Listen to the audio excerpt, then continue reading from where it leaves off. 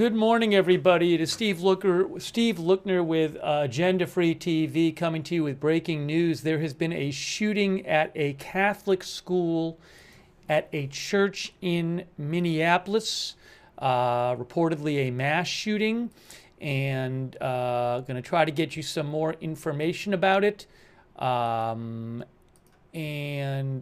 Governor Walz of Minneapolis posted that there had been a shooting there. Hang on 1 second here. Give me 1 second.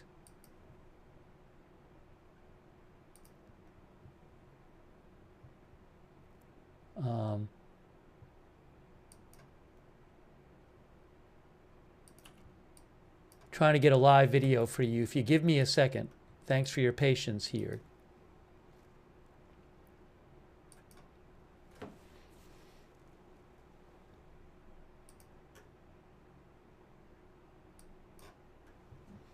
All right, I'm pulling up a live video. So just give me 1 moment from the scene. And we'll get that on for you. The Annunciation Catholic School at the Annunciation Church in Minneapolis.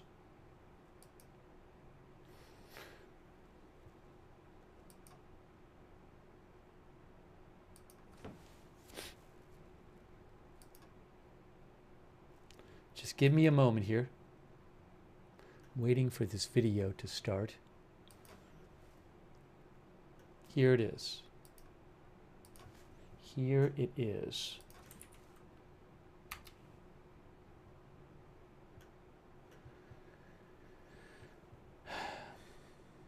Sorry, I'm just pulling up video for you.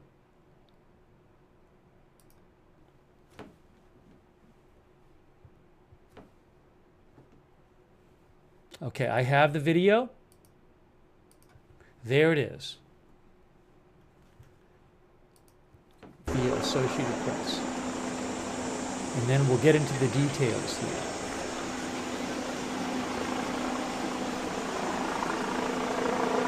Give me 1 moment.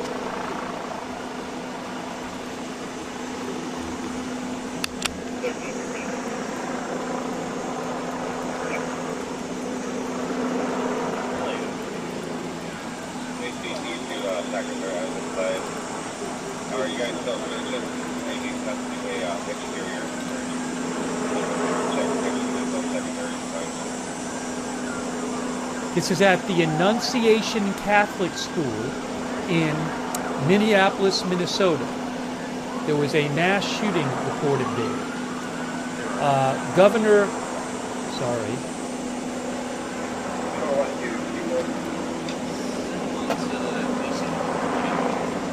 Governor Tim Walz says he's been briefed on the shooting there. He will provide updates as they get more information. Dan Bongino with the FBI says the FBI is aware of reports coming out of there. Agents are en route to the scene.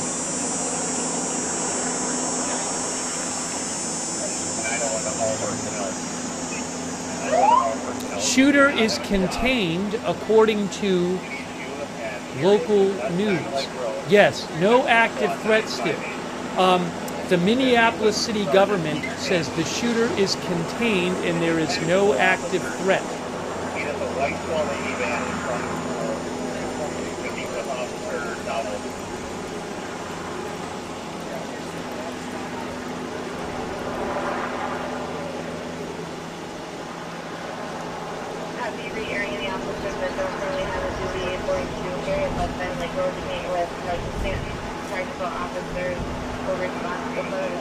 Some of our viewers are saying they're hearing the shooter is dead. The shooter, the city says this happened at Annunciation Church. There's no active threat. The shooter is contained. Let me check some of the other outlets. But the city has said the shooter is contained and there's no active threat. Basically, all of staff from the school were in the church. Yeah, I guess during Mass, that's when it occurred. So the survivor that I talked to that spoke to one of the sheriffs here said that he was in the church, got down on the pew, and there was wood flying all around from the shooting. He gave his information to law enforcement. Oh my God.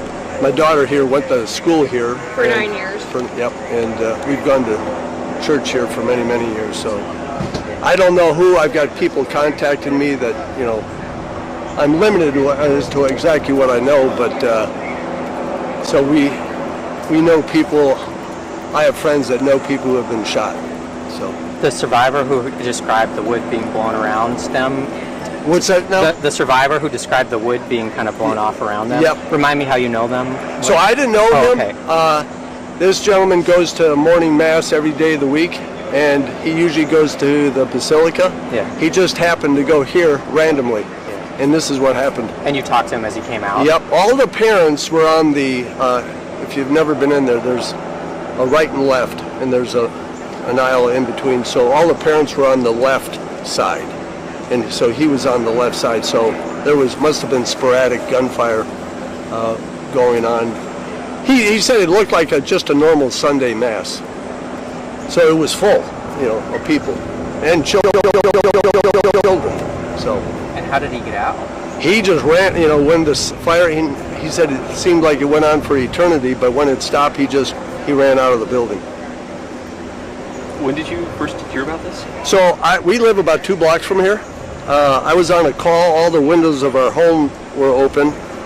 I know what gunfire sounds like, and I could tell. I was shocked. I said, "There's no way that could be gunfire." There was so much of it. So it was sporadic. So it was a semi-automatic. It seemed like a rifle. It certainly didn't sound like a handgun. And so he must have reloaded, you know, several times for sure. Do you remember about how many gunshots? I'll just say maybe 30 to 50 to, you know, somewhere in that area. Do you recall about how long The fire went on? Yeah. For, I would say, several minutes. I mean, 3 minutes or, no, 4, I mean, which is a long time for live gunfire. I mean, that's a long time. You can wrap off a lot of shots. So, there again, I'm just estimating, you know. Sir, what was your name? My name is Bill Benneman. Can you spell that, please? It's B as in boy, IENEMANN. And you're a neighbor. Yeah, we live a couple blocks over this way. And you said you would attend Mass here as well? Yes, yeah, and my daughter here went to school there for 9 years. So we know a lot of people here. Can you repeat your last name one more time? It's Benneman. IENEMANN. Bill, how long have you lived here? So we've lived in Minneapolis since 2003. So, and we started going to Mass here, well, when you were born, right? 2004. 2004, yep. Do you mind telling us your name as well? Alexandra, same last name. A-L-E-X. A-N-D-R-A. Yep. Sorry, I missed. Were you walking by or just heard? No, so we live Alexandra, a short can you tell me a little distance bit from about here. the church and the Our school? windows are open. Yeah, on the so house. it's K through 8th. They started school on Monday.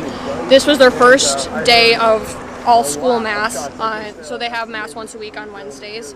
And basically the way that it's set up is children and staff, they sit on the right side of the church. Then parents and other visitors who are just dropping in for mass, they sit on the left side. Mass is for an hour, and I guess it sounds like this happened at around 8:20, and the mass starts at around 8. So it would have been during Mass. yes, How long did you attend school here? for 9 years, kindergarten through 8th grade. I was done at Annunciation in 2018. I did speak with a survivor. Have you talked to any classmates or friends about Yes, what yes, and my best friend, her mom was about to go to mass, but then something came up and they didn't go. So I know a lot of people. Everyone's kind of connected right now in the community and is talking about this. Have you heard about victims or? Not Not specifically, but I've heard there have been several fatalities. Yes, it's the first day. And Thank you. so, Yep. Sorry. Yeah. all the faculty, everybody would have been in there.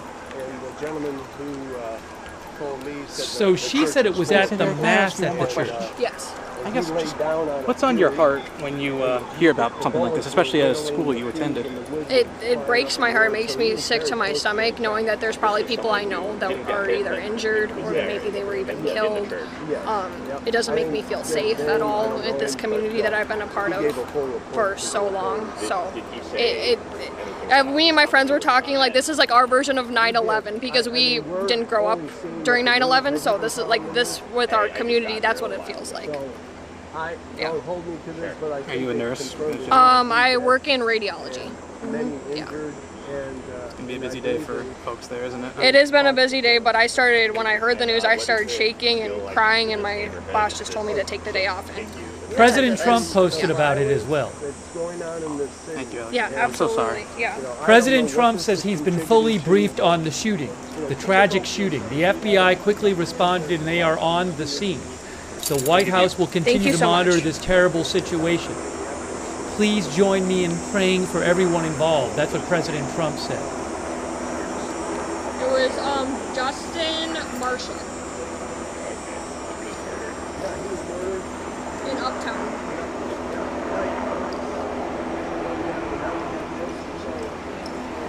ABC said this happened during morning drop-off.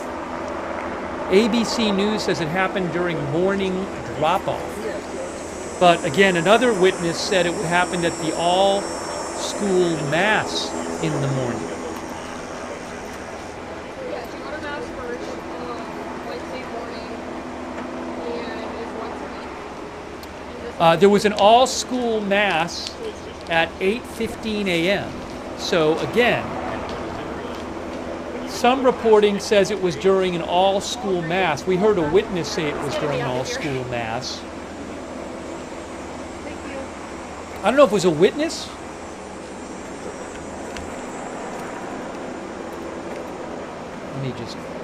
I'd have to go back and watch, but I'll say unconfirmed reporting says it happened during an all-school mass. CBS News Minnesota says up to 20 victims. That's what CBS News Minnesota says. Up to 20 victims, according to CBS News Minnesota.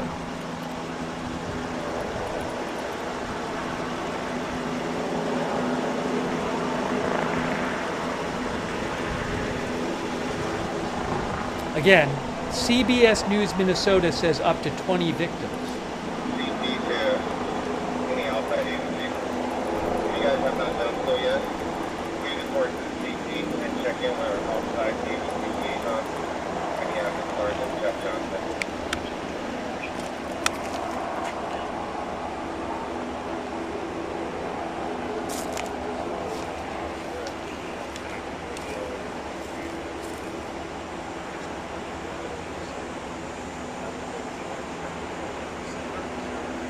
Again, President Trump posted that he's been briefed on the shooting. FBI is on scene. Oh, I'm sorry, there's a spelling error in the ticker, which sometimes happens. I'll fix that. Thank you to all of our moderators who are here. If I get a chance, I'll replay the witness account, but I'm going to leave this up. We heard an eyewitness account. Not an eyewitness. I think we heard second-hand accounts. That's what we heard, was second-hand accounts, not a witness. We heard an account of a witness account. This was during the first week of classes at this Catholic school.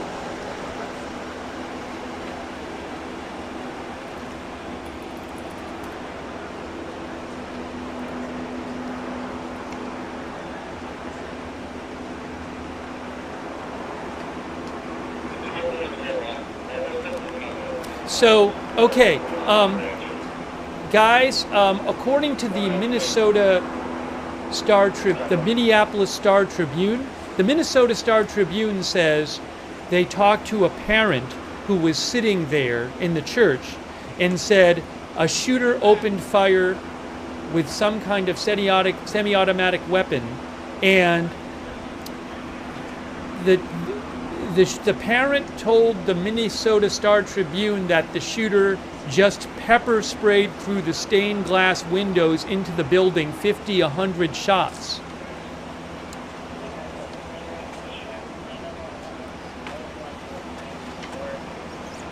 And she said he killed 2 kids. Okay, so again, parent to Minnesota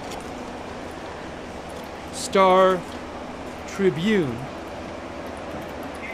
He just pepper sprayed through the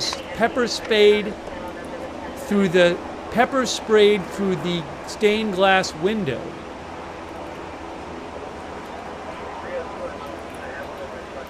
Into the building, stained glass windows into the building, 50 to 100 shots.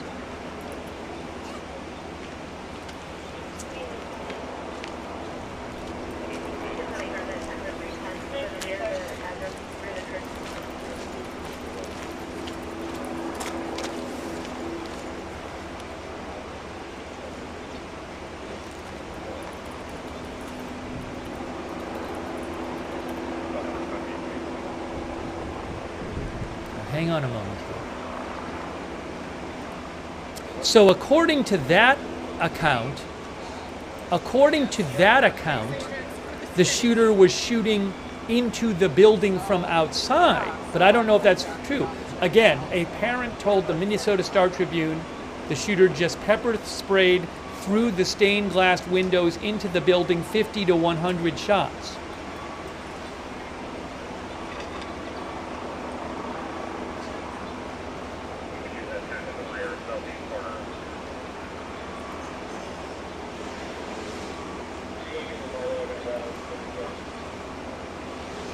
The shooter is dead. CNN reports shooter is dead.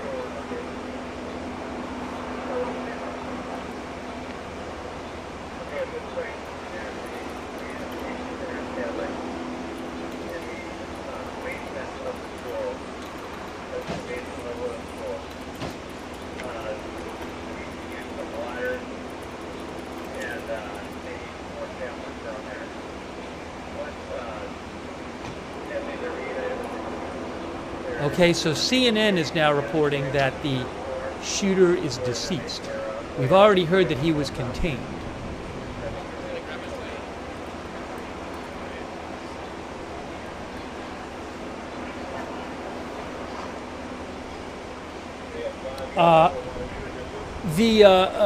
CBS News Minnesota says up to 20 victims. I don't have an exact number. The scanner was not giving much when I had it on before we came on the air. When I get a chance, I will go play the replay. But I had the scanner on before. I don't think you're going to get much on it now because the scene is contained. The shooter is, it's no longer an active threat. But when I get a chance, I'll go play replay of the scene.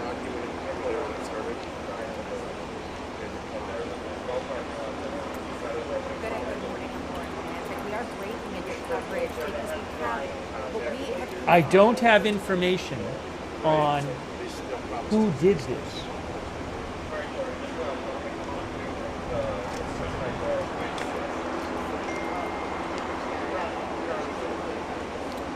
B&O News said a press conference is coming up in a couple of minutes. That's what B&O News said. I don't know if this camera will have it or not.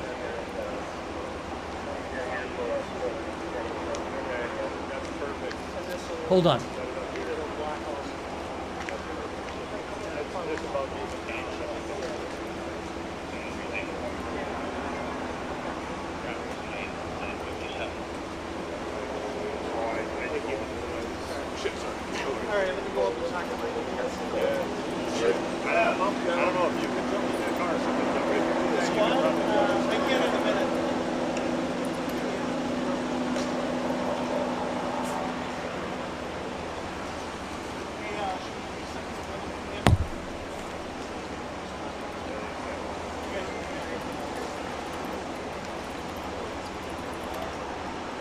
Oh, one of our viewers said 11:30.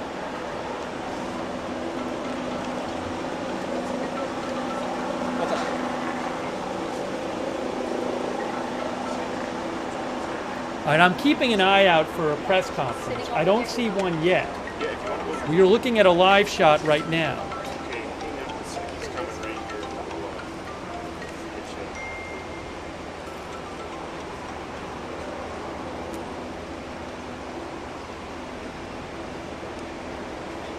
So it was her or mom. Her mom's actually just sitting over here. Brian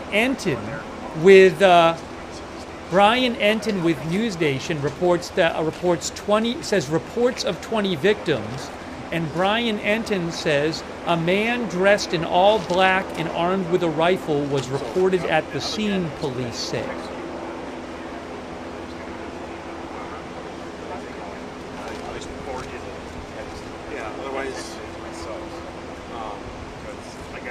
So hearing some reports of 20 victims, unconfirmed.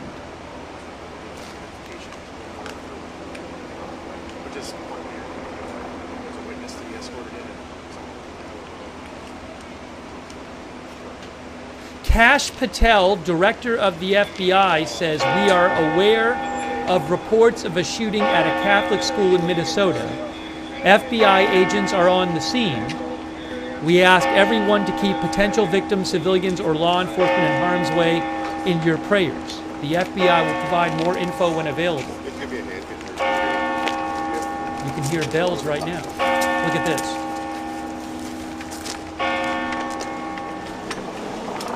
Hey guys, if I get a chance here, I'm going to replay the interview we heard before. That's what I would like to do for you. Give me a second here. Let me do this for you. We heard an interview that I would like to replay.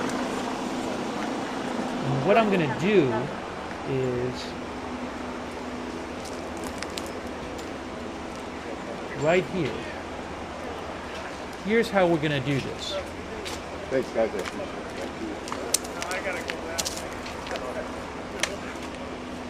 We're going to take this.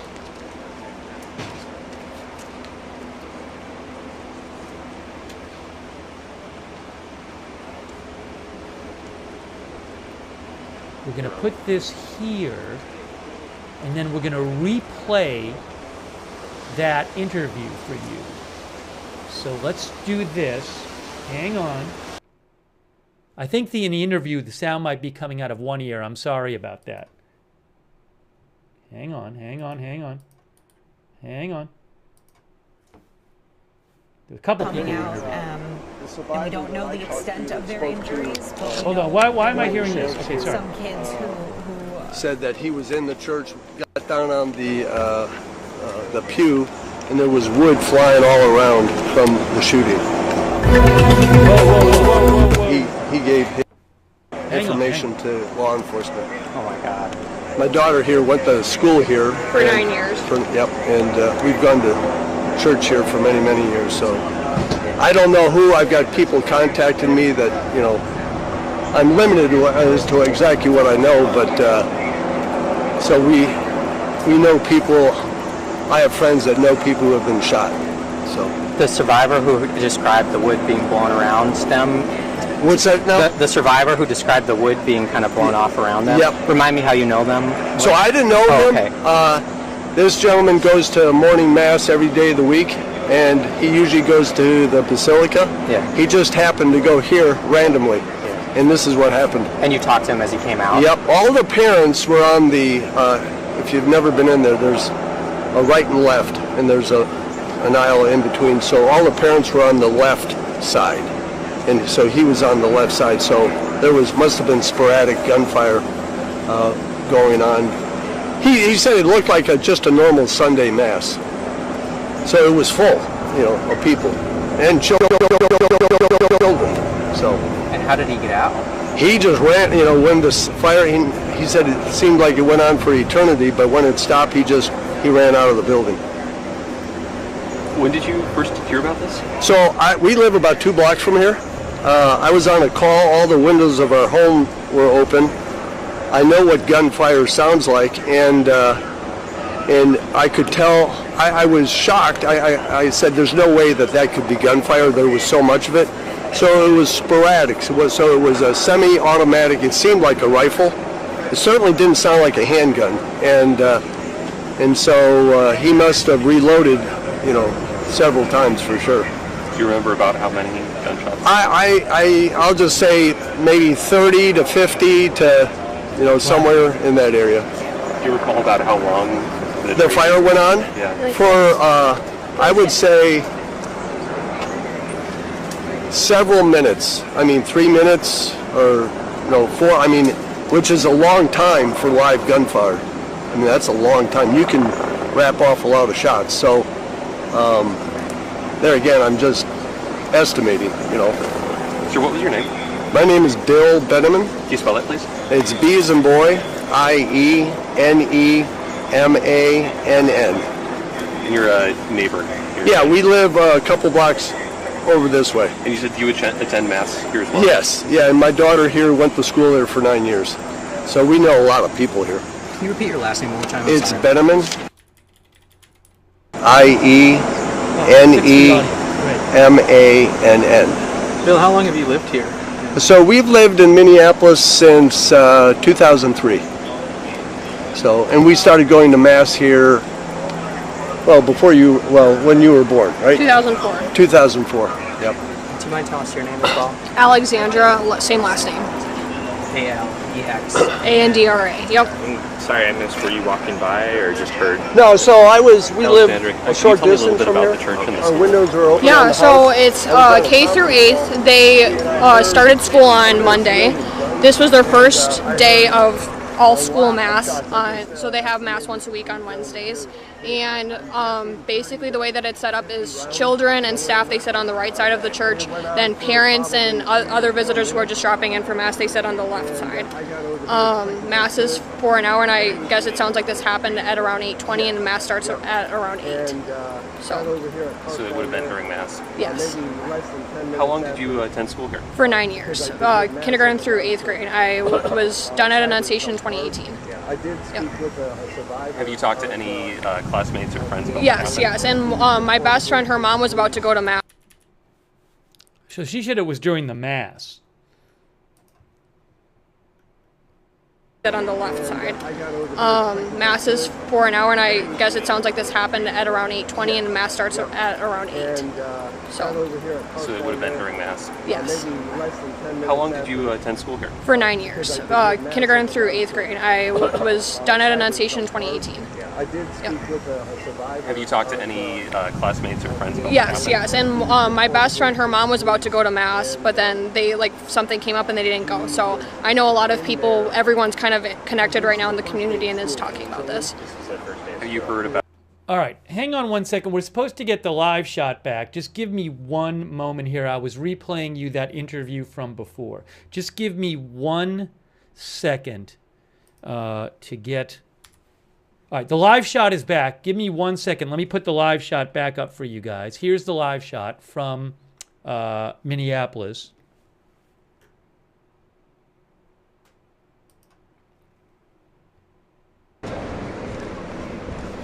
And again, this was apparently at an all-school mass. That's what we've been hearing, but that's not confirmed yet. Guys, there will be a press conference in 22 minutes. Press conference in 22 minutes. That's what I am hearing.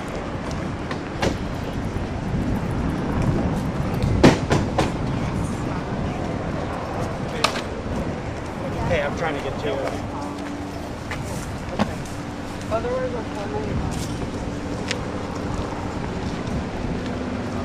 I'll 11:30.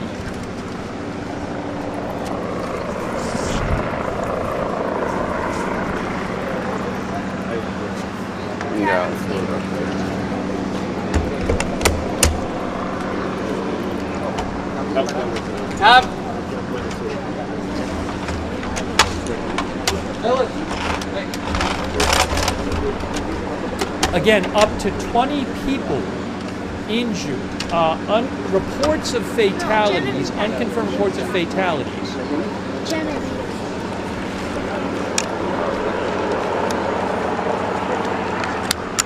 What has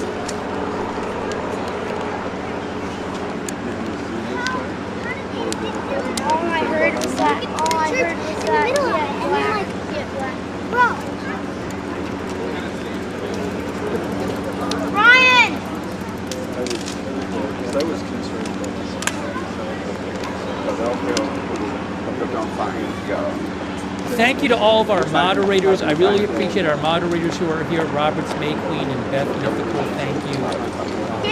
So as you see the scenes at the school area here, live shot from Associated Press. Joseph!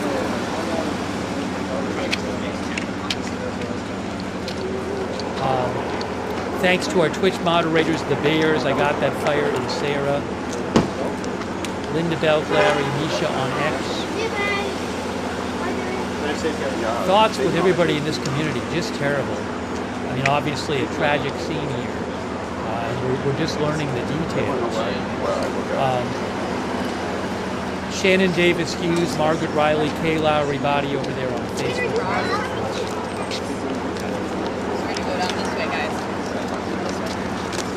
Hey, Alex.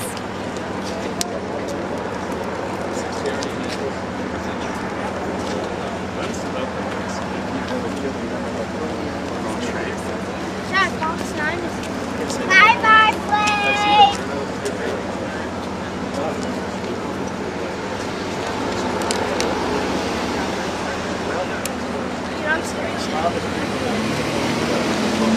Again, the press conference is coming up. The press conference is coming up in 20 minutes. 20 minutes press conference.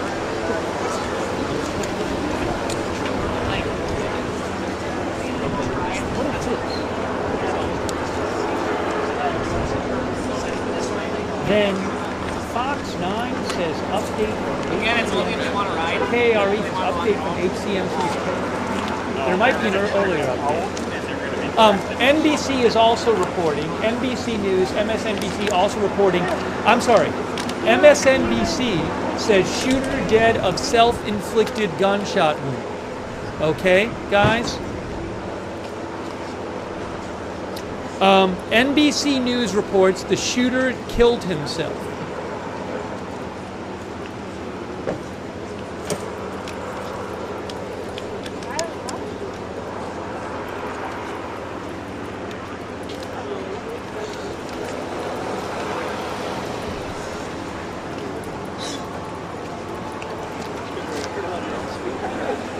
So again, NBC News is reporting the shooter killed himself. Self-inflicted gunshot wound.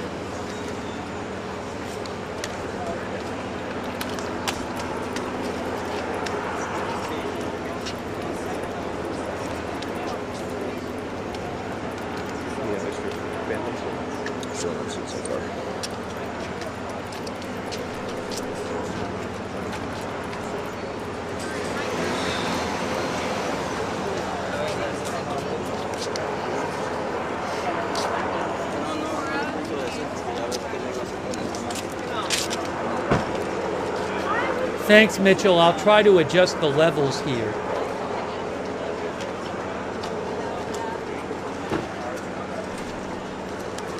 People are saying that, yeah, I got to turn down the footage a little bit. I got to turn down the footage a little bit because people are having some issue hearing me. Again, NBC News is saying the shooter is dead of a self-inflicted gunshot wound.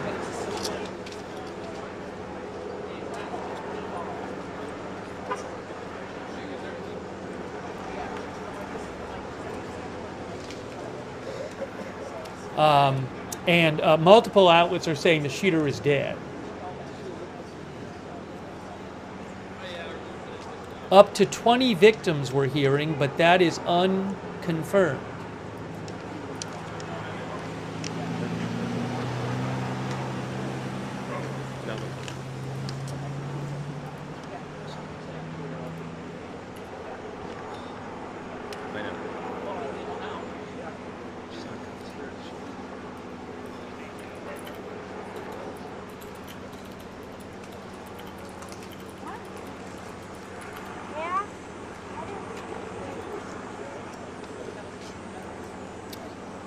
Fox News 9 says 20 victims reported. The Richfield Police Department is reporting up to 20 victims.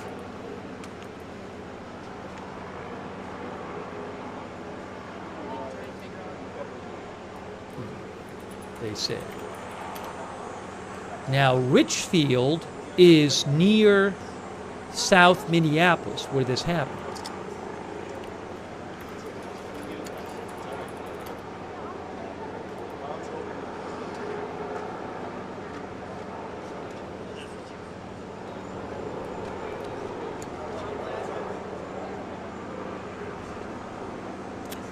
Fox 9 is also reporting that the shooter is dead.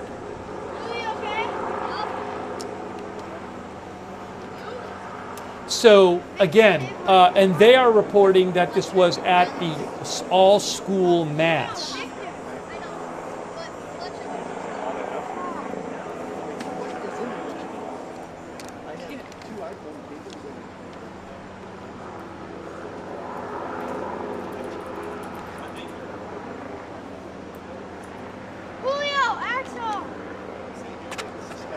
I will.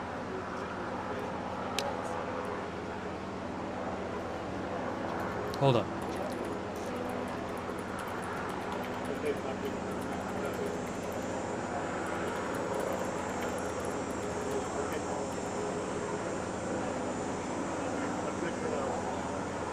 Okay, again, so this was the Annunciation Catholic School and at Annunciation Church in Minneapolis. This was reportedly during an all-school mass at the start of the school day. There are reports of around 20 victims, unconfirmed. Multiple reports the shooter is dead. NBC News reports the shooter killed himself with a gun. Press conference coming up in 14 minutes.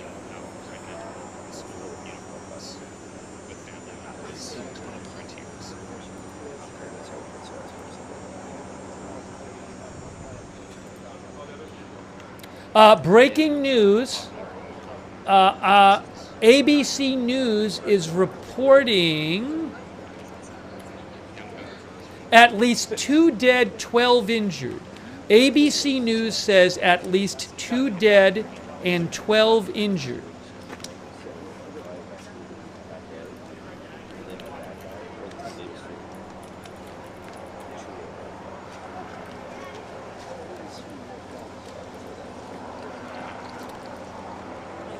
Oh, KSTP says at least 2 dead and 20 hurt.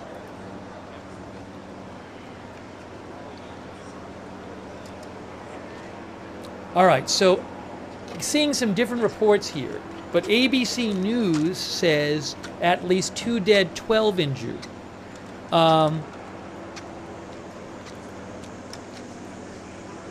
Again, I don't know. We're hearing some different reports.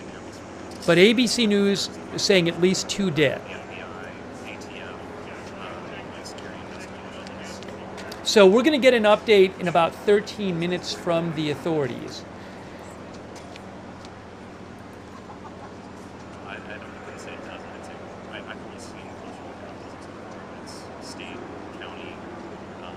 Now, AZ Intel heard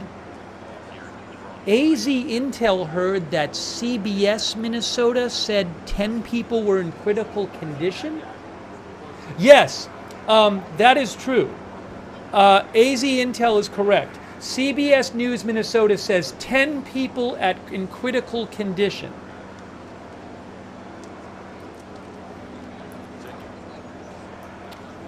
CBS News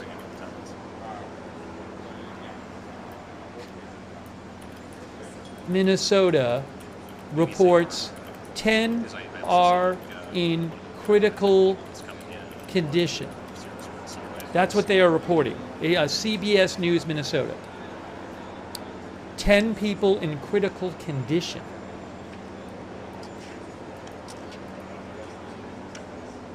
One of our viewers, Sammy, says, where are the ambulances? I believe I read a report right before we came on the air that everybody had been transported. So I believe what happened is, yes, Alert Page said Alert Page, which monitors scanner traffic, said about an hour ago all known victims have been transported. So this happened, I think, around 2 hours ago, roughly. because it is right now 10:19 local time.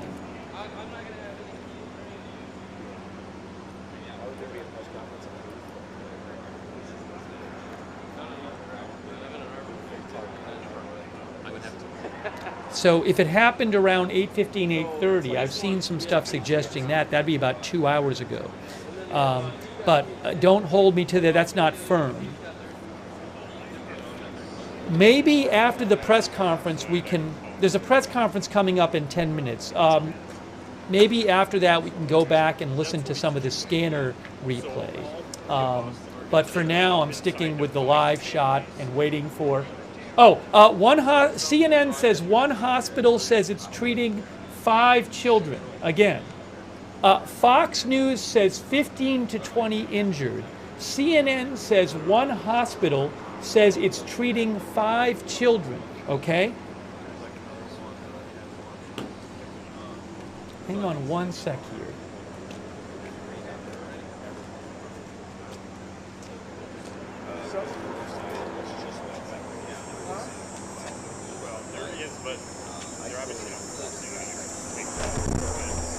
So again, Fox News says a federal source says 15 to 20 injured. CNN says one hospital says it is treating 5 dead. Sorry, not 5 dead. One hospital says it's treating 5 children. KARE Minneapolis says sources say 2 dead and the shooter dead. So some different reporting from different sources, different outlets.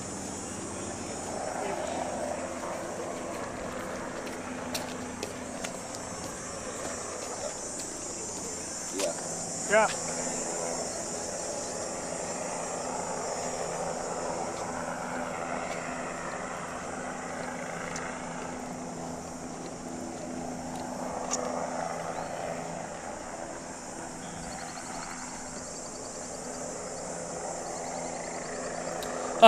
Okay, AP says it, let's see here. Children's Minnesota, a pediatric trauma hospital said in a statement, 5 children were admitted for care. Hennepin Healthcare, which has Minnesota's largest emergency department, said it was also caring for patients from the shooting. That is from AP.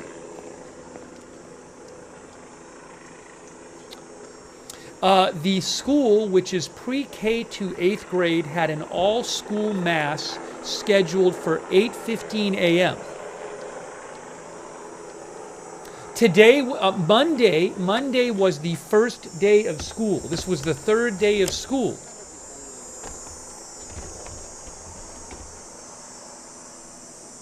So we're waiting for the press conference. There is the church in school. You can see it says Annunciation Church.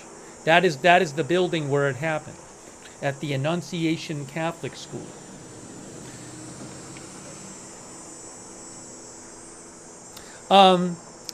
One of our viewers said, is it related to the shooting yesterday? I haven't heard that it was related to any other shootings yet. AP reports the gunfire was the latest in a series of fatal shootings in Minneapolis in less than 24 hours.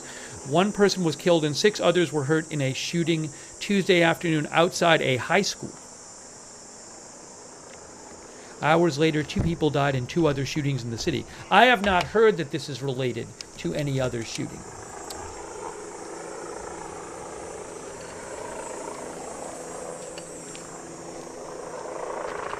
J.D. Vance just said, we're at the White House monitoring the situation in Minneapolis. Join all of us in praying for the victims.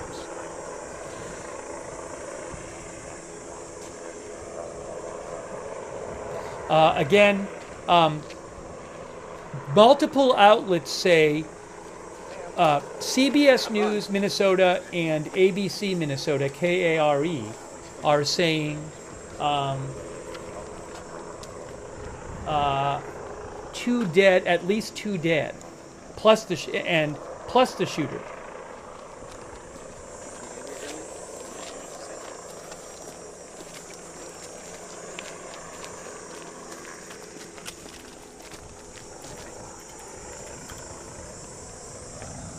I'm sorry, KARE is NBC. I'm sorry, KARE is NBC.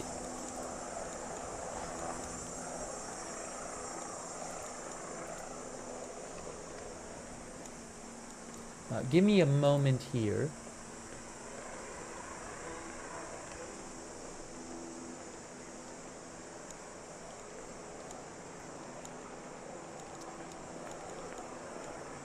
We're supposed to have video of the press conference, by the way.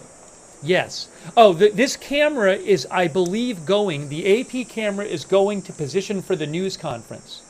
That's what I just heard, that this AP camera is going to reposition for the news conference.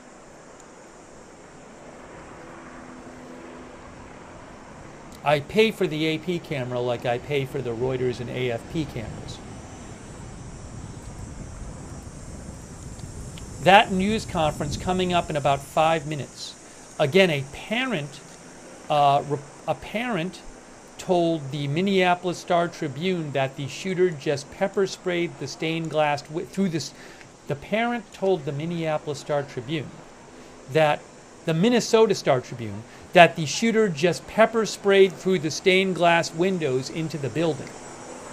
Look at all the police. Okay. Now we're seeing press, and a lot of press here. Okay, we're right at the press conference scene right there. Look at that. There's the microphone.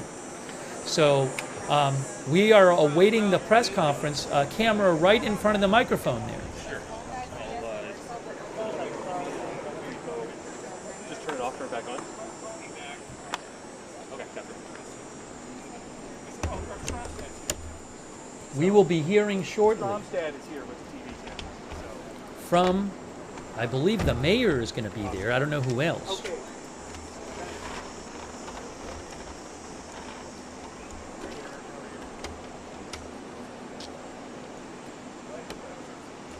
Yes, the city just said the briefing will be given in 3 minutes.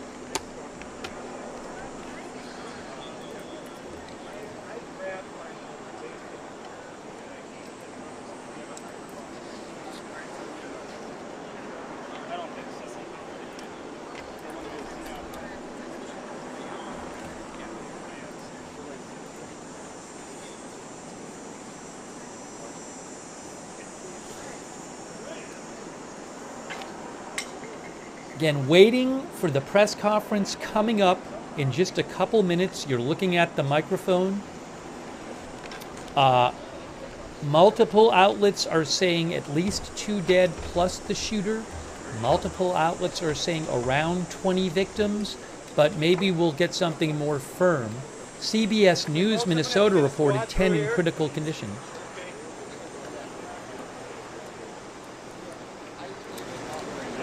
Uh-oh. Hold on a second. We should be getting that back. We will have footage. We will have footage of the hold on. We will have footage. I have 2 different cameras for the press conference.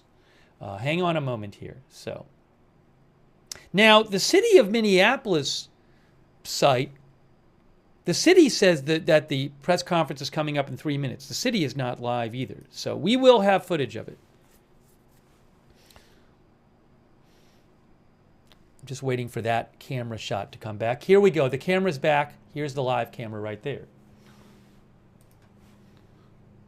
But you can see it has not started yet.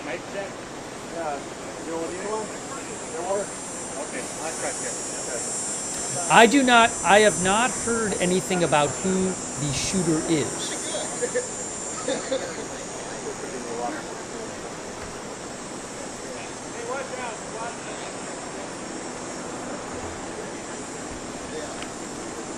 Yeah, we're here at the corner of Grand Avenue and West Diamond Lake Road, and this is where police are going to be giving us an update in just a couple minutes here. We're expecting this at 10:30.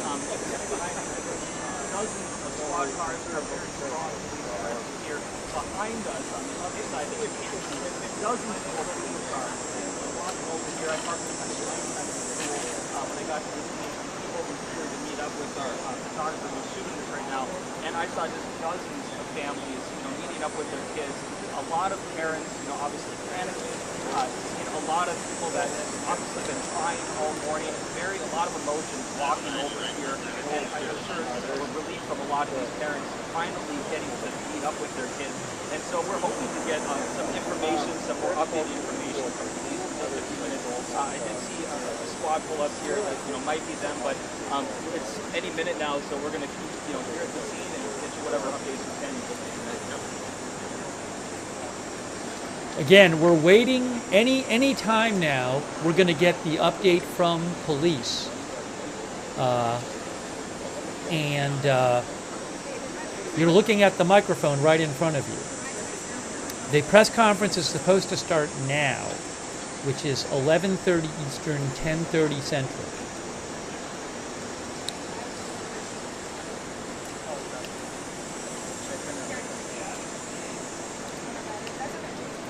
So, multiple local outlets saying at least 2 dead, around 20 injured. We'll see if those numbers end up being what they say in the press conference, if they give numbers.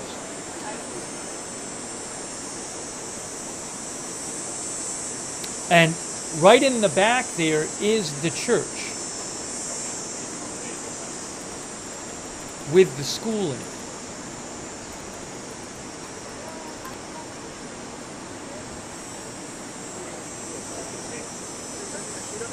What?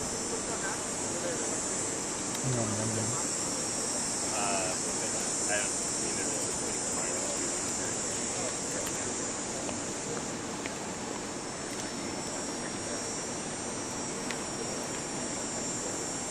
That is it.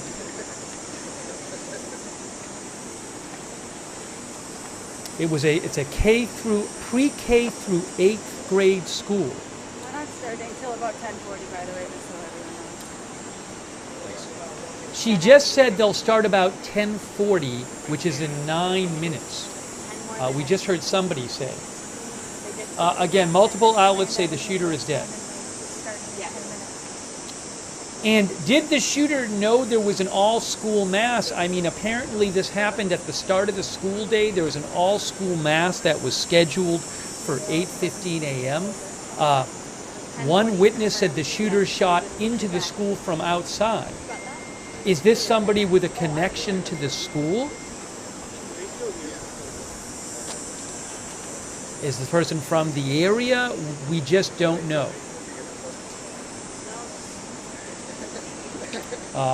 Hang on, the live will come back.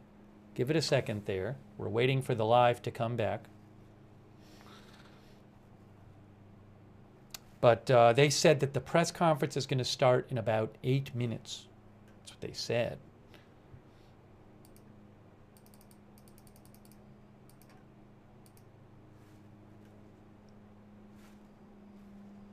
So we're waiting for that.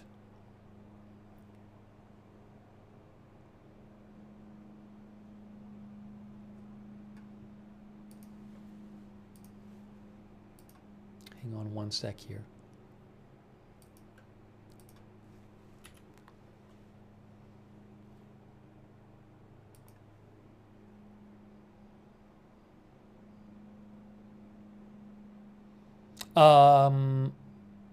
One witness said he heard dozens of shots, perhaps as many as 50 shots, over as long as 4 minutes.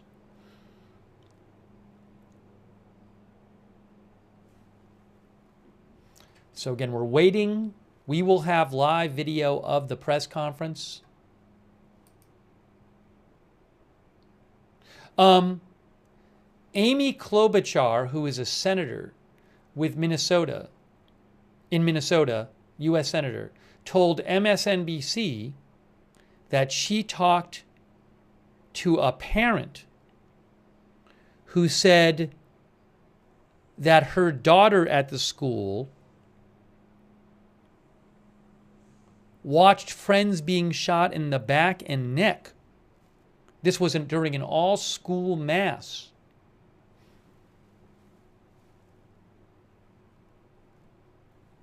So again, the live cam will come back, and we're waiting to get the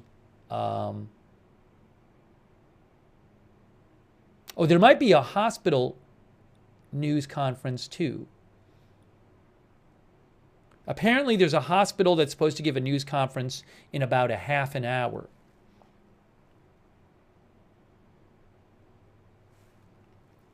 So again, the press conference hasn't started yet.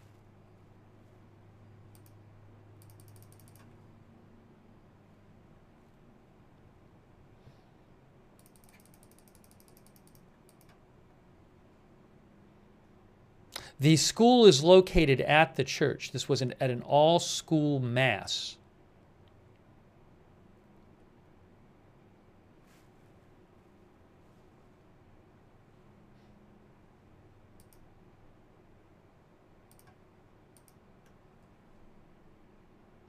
Let me just show you where the church is while I have a second here. Hang on a moment. See, that's not what I wanted to do. Hang on a moment here. So this is, if I can show this here, you can see it says Annunciation Church.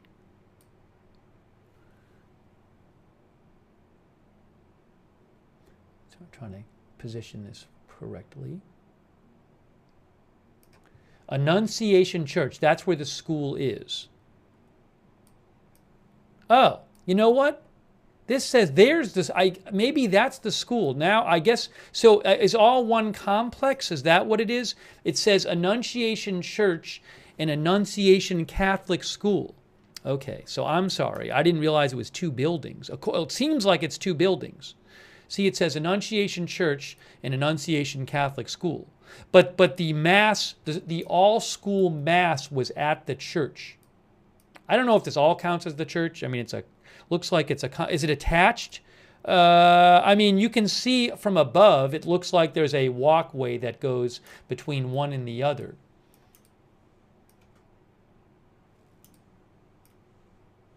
So it's like a complex, it looks like. Sorry. Catholic school and church.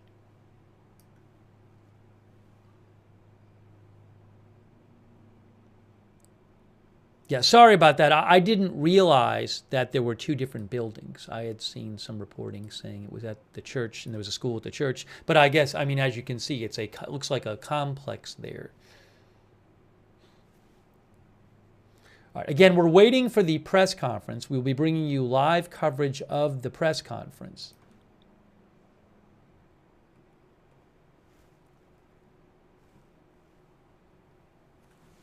As soon as I get the live shot back, I'll put it up on the screen again. There was a break in the AP live shot, so we'll bring you that again when I get that again. But we will have live coverage of the press conference for you. It has not started yet. Again, multiple outlets say the shooter is dead. NBC News says the shooter took his own life.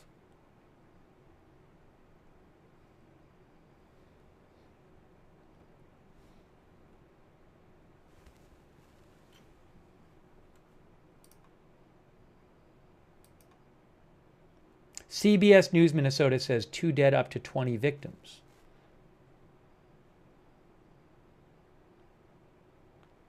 KARE Minnesota says 3 dead, including shooter.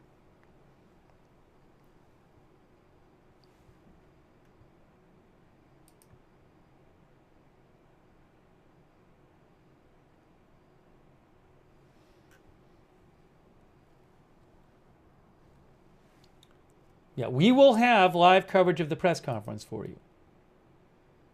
It is not live yet. We will have it for you. Yeah, give me just one moment here. I just want to make sure of something here as we get ready to show the press conference to you. Hang on. Get this positioned here.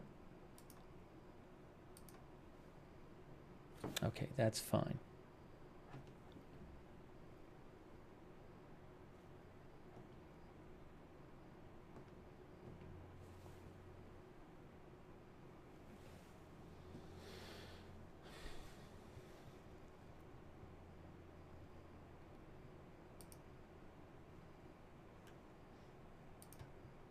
While we wait for the press conference, I am just trying to get any more updates I can get for you that I can see here.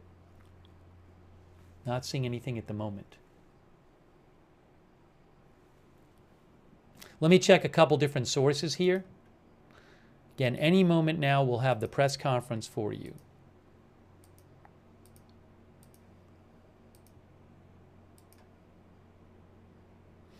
Six children are being treated at Children's Minnesota Hospital. 6 children are being treated there, according to a statement from them. That's via NBC News.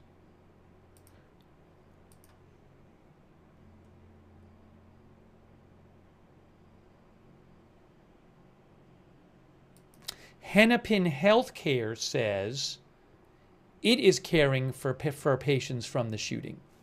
We got the live shot back. Let me go to the live shot right now. Here is the live shot from the scene. Oh, you'll see it in a second. There it is. There is the microphone.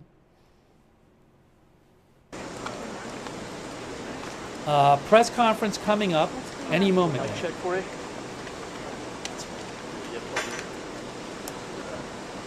The school is a school is pre-K through 8th grade.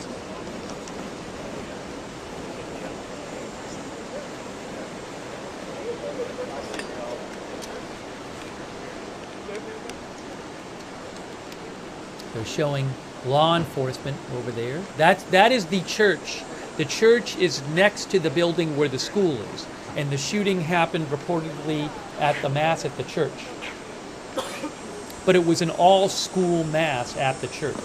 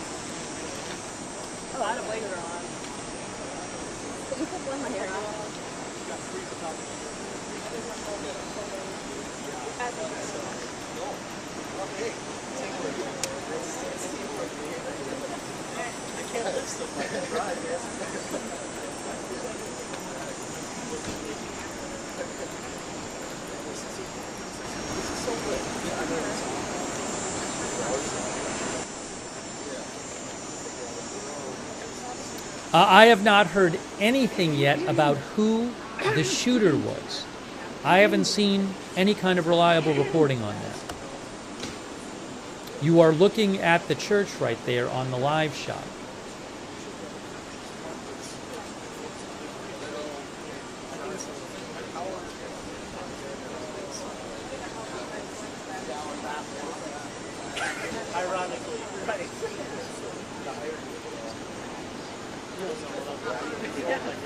I parked like way down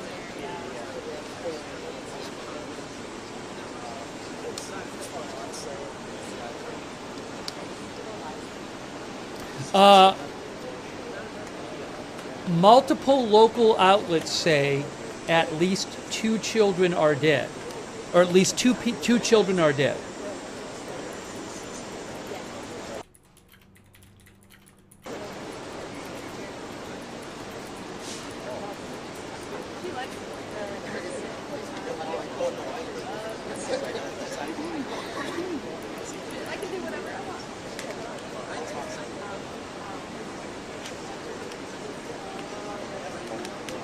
Well, a couple local outlets say at least 2 dead. Minnesota Star Tribune says at least 2 children dead.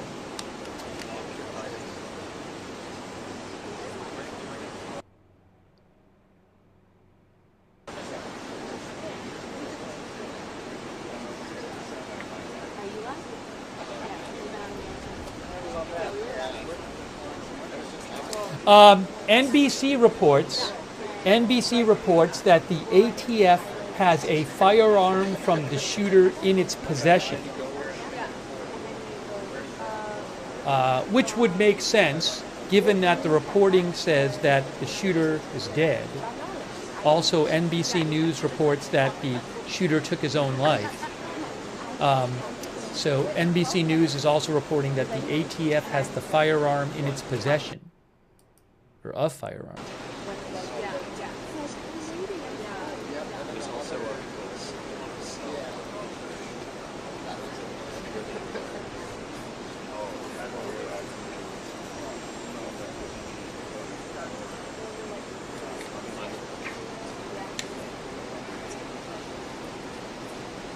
Yeah, I think that's a good idea.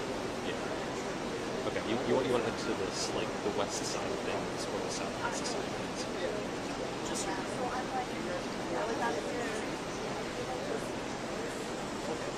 I am not sure. The press conference was supposed to start at 11:30 Eastern. It is now 11:45 Eastern. It has not started yet. So, it's supposed to happen any moment now.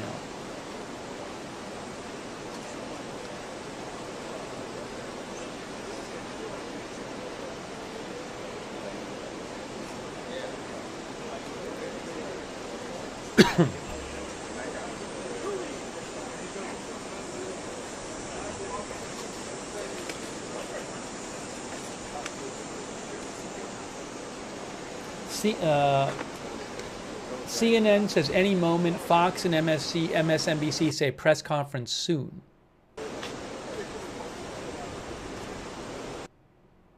Hang on one second. Hang on.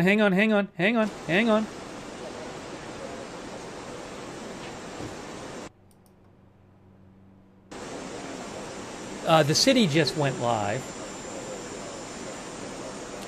I have a couple different cameras.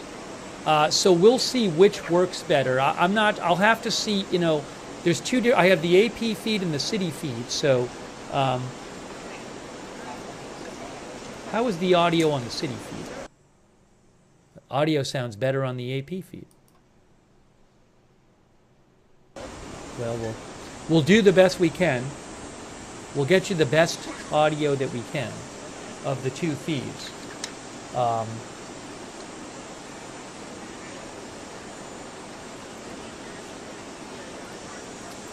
going to do this because I don't know which one I'm using. But you are looking at the microphone right now.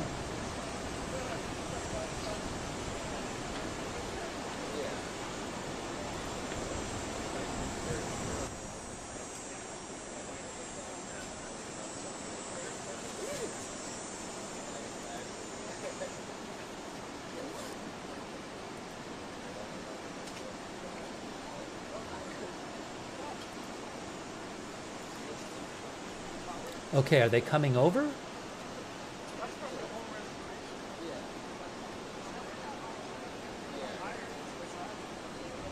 See, they have dogs there, as you can see. That is the church on the right there.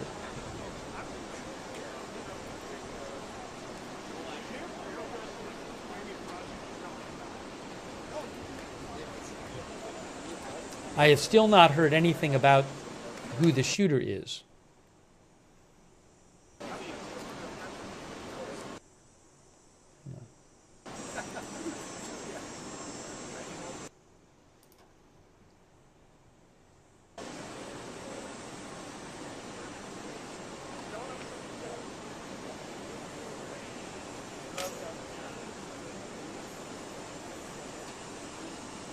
Again, thank you to all of our moderators who have been moderating. I really appreciate it.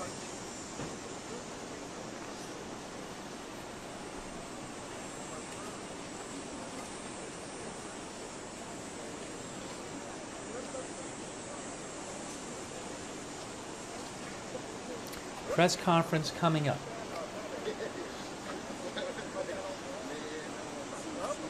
Fox News is also reporting now that the shooter likely killed himself, likely self-inflicted death.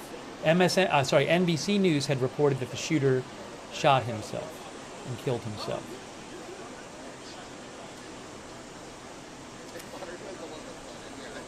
Well, the city had announced that the press conference was going to be at 11:30 Eastern. It is now 11:49 Eastern, so it's running a little late.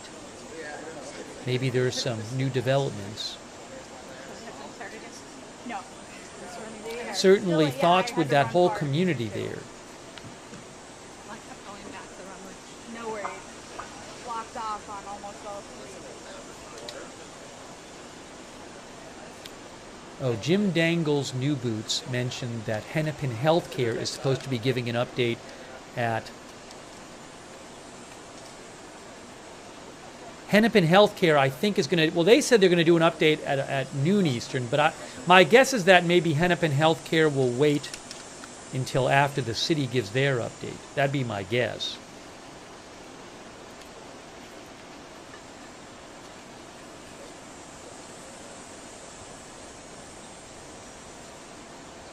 Elena Treen of CNN reports that President Trump spoke by phone with Minnesota Governor Walz.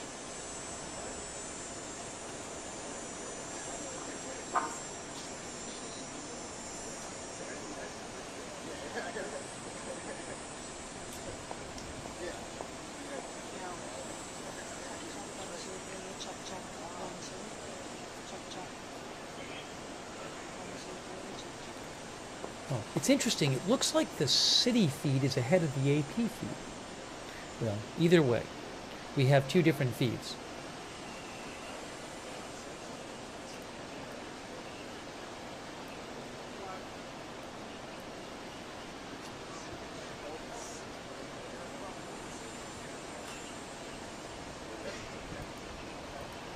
If you missed it, this was reportedly at an all-school mass which was being held at the church, which is, there's the Annunciation Church and the Annunciation School right next to it, and the school was having an all-school mass at the church. This was reportedly the third day of school, and a shooter fired dozens of shots.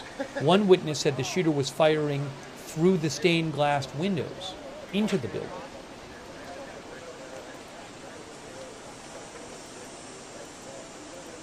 We do not know who the shooter was.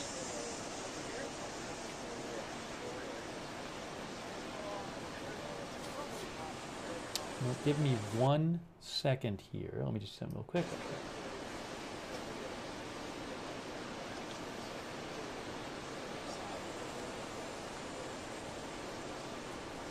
So, again, in terms of victims, I don't have numbers. Local news is reporting at least 2 dead and around 20 victims total. That's not a firm number. That's, you know, just a bunch of different outlets are reporting that kind of thing. Sorry.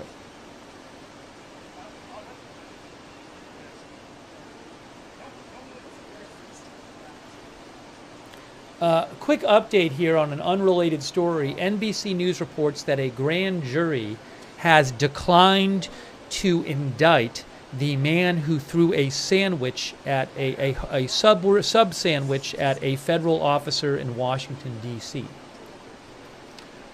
Again, this just in from NBC News. They say a grand jury has declined to indict the man who threw a sub sandwich at a federal officer in D.C. I don't know the details on that.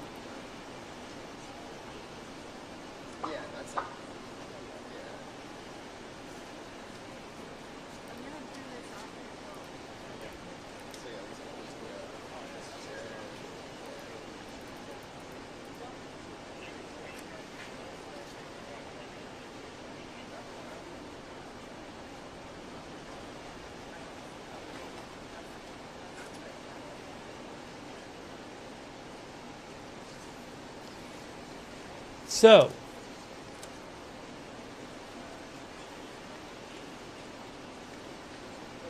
we're still waiting for the press conference. What can I tell you? Any moment now, we will have this for you, and we'll see what they say. Now, somebody's approaching the microphone. 30 seconds to 60 seconds, he said. 30 to 60 seconds.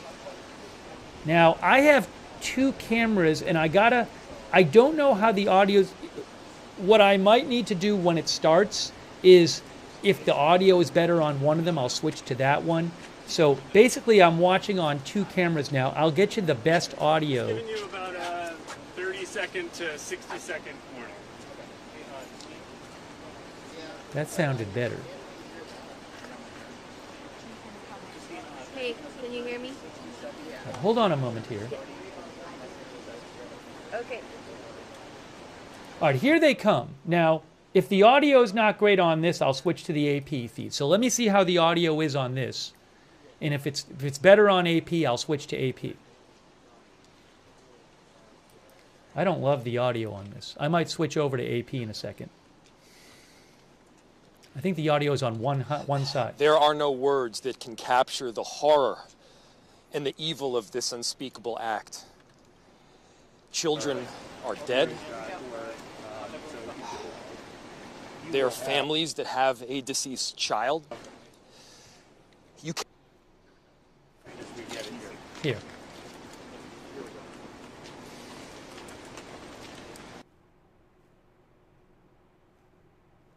Here we go. And the evil of this unspeakable. All right, hold on. Children that have a deceased child. Those families are suffering immense pain right now. The tragedy. Think of this as if it were your own. Of this situation. Every one of us needs to be wrapping our arms around these families, giving them every ounce that we can muster.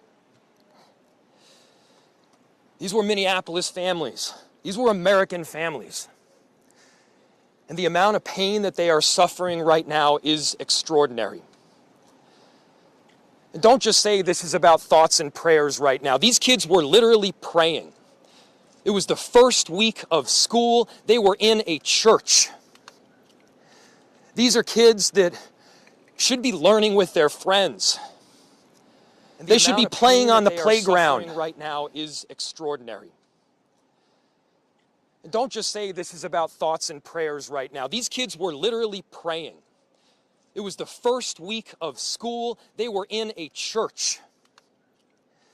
These are kids that should be learning with their friends. They should be playing on the playground. They should be able to go to school or church in peace without the fear or risk of violence, and their parents should have the same kind of assurance. These are the sort of basic assurances that every family should have, every step of the day, regardless of where they are in our country.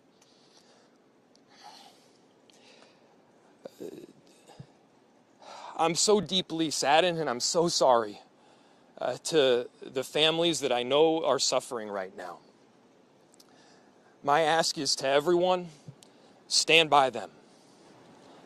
Love them. These families have forever been changed, and we've all been changed with them. We need to do everything possible to support them through this time. We have a family resource center that has been set up. I'm grateful for all of the law enforcement agencies from a number of different jurisdictions, and all the different departmental support that we've received. They're going to be working tirelessly. There's also a family resource center that is being set up as we speak to make sure that we're there for everybody. Again, to the families that are suffering, to those that have experienced loss, I'm so deeply sorry. We're going to be with you every step of the way. We love you. This kind of act of evil should never happen, and it happens far too often. The chief will provide additional details. My name is Brian O'Hara, B-R-I-A-N, O''H-A-R-A. I am the Minneapolis Police Chief. Earlier today, just before 8:30 a.m., our city experienced an unthinkable tragedy.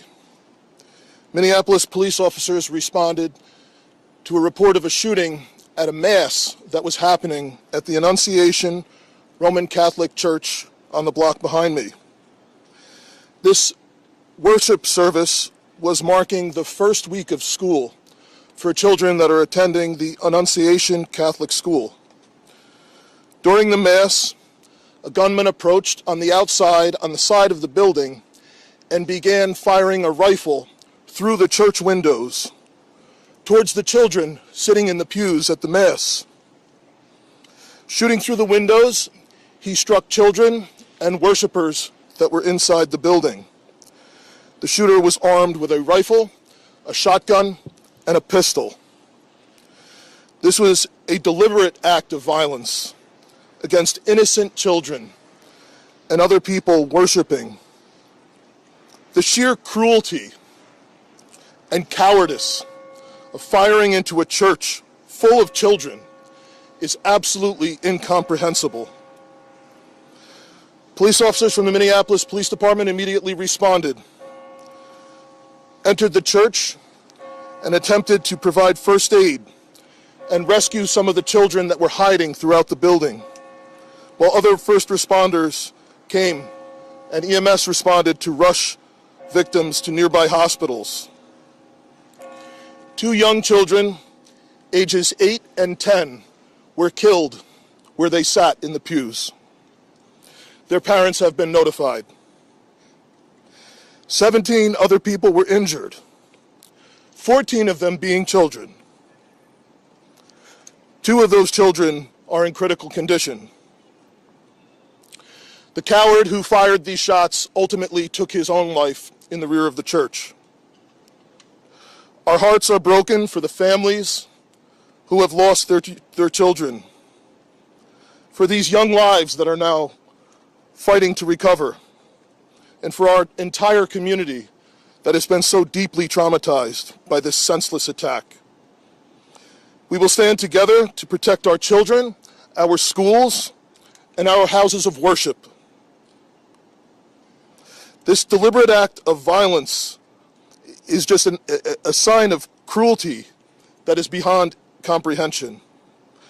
Our hearts are broken for everyone that's been affected by this tragedy.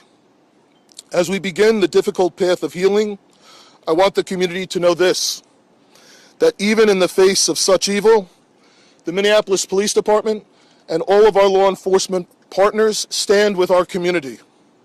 We stand with these families and with this parish. We will continue to be here for you. With that, the investigation is obviously in its preliminary stages, and I will attempt to take some questions to provide further information. Chief, what can you tell us about the suspect in this case? How old was he? Any kind of motivation? Any notes or any other information you might have left behind? So we were looking, the question was, what can be said about the shooter? We believe it is one suspect, a sole shooter. We believe he is deceased. He is in his early 20s, does not have an extensive known criminal history, and we are looking through information left behind to try and determine some type of motive. Yeah. How many kids at the school? How many children? There were. I don't have an exact. The question was how many children at the school. There were dozens of children inside the Mass at the time. I don't have an exact count. The children have been relocated into the school, which is where their families are reunifying with them. Other than the weapons, was the shooter a student, former student? Was he a former employee? Do we know that? The question was, do we know if the shooter was a former school employee or a former student? We don't have that information.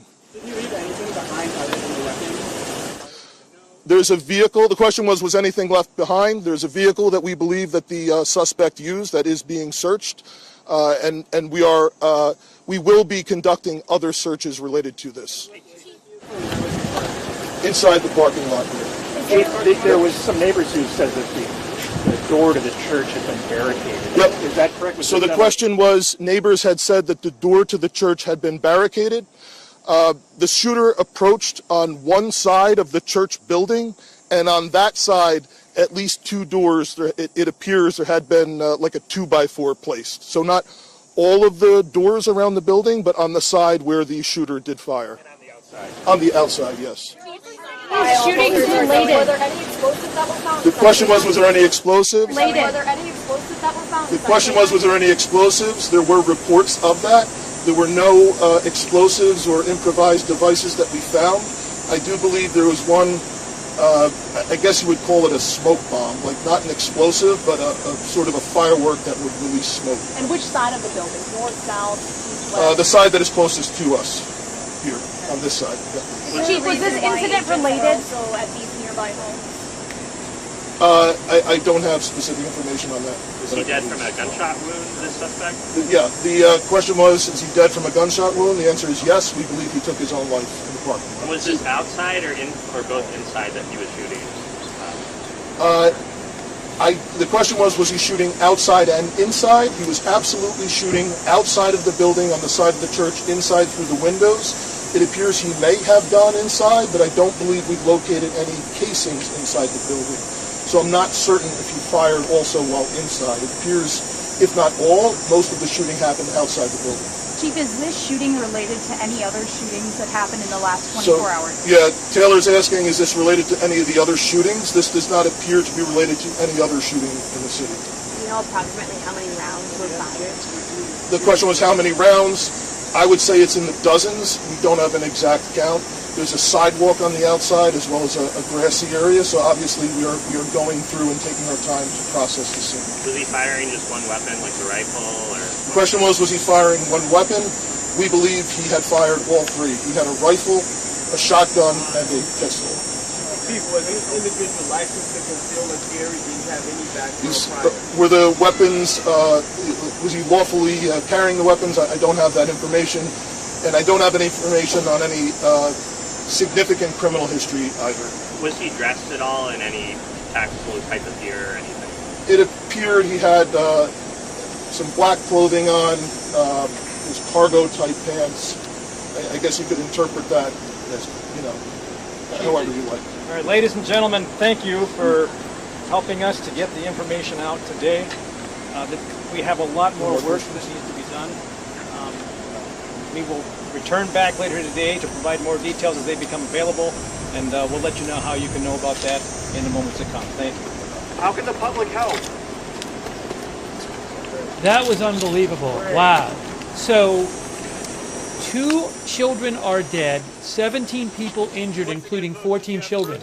The shooter... Send an email, communications@minneapolismn.gov. Guys, the shooter shot in from outside.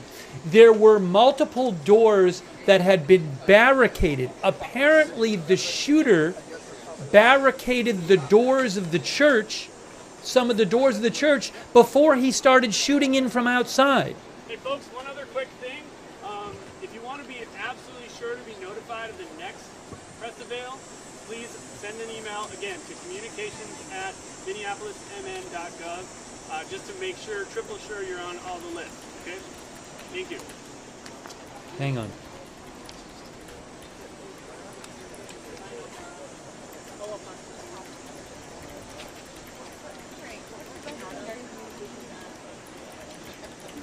Hang on 1 second here.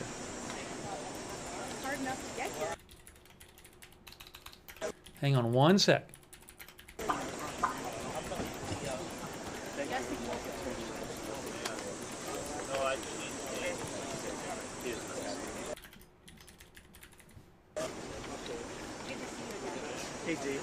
So the shooter, guys, shot into the building, shot into the church where the Catholic school was holding their mass, and he barricaded multiple doors, apparently, in the church. He was in his early 20s. He had 3 weapons, and he used all 3 weapons. This is a prayer for these kids and families. Lord, prepare me to be a sanctuary. If people want to pray for these survivors, play them that song. So he had 3 weapons. He used all 3 weapons. A rifle, a shotgun, and a pistol. And he fired from outside into this church, through the windows, apparently barricaded some of the doors. And it sounded like the police said there was some sort of smoke bomb. I want to replay that. Also, Police said that he was in his early 20s and did not have an extensive criminal record. They don't have a motive yet. Again, 14 of the 17 injured are children. So what I think I'm going to do is I'm going to leave the live shot up, but what I'll do is I'll replay the news conference above the live shot so you can hear it again. I'm going to replay what the police said. Okay? So what I'll do, here's how we're going to do this. We're going to leave the live shot up, and then what I'm going to make this smaller, and then I'm going to replay what the police said so you can hear that again.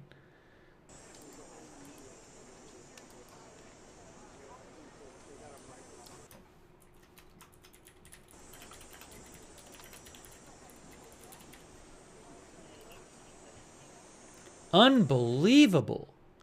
Barricaded doors. Just horrific. All right, so here is a replay of what the police had to say moments ago.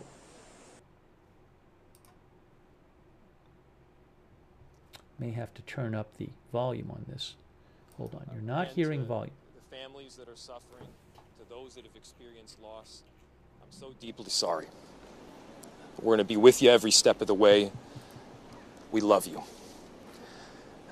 This kind of act of evil should never happen, and it happens far too often. The chief will provide additional details. My name is Brian O'Hara, B-R-I-A-N, O''H-A-R-A. I am the Minneapolis Police Chief. Earlier today, just before 8:30 a.m., our city experienced an unthinkable tragedy. Minneapolis police officers responded to a report of a shooting at a mass that was happening at the Annunciation Roman Catholic Church on the block behind me. This worship service was marking the first week of school for children that are attending the Annunciation Catholic School. During the Mass, a gunman approached on the outside, on the side of the building, and began firing a rifle through the church windows towards the children sitting in the pews at the Mass. Shooting through the windows, he struck children and worshipers that were inside the building. The shooter was armed with a rifle, a shotgun, and a pistol. This was a deliberate act of violence against innocent children and other people worshiping. The sheer cruelty and cowardice of firing into a church full of children is absolutely incomprehensible. Police officers from the Minneapolis Police Department immediately responded, entered the church, and attempted to provide first aid and rescue some of the children that were hiding. Hang on a moment. There's a hospital press conference going on now. I don't know that I have video of that, but there is a hospital press conference going on. A hospital says they received a total of 11 patients. 2 of them were adults, 9 pediatric. 4 of them require operating room. After this point in time, there have been no fatalities. So one hospital is saying they had 11 patients, and 4 of them required being in the operating room. Again, that is, I believe, HCMC. HCMC Hospital was just speaking right now, and again, they said they got 11 patients, 9 children and 2 adults, and they said that none died and that 4 required the operating room. I'll see if I can pull. I don't believe I have footage of that, but let me just double check and see if I can get you footage of it, but I don't believe I do. Give me 1 second here.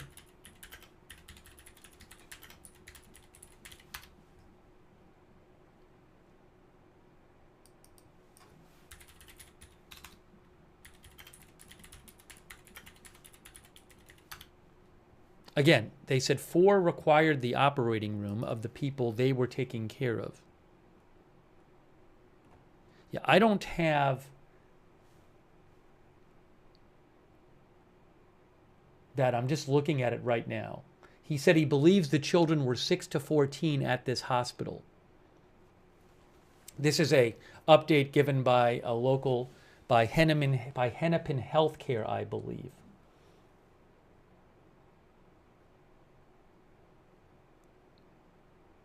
Okay, so that's going on. As I mentioned, the hospital said, hospital says 7 patients under critical condition, I just saw.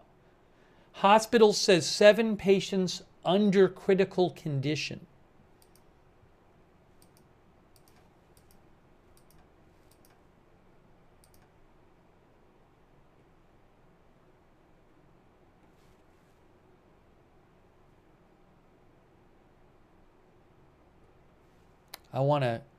That's according to Fox News. I didn't see that part. They said they have gunshot wounds injuries. Let me just confirm that for you. Hang on. I'll replay the press conference in a moment, but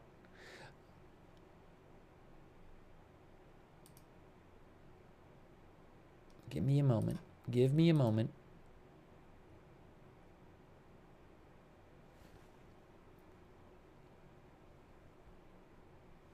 Oh, the hospital is saying he doesn't know the status of those still in surgery?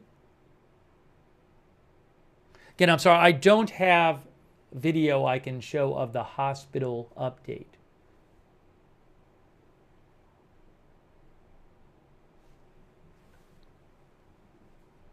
The hospital says 11 patients they were treating. Fox said 7 patients under critical condition.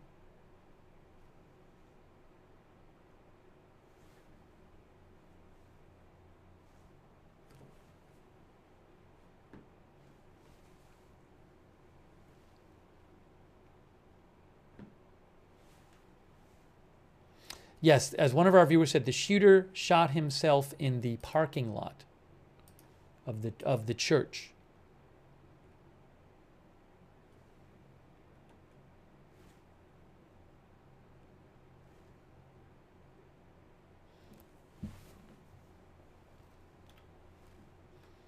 All right, what I'm going to do is I'm going to, again, show you what the police had to say moments ago about this, and I will try to get you more of a firm update from that hospital press conference, which is happening now. But again, they said that they're treating 11 people.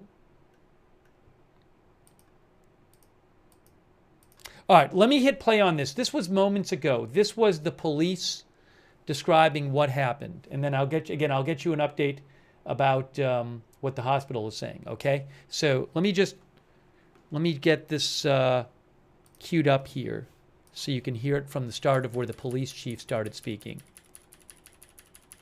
Here it is right here. Additional details. My name is Brian O'Hara, B-R-I-A-N, O''H-A-R-A. I am the Minneapolis Police Chief. Earlier today, just before 8:30 a.m., our city experienced an unthinkable tragedy. Minneapolis police officers responded to a report of a shooting at a mass that was happening at the Annunciation Roman Catholic Church on the block behind me. This worship service was marking the first week of school for children that are attending the Annunciation Catholic School. During the Mass, a gunman approached on the outside, on the side of the building, and began firing a rifle through the church windows towards the children sitting in the pews at the Mass.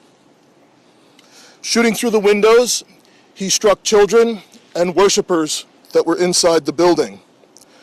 The shooter was armed with a rifle, a shotgun, and a pistol. This was a deliberate act of violence against innocent children and other people worshiping. The sheer cruelty and cowardice of firing into a church full of children is absolutely incomprehensible. Police officers from the Minneapolis Police Department immediately responded, entered the church, and attempted to provide first aid and rescue some of the children that were hiding throughout the building, while other first responders came and EMS responded to rush victims to nearby hospitals. 2 young children, ages 8 and 10, were killed where they sat in the pews. Their parents have been notified. 17 other people were injured, 14 of them being children. 2 of those children are in critical condition. The coward who fired these shots ultimately took his own life in the rear of the church.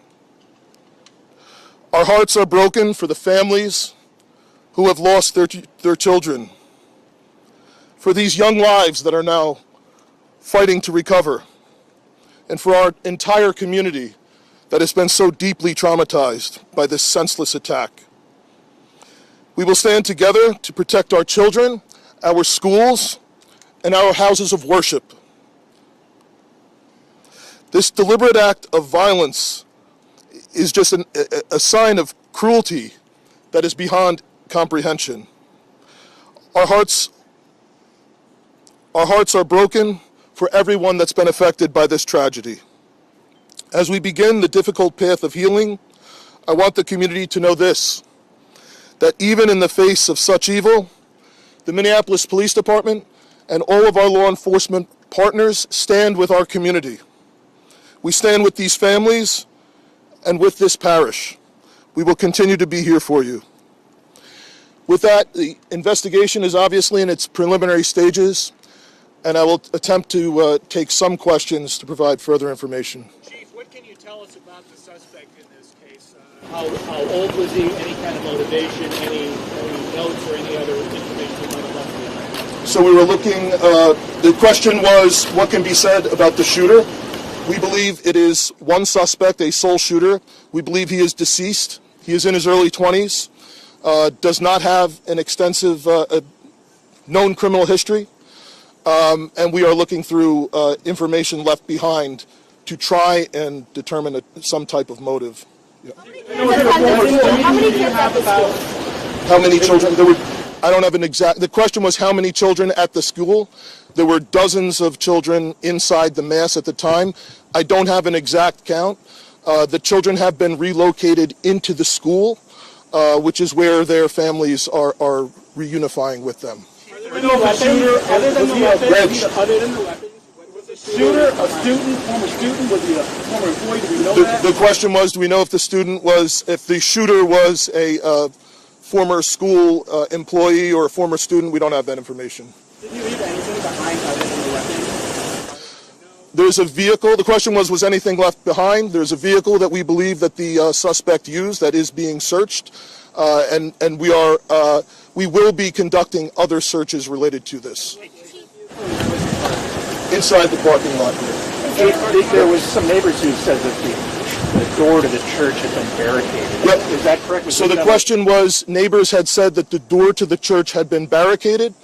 The shooter approached on one side of the church building, and on that side, at least 2 doors, it appears there had been like a 2x4 placed. So not all of the doors around the building, but on the side where the shooter did fire. And on the outside? On the outside, yes.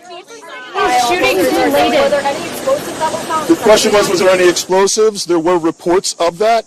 There were no explosives or improvised devices that we found. I do believe there was one, I guess you would call it a smoke bomb, like not an explosive, but a sort of a firework that would release smoke. And which side of the building? North, south? The side that is closest to us, here, on this side, yep. Incident related? Also at these nearby homes? I don't have specific information on that. that I can release. Gunshot wound, this suspect? The question was, is he dead from a gunshot wound? The answer is yes. We believe he took his own life in the parking lot. Was this outside or both inside that he was shooting? The question was he shooting outside and inside? He was absolutely shooting outside of the building on the side. You go to the live shot here. What's happening here on the live shot? What's happening in the live shot? A couple of them were crying. Some of them were confused. The younger ones were confused and, looking at all the police cars and stuff. I don't think they've ever seen this many. Did you talk to any parents? This is a live shot. No, I didn't feel like invading their space at this time. I can't even imagine those parents and those poor kids. Yeah, how does it make you feel to be a nanny in this area when something like this happens? Just in terms of grateful that my kids have been safe and that there's been nothing to happen at their school. But it's definitely it's terrifying. They start school next week. It'll be their first day on, I don't know, after Labor Day. So, and this is it was the third day of school. It's always the beginning of the school year, and it's terrifying. Go back to the guy with open the trunk, the gun. When you got pulled over. Yeah. So when I go back a couple, when I pulled up, so you were driving to work. Yeah, there was police cars coming from behind me. So I pulled over. There was the two trucks in front of me, and as I'm pulling over, parking, I look over, and there is a police officer in his trunk, opening the case and grabbing out his gun and running up over there. And as that was happening is when the other police officers were pulling up from behind, further down the street, and they were also running up with their guns. And then other observations then along the way. You can repeat yourself. The parents coming out of the car and screaming, all of the cops that were showing up, and just there so many. They just kept coming, surrounded my car in.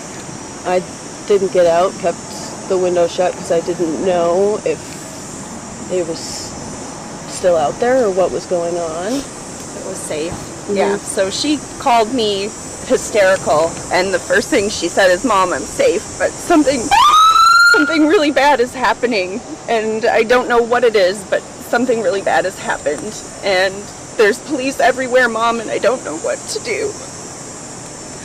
And that's the worst call to get as a parent. I mean, I'm grateful that she's safe, and I can't even imagine what it's like for the other parents and community members who are affected by this. Were you inside the school? No, she was just...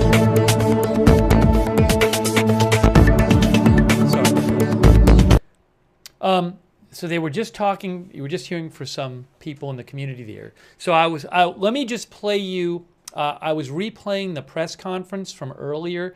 Let me just finish replaying the press conference. I wanted to show you what the people were saying on the live shot. But let me just replay the end of that press conference, the Q&A for you, and then we'll talk and take some of your comments and summarize here. But this is, we were just watching this, and again, the police were taking questions, so I just want to finish replaying that for you. That is a replay of the press conference right here.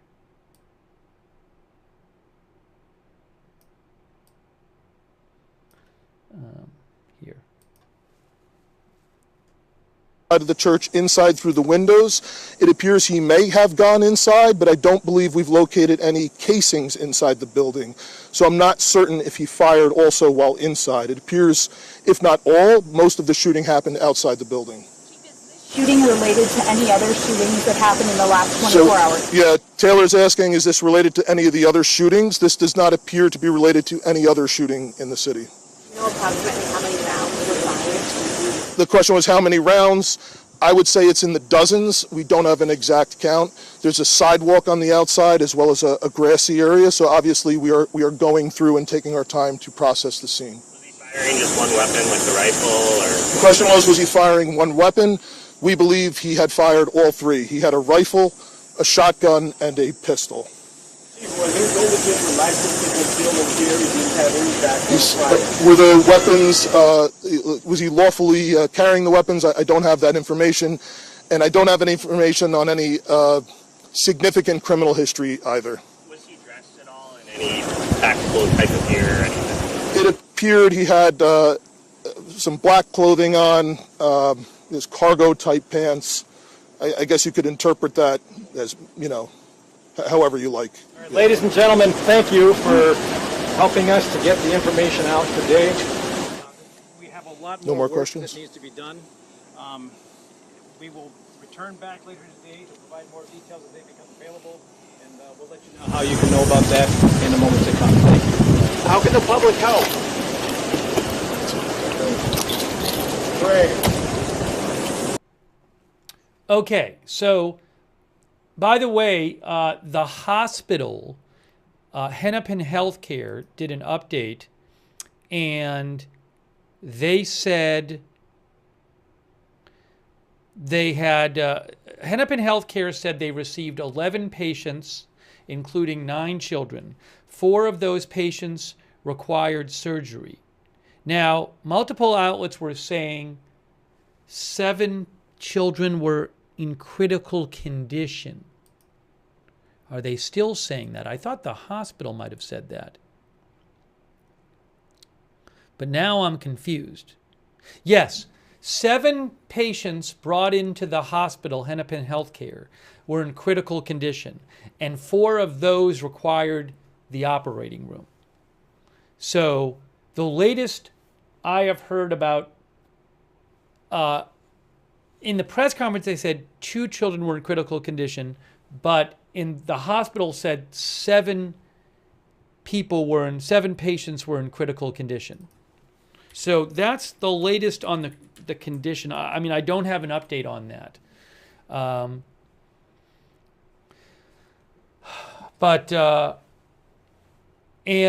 To repeat, the shooter, Fox says the hospital said no update on the status of the critical condition patients. So we have a person who, let me show you what it looks like there, here on Google Maps. So there's the church and the school. See, it says Annunciation Catholic School here, and then it's a complex. There's the church here and the school here, and you can see there's a walkway in between them. So the school had its first week of school this week, and they were having a school mass at the church. And the gunman walked up to the church. I guess he had a vehicle near there, and apparently barricaded at least 2 of the doors and started shooting into the church from outside with 3 different weapons. And then the shooter took his own life. I believe it was set in the parking lot of the school. You can see there's a parking lot behind there. An 8-year-old and a 10-year-old are dead. And 14 children are injured and 3 adults are injured, and the shooter is dead. And we don't have a motive right now.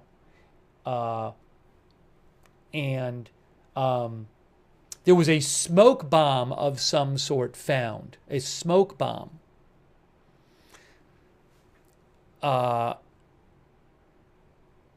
Gamer Lover, our viewer, is saying that the shooter maybe knew what time this mass started. Yeah, I mean, I don't know what the shooter knew. It certainly seems like this may have been a thing where the shooter knew how, what time they were doing this and planned this in advance. Hold on, I'll go back to the live shot. But we don't know if the shooter, we don't know that for sure. We also don't know if the shooter, if it was connected to the school in some way or the church. Hey, here's the live shot. Hold on a second. Here's the live shot back from AP. That is live. Oops, sorry, it's so loud. By the way, the audio, There have been some audio issues. I can't control the audio. I know the audio is sometimes on one side or the other. It's just the way it's been. So I can't do anything about the audio being on one side. It's kind of been going in or out. I'm sorry about that. Also, during the press conference, it was like that too.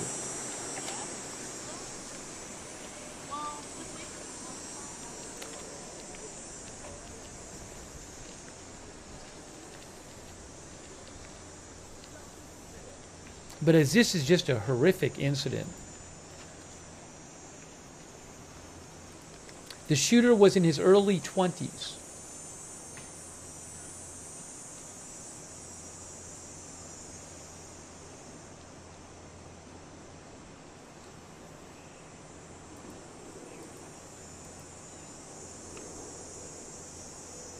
And certainly condolences to the families of the 8-year-old and 10-year-old who were killed inside the church, and thoughts with all those injured and everybody impacted by this in the community. It's really horrific. And the fact that the guy barricaded a couple of the doors is really, I mean, just unbelievable.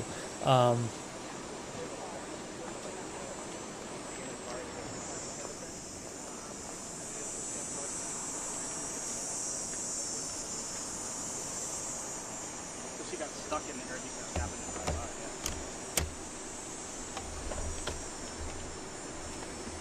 yeah. That is the church right there in the shot.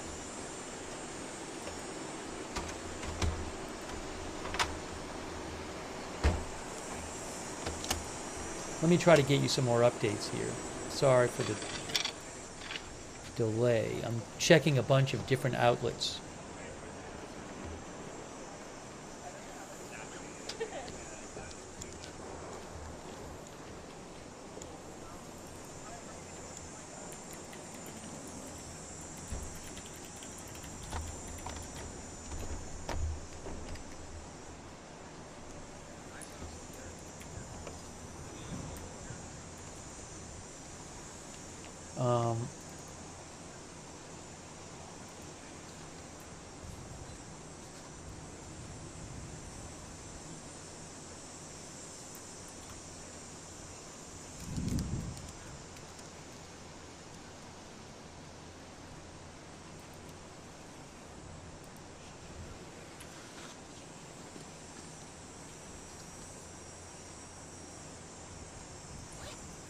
Also, again, the shooter does not have an extensive criminal history.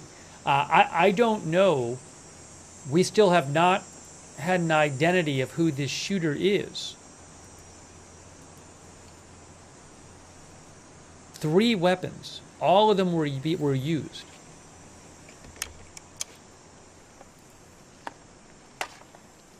Oh, sorry, there's a typo in the headline. I'm sorry. Thanks for letting me know.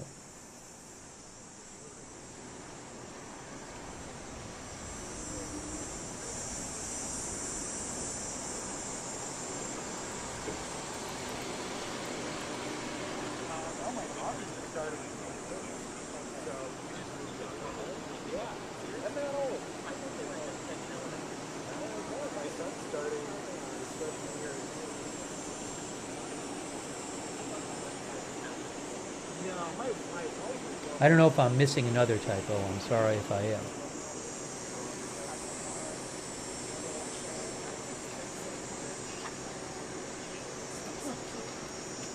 Oh, AZ Intel posted a picture of supposedly the suspect. Where is this coming from? Okay, I got it, but I got it. Where is that coming from? Oh, hold on a second. There may be a picture of the suspect floating around.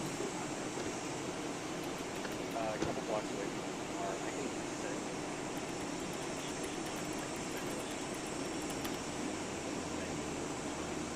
Where is that coming from? Oh, is it K-A-R-E? Hang on.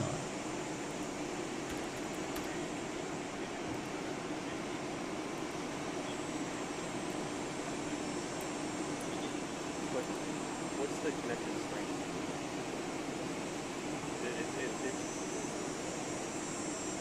Yeah. Yeah, that's pretty good.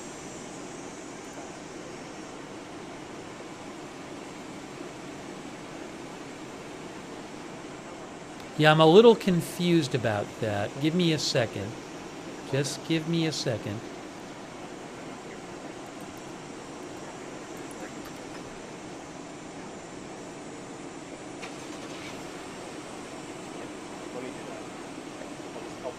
There's a name floating around online.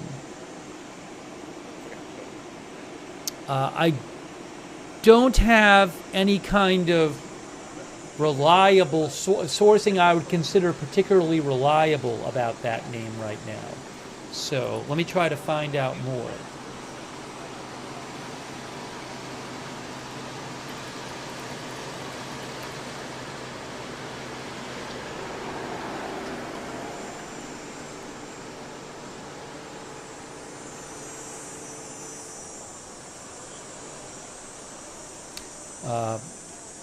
It regularly has happened that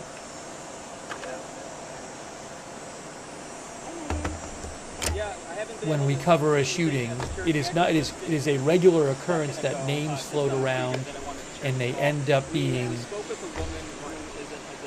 inaccurate. So I don't want to start throwing names out. Happened to be kind of at the wrong place at the wrong time, drove through this scene just after it had happened, and she kind of got roped in. Oh, I see it. AZ Intel, thank you. She has to kind of stay in this Yeah, area, AZ and Intel mentioned that there by the school, she actually, called her mom. there is a New York Post and Fox News columnist, Carol Markowitz, who claims that she knows who the shooter is. I don't know where she got that information, so I'm going to hold off on until I get some other sourcing on this, on who this person is. Moments with us saying that she got the call just a couple, hour or so ago from her daughter saying, Mom, I want you to know I'm safe, but something terrible happened and I'm stuck here and I'm afraid. And she said that's the call that she just never wanted to receive as a parent. Stayed on the line with her daughter, talking her through it. Yeah, I just don't know. There's talk of possibly a manifesto, but again, I want to be careful with this because, nature of that, and she said it just took a toll on her. We have certainly had cases before where a name came out and it turned out to be the wrong name. Just a couple feet from us right now in the shade, just kind of processing everything, and I'm sure there's just hundreds of people that didn't have kids that go to the school, go to this church, but are in the neighborhood or caught up in this. It's just amazing to think of how many people were affected by this, that indirectly in other ways, and a lot of emotions here, a lot of people just trying to process what's going on. I'm sure a lot of parents watching this right now, getting their kids ready for schools, trying to process all of this right now, and so it is just really heavy being here at Hang on one second here. Just a few hundred feet away from us, knowing what happened and still figuring everything out and getting the details from police. I know all of us that are parents here at the station are also trying to figure this out as well. Give me 1 second.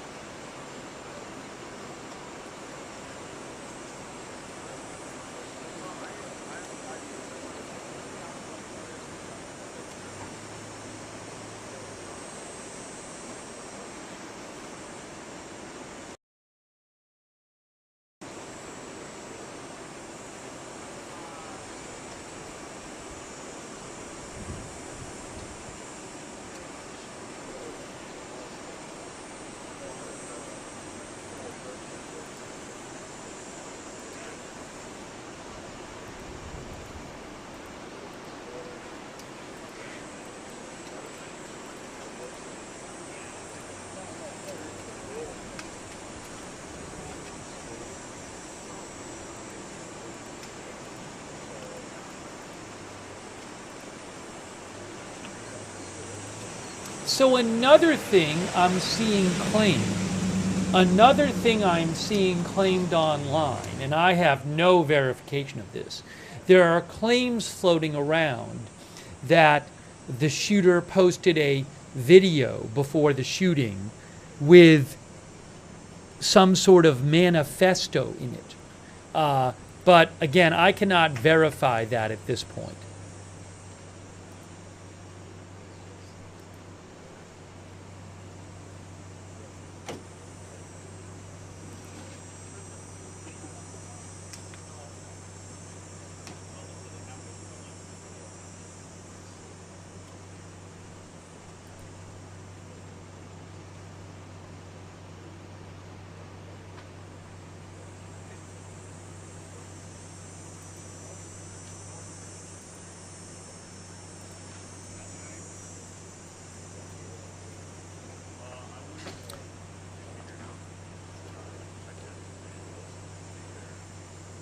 So I'm trying to get more information about that.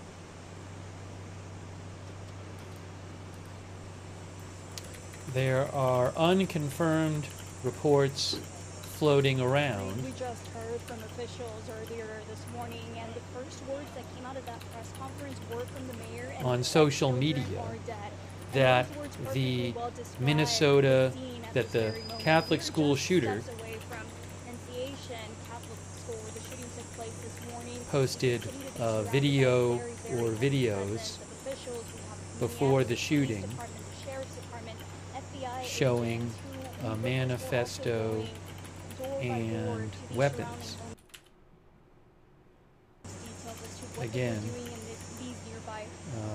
this has not been confirmed. We were already in Minneapolis. We have been covering the Democrats as they united. They have these summer meetings talking about the different policies, and we've heard from Governor Tim Walz. And this is a city that is no stranger. Again, I'm just looking for more information on this. I can't really responsibly talk about name and manifesto and details of that stuff until I get better sourcing on it. And what was really hard to witness was parents walking down these neighborhood sidewalks with their children clenched around their necks, and they were still wearing their school Catholic uniform. And the looks on their faces is everything that has to be said about this tragedy. So we know that there are 2 children who unfortunately have passed away from this shooting. Yeah, I saw a bit of supposedly what it is. Obviously, I can't show it. But again, I haven't confirmed that it's legit. So I'm just trying my best to get you more information about that.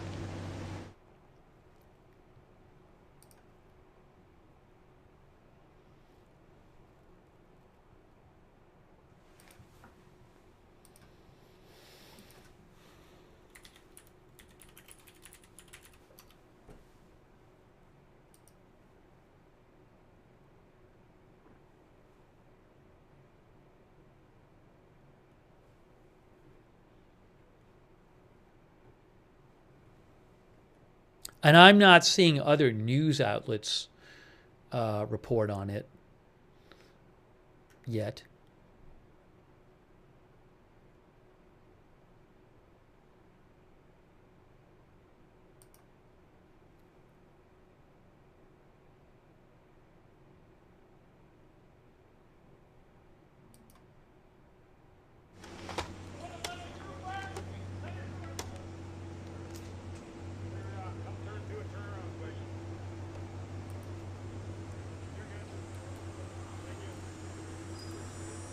So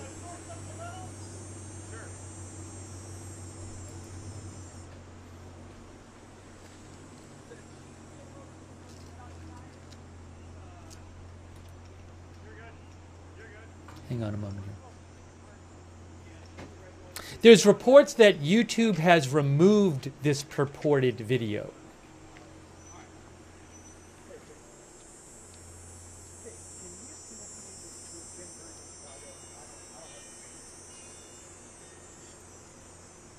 So again, on social media, there are unconfirmed claims that the shooter posted a video or videos to social media that showed a manifesto, showed weapons, showed things written on the weapons. But some people are claiming it showed that he had drawn out a map of the church. But that has not been confirmed yet, and the sourcing is still pretty iffy on it right now. So I want to be careful with this.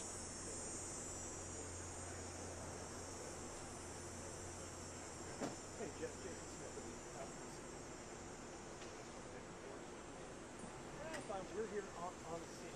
Mike and I are both here. I was wondering if you want to surface the time. So I'm trying to maybe, trying to see if it's going to get picked up and the sourcing can get a bit more reliable on it.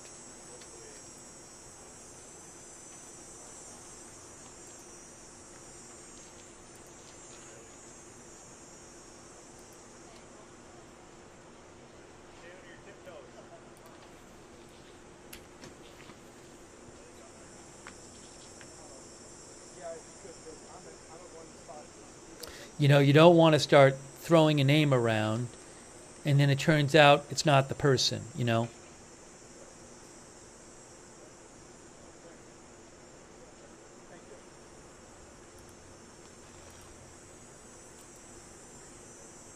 The school actually has an Instagram. It's really sad you look at just these little kids. There's no pictures of the shooting on the Instagram. I'm not going to show that right now, but it's terrible.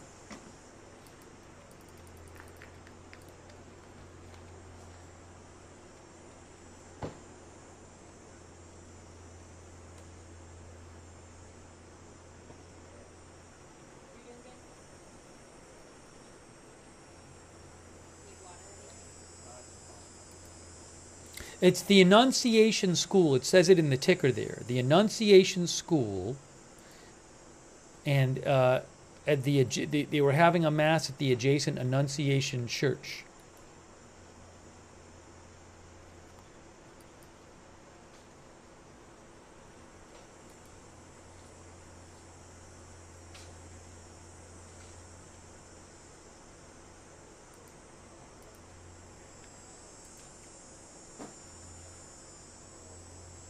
Again, on social media, there are videos, there are clips of a video floating around that some people are claiming is the shooter's video posted to social media with a manifesto before the shooting. Some on social media are saying that the video was on YouTube and got taken down. I am waiting for a bit better sourcing on all of this.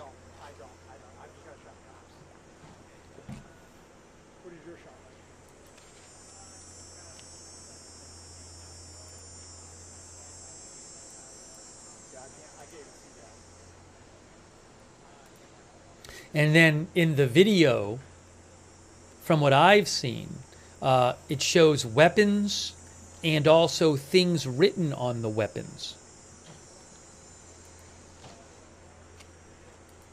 And a notebook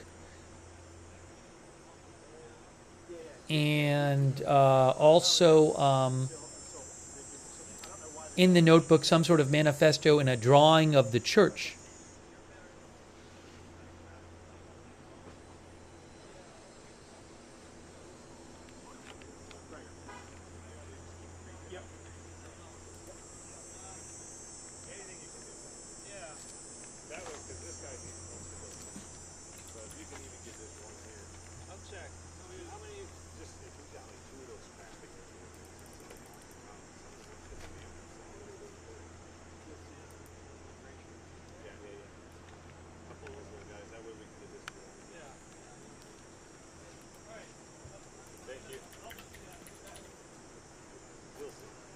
Yeah, it's not particularly hard to find on social media. For example, on X, if you look around, you can find it. I cannot responsibly start reporting a name now, and I'm not allowed to show the video, even if it was confirmed. I don't believe I'd be allowed to show a video with a manifesto in it. I'm just, again, trying to get a bit better sourcing on all of this.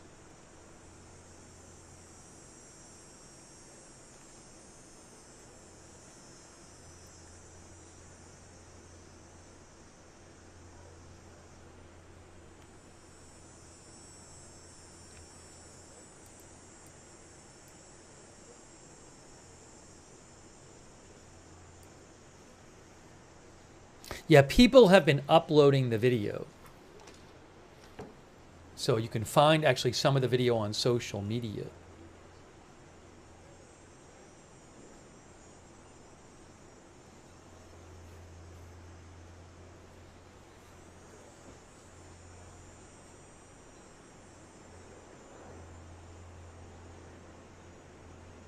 Hang on a second here. Trying to take a second and look at something.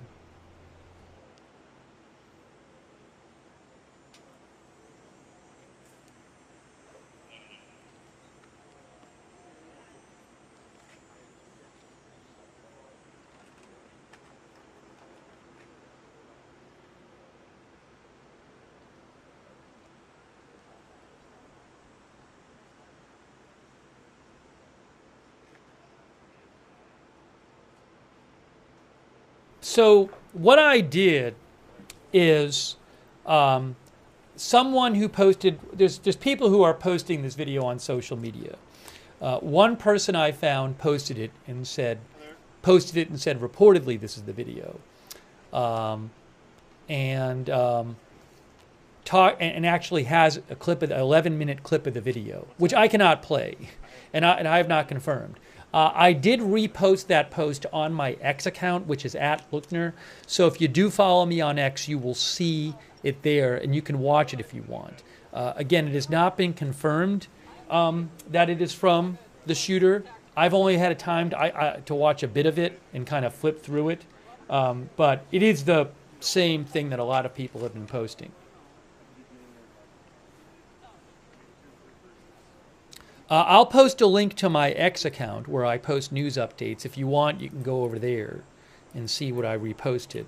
But again, I have no confirmation it's legit.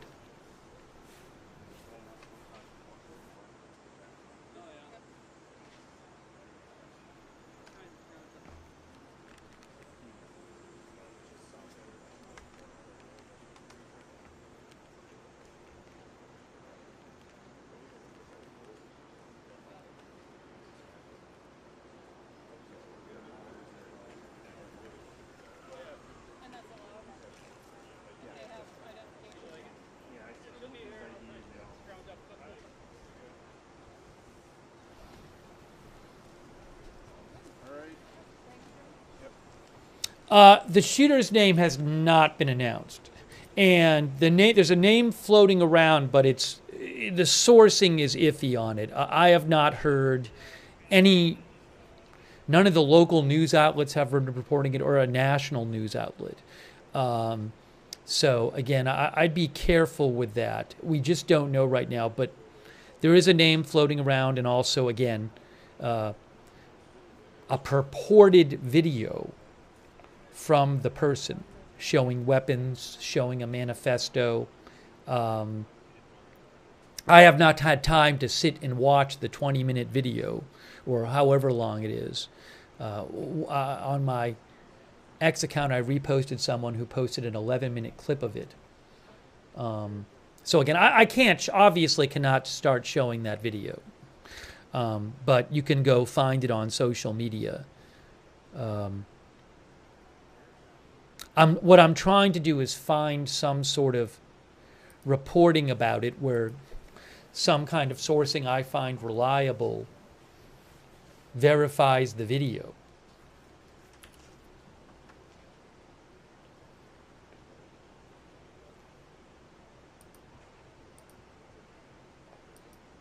I would not be surprised if the video turns out to be legit. I just don't know right now.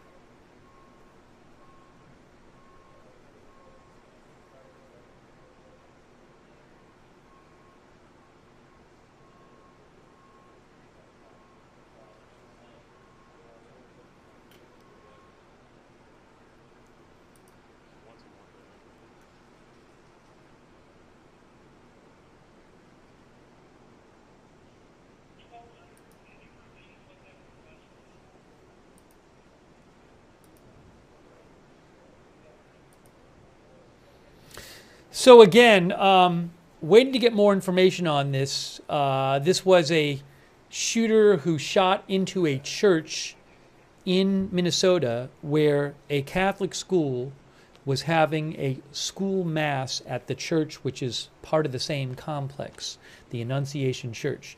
And the shooter shot into the church during the school mass in the morning. After apparently barricading several doors of the church, and 2 children have been killed, 14 children injured, and 3 adults injured. 7 patients were reported in critical condition, and the shooter took his own life outside the church. And there is a bunch of posts on social media that claim to show a video that it's an unconfirmed video that purportedly the shooter posted, which shows a younger person. Well, the police described the shooter as early 20s. I would not be surprised if this person is early 20s. And they're showing a manifesto. They're showing weapons with things written on the weapons. A drawing that appears to be maybe of the church. I cannot verify that this is the shooter's video. I wouldn't be surprised if it turns out to be. But the sourcing is pretty iffy right now. It's not great sourcing. And there's a name floating around, but the sourcing is not great on that either. So waiting to get a bit better sourcing on that. I have reposted a clip from the video that was posted by somebody else with the disclaimer that it's not confirmed it's the video on my X account, which is @Lookner, @LOOKNER. You can find it on social media. It's not hard to find. I believe that video has been taken down from what people are telling me. Somebody sent me a link to it also. That I don't know if it's the original link, but that was no longer there, that video. But it looks like a bunch of people downloaded it and started posting it on social media.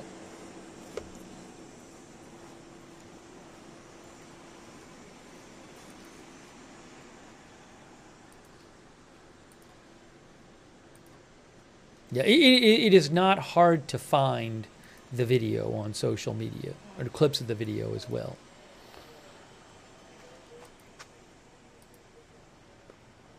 Hey, Giovanni. Yeah, I hear you. Okay. I'm kind of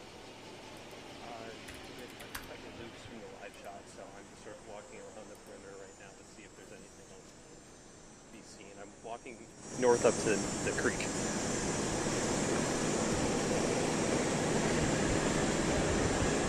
Okay, so we'll keep an eye on this live shot as well.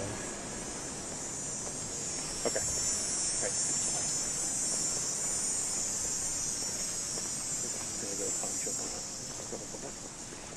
Are you tasked to anything in particular? Just sort of hang out.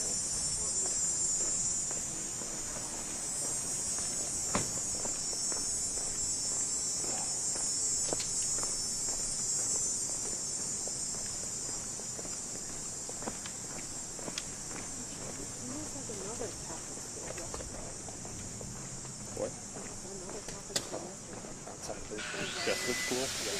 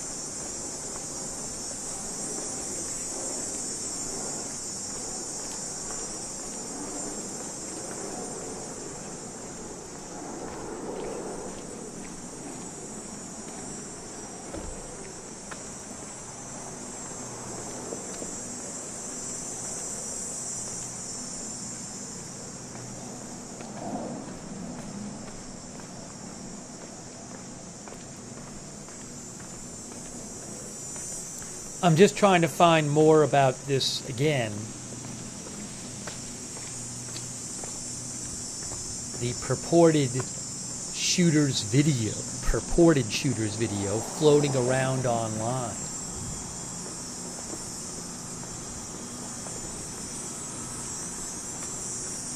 And again, that video has a notebook with what appears to be a manifesto and a drawing of the church.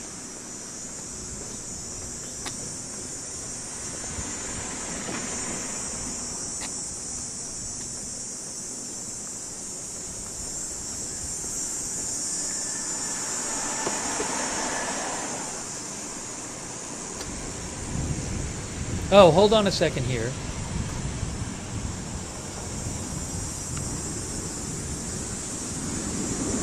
Someone posted the whole video.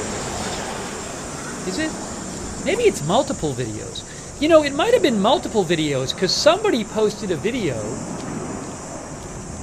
I just saw a video posted online, which is a 20-minute video of just the manifesto. So it looks like, I don't know if there were multiple videos or one long video, but I just saw online, it's about a 20-minute video of just the notebook.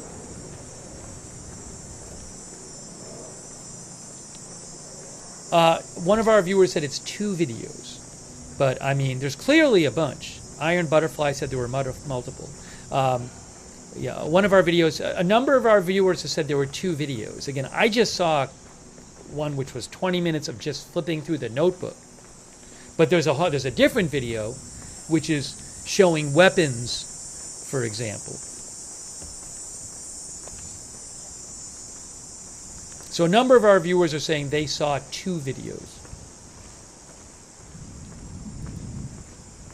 Sorry, I'm guessing people were writing to me about this before, and I'm sorry that I didn't catch it earlier. There's been a lot going on. But from what I understand, so I appreciate people writing in and sharing what they're hearing. One of our viewers, Buck, said his Instagram was deleted, also his YouTube. A bunch of viewers have said to me that the YouTube is not there anymore. Uh-oh. It looks like camera adjustment going on.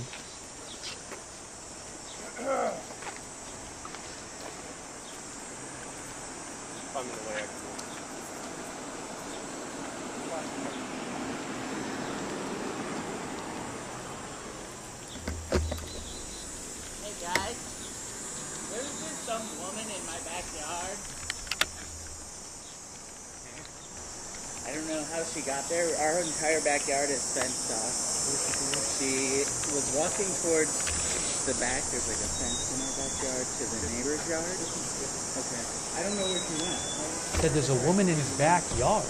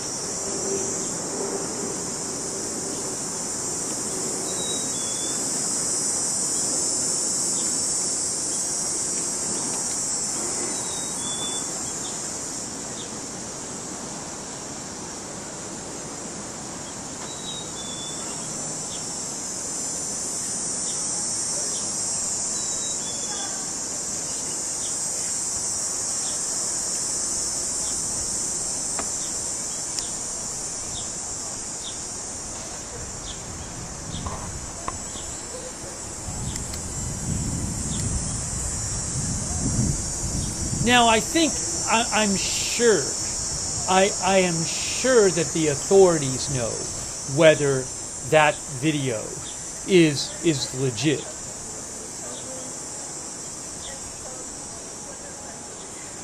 Because I'm sure they know who the shooter is.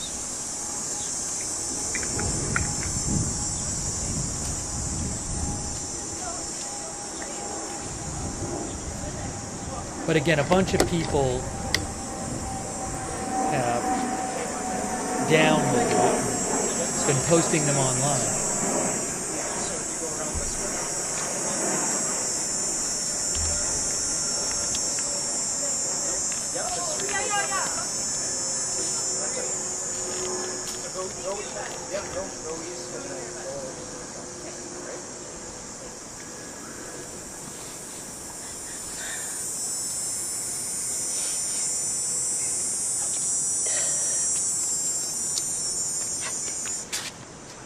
What do you guys looking for?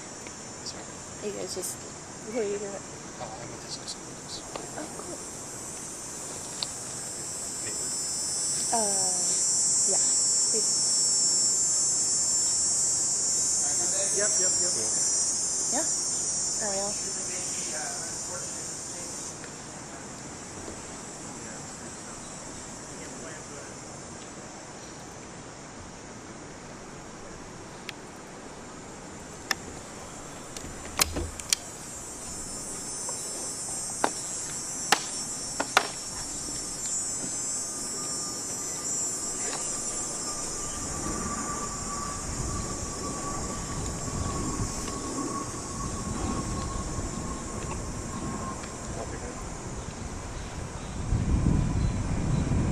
Again, I have yet to see any of the local outlets report a name of the shooter, or any national outlets that, again, I want to be careful. I mean, there's people on social media claiming it.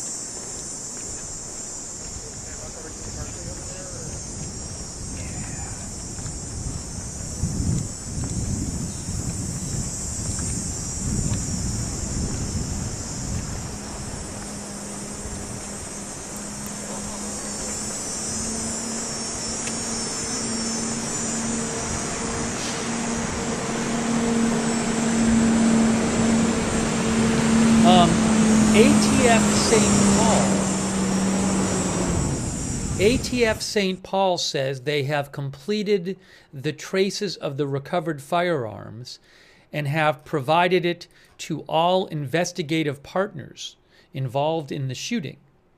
They say the information is for investigative partners only and will not be released to the public. So ATF, has completed the traces of the weapons.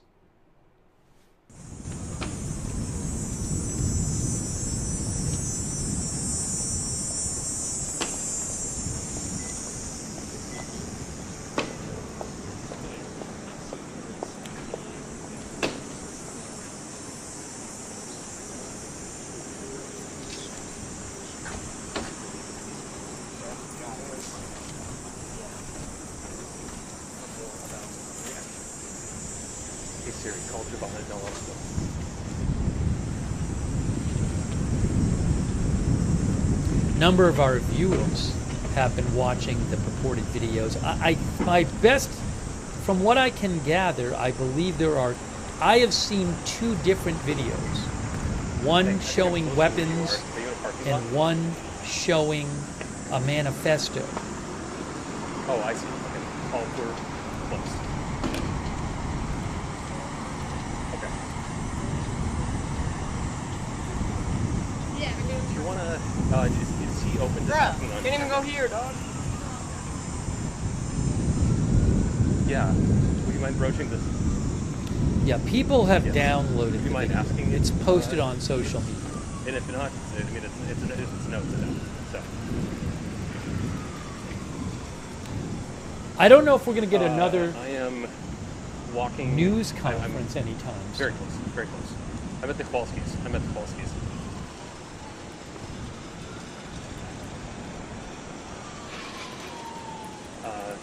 talk to, potentially talk to a grandpa whose kids have had nothing inside. Otherwise, everything's right over there. No.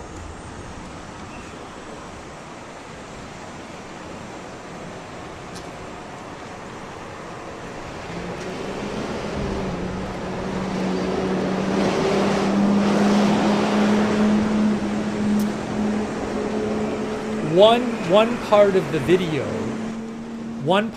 video showing weapons floating around that could be from the shooter has names written on a gun or on a magazine, and one of the names is Lanza, which I think is probably a reference to Adam Lanza, the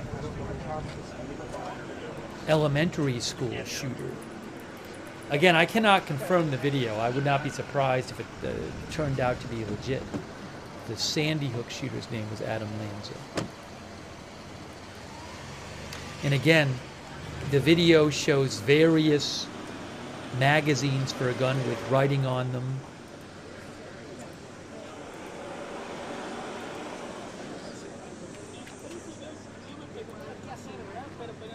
No, the shooter shot from outside the church. Didn't go into the church. Didn't shoot in the church, from what the police were saying. And there's some, I don't even want to say it, there's some disturbing things written on the weaponry in the video.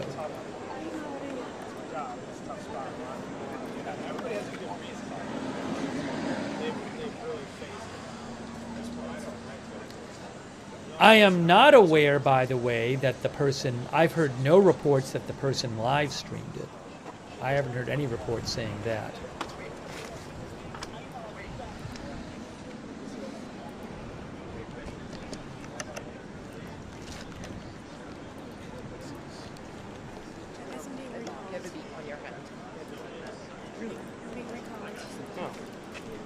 Okay.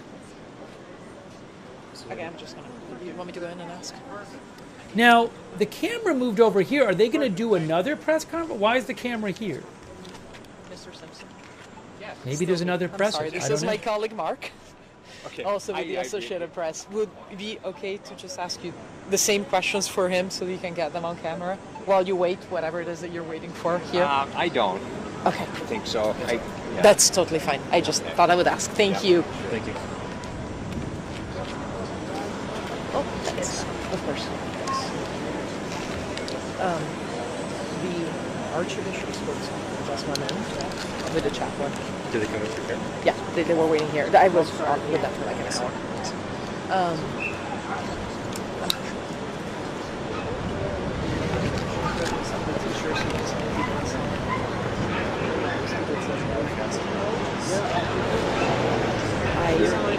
You were at the press circle, right? You got that. Okay, because they wouldn't let me through. They just literally wouldn't let me through. I think I was like 5 minutes. That was actually on phone. So to repeat,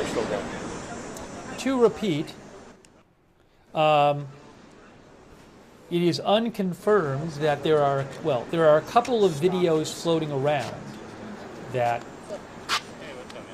some people online are saying were uploaded by the shooter before the shooting, showing a manifesto and showing weapons. Long. I think one is about 20 minutes, one's about 11 minutes, from what I've seen. And an unconfirmed name floating around, which I cannot say on the air at this point, given the limited sources. That's why we're home today. Nobody's going to be coming here. I have posted on my account, my X account, at Lookner, a link. I reposted someone who posted one of the appearances. I can help you. I can go. So if you want to, you can see that on my X account.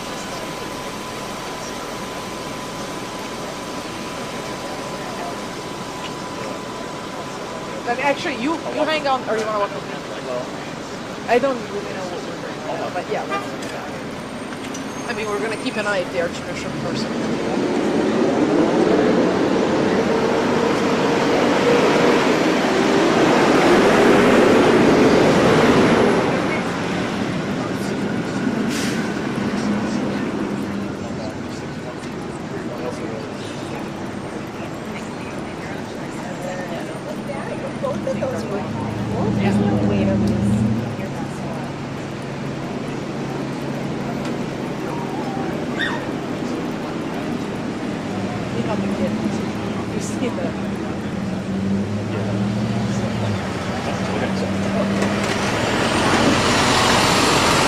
Sorry for the ball. It's kind of really loud here.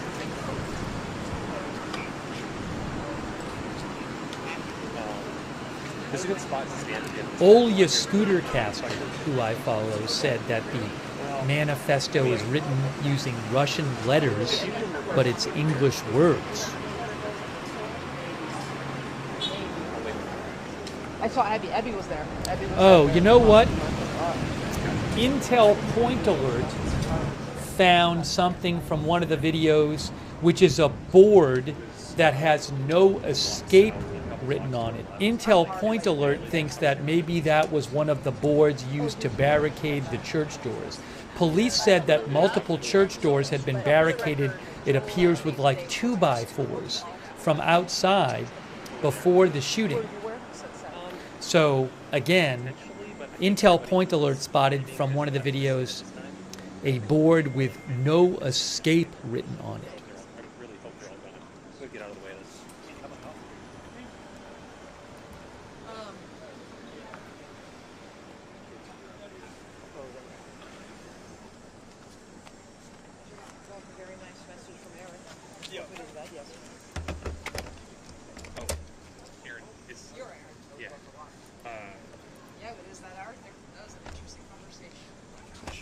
Arthur is a really interesting guy. Very pleasant. Yes, he loves. He's very, very talkative. He was. No, I got him. Sorry, Oh, I'm sorry. All right, sir. Yeah. Well, no, it's close enough to the actual crime scene where they're not releasing anything out of that area. Oh, okay. I'll let him know. I don't have a time frame for you. It's probably going to be a little bit. So It'll be fine. We Thank tried. you. Sorry, Thank we you couldn't get very it for him. much for trying. All right. Yes, sir.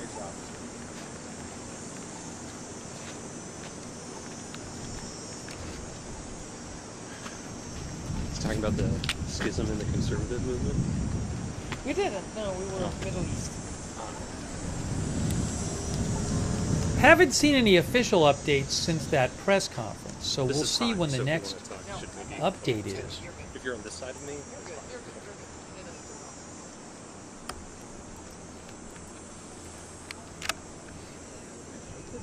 I also don't know if that school and church had had cameras.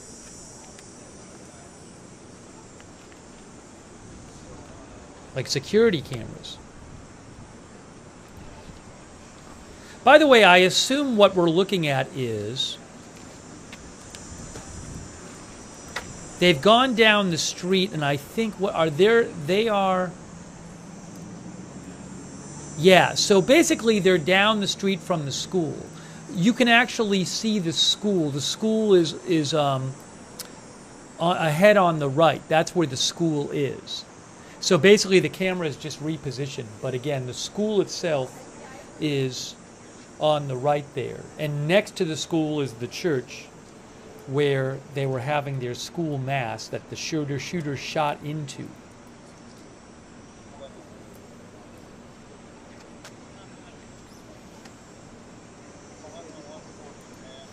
But that is, again, on the right in front of you. On the right of the shot is the school.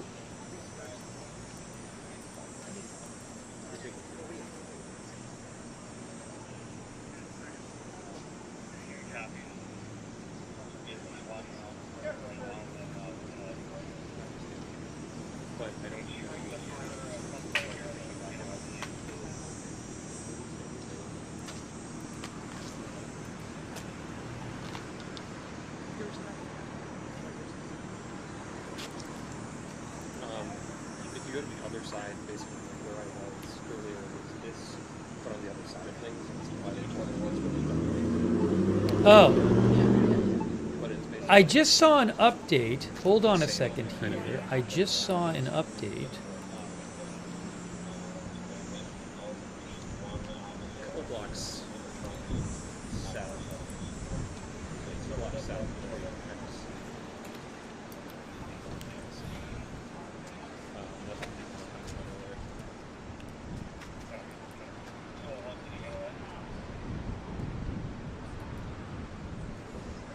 The New York Times says Hennepin County Medical Center says 1 adult and 6 children remain in critical condition.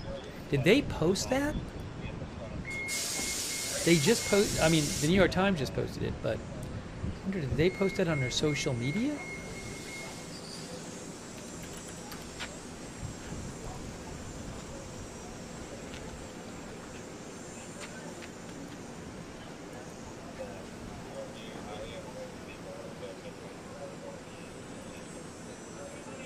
Again, the New York Times says that the Hennepin County Medical Center says 1 adult and 6 children remain in critical condition.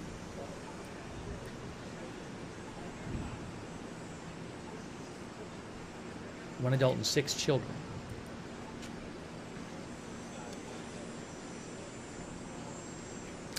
Breaking news, the New York Post has identified the shooter as Robin Westman. And it says police are investigating whether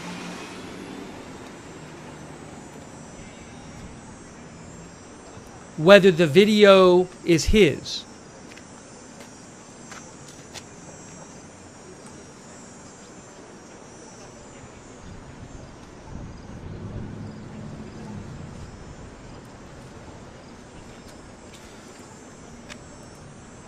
That is the name that's been floating around.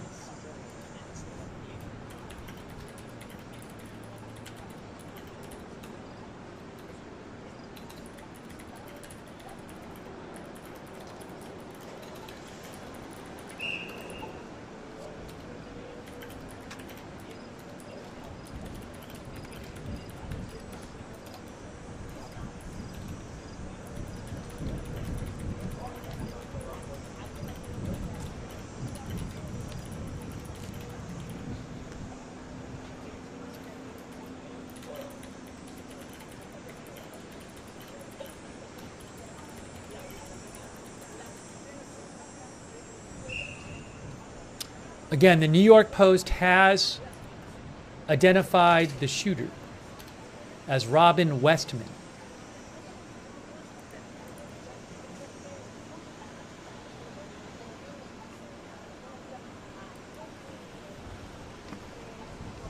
And that is the name that's been floating around social media.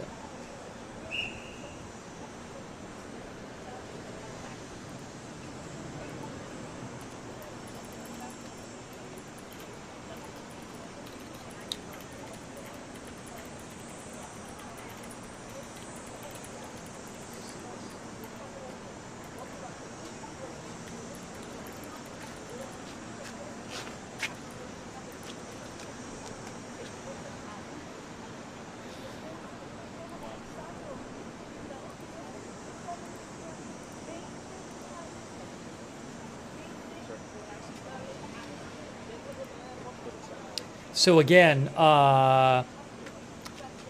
there's 2 videos that I have seen. One showing what appears to be like a notebook with a manifesto in it. And another showing weapons with writing on them, and the person is talking, doing the video at the time. Some disturbing things written on weapons.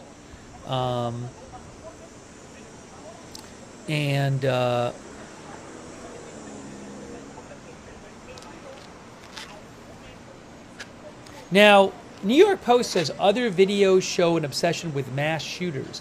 I didn't see the other. I guess there were, some of our viewers said that there were older videos posted on his channel, which I believe has now been taken down. I haven't seen those.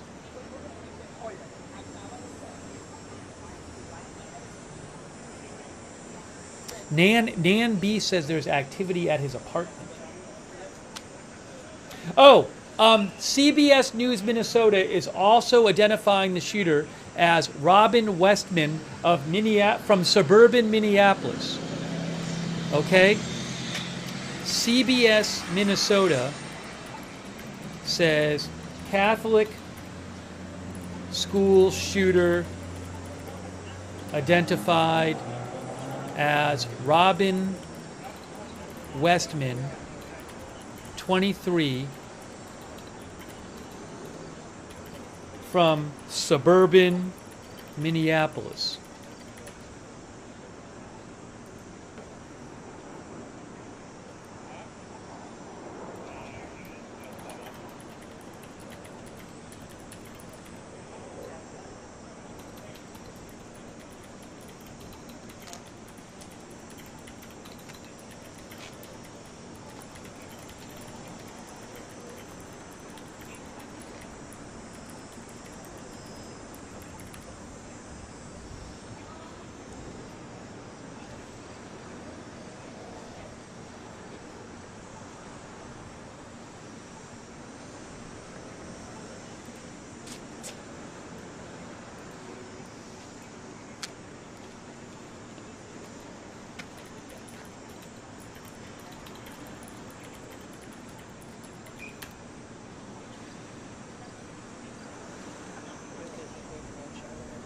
Hang on a moment.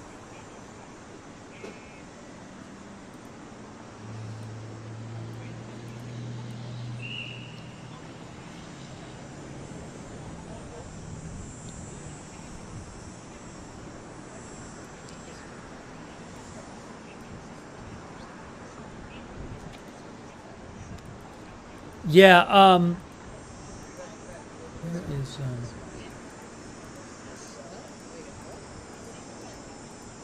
hold on.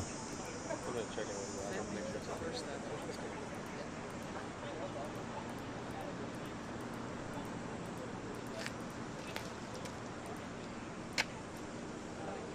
I think I'm going to repost. What is it? Hold on a second. Hold on.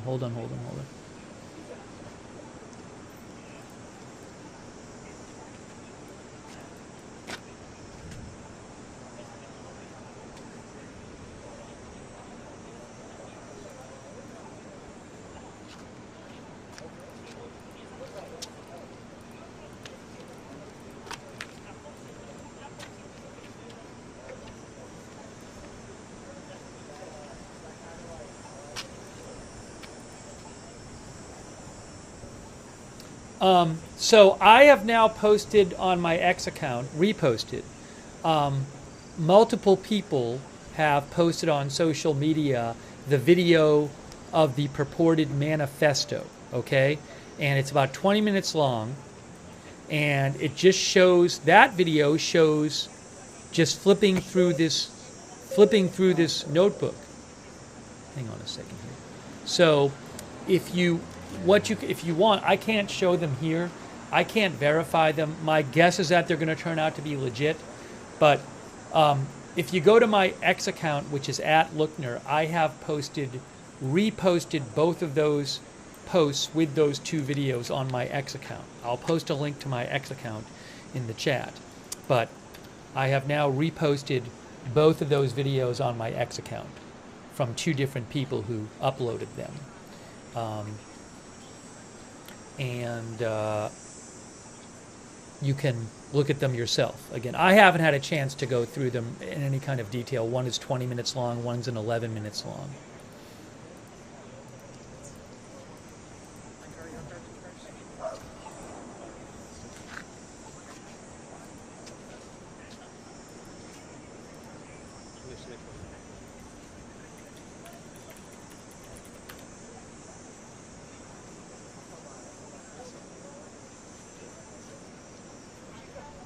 And I didn't. One of our viewers said, "Yeah." One of our viewers pointed out that in the video it has the name Robin Westman in the video, on one of the pages. Yeah, let me see. So again, at this point, it certainly seems like those videos very well might be legit.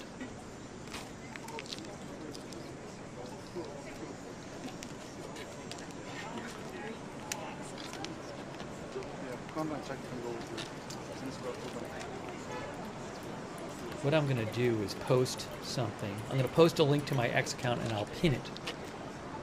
And then if you want to, you can go there and look at them.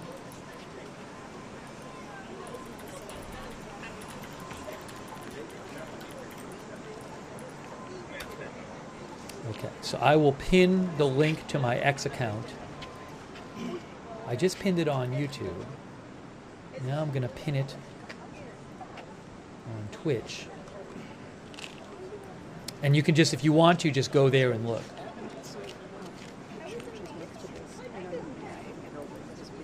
Facebook mods, could you possibly post?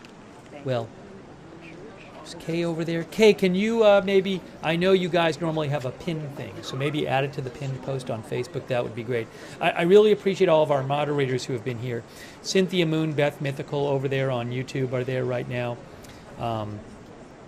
Thank you. Kay Lowry Body, Margaret Riley on Facebook. Thanks.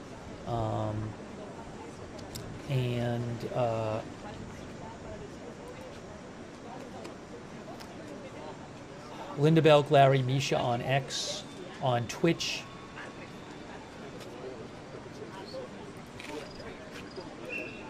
Bastion Girl, Big Ball of Yarn, DeBears, David Green, I Got That Fire, Matthew Kohai 3. Thank you so much to our moderators. So again, multiple outlets are identifying the suspect as,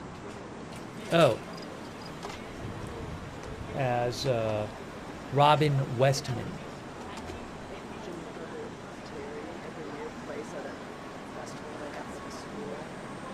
And there are two videos I have seen that appear to be possibly videos the shooter posted to YouTube before the shooting, showing his manifesto and weapons with things written on them.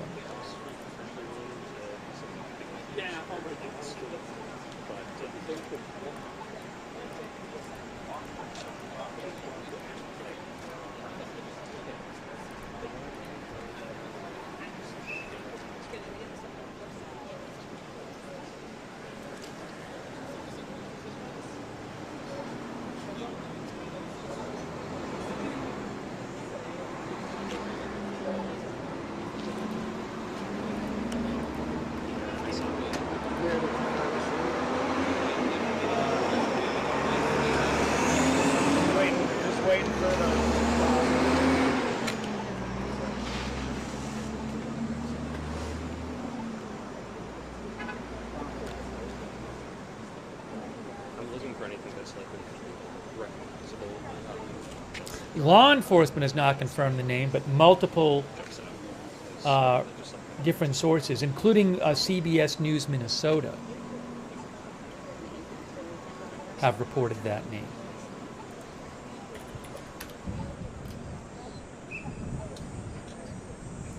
Yeah, so it really seems like those videos are probably legit. Oh, the picture is confirmed by KSTP. KSTP also has the photo that AZ Intel posted.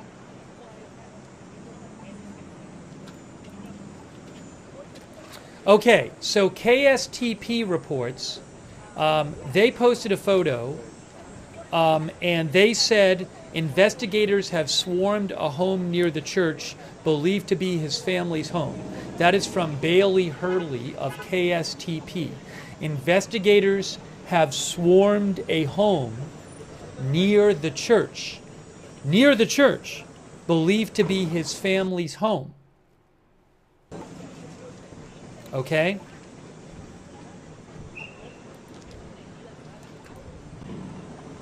Let me see if I have...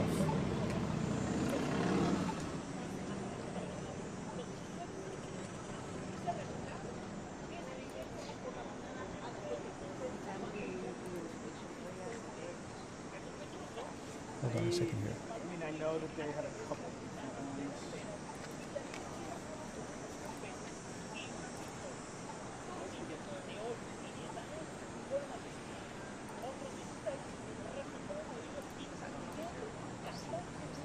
Right. I don't have a version of that picture I have the rights to yet, but I have posted that photo on my X account as well.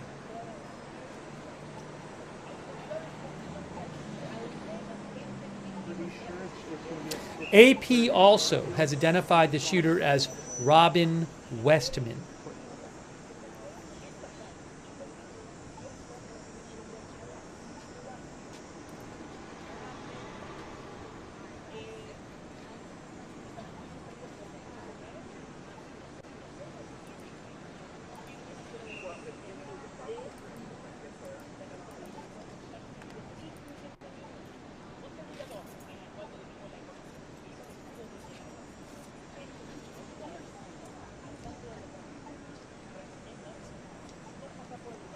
Hey guys, on the left there, Natasha Korecki of NBC News said that's Ilhan Omar. The person on the left of the shot. She is a U.S. congressional representative for Minnesota's 5th congressional district.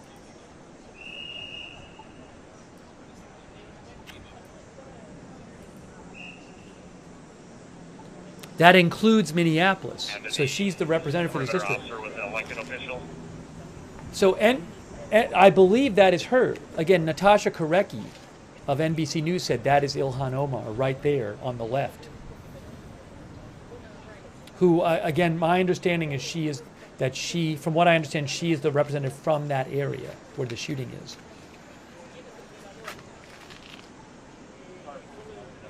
They're showing her on the AP shot right now. I think they said they want to escort. I think maybe we just heard something where they are looking for the police to escort her toward the scene.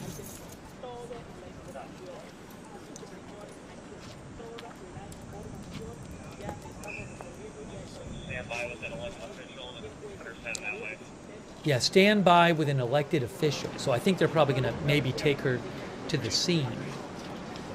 Somebody's going to come. They said somebody's going to come.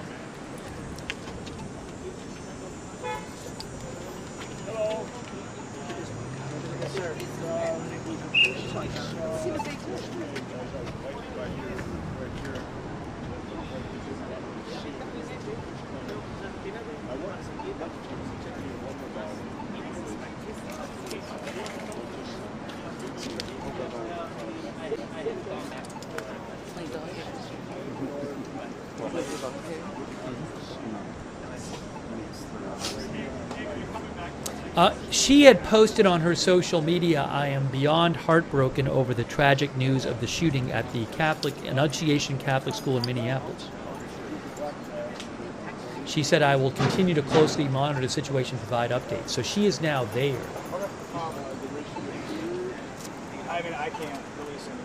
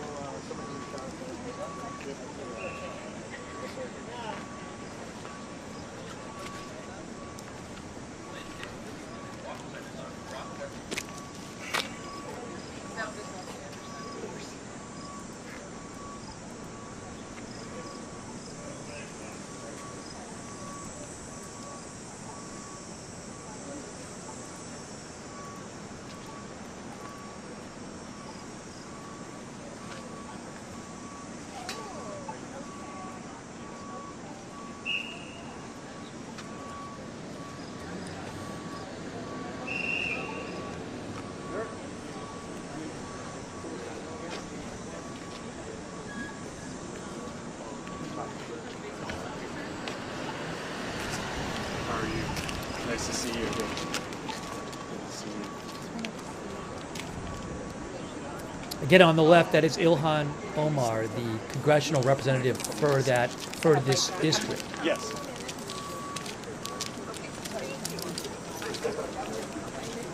So I guess she is there with a group of people, maybe her staff, and she is going towards the school now.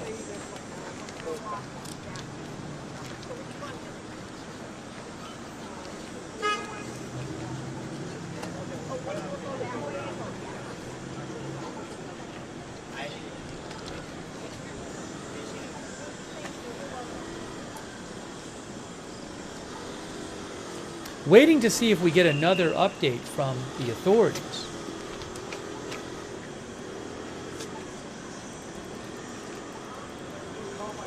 This shooting happened about 4.5 hours ago.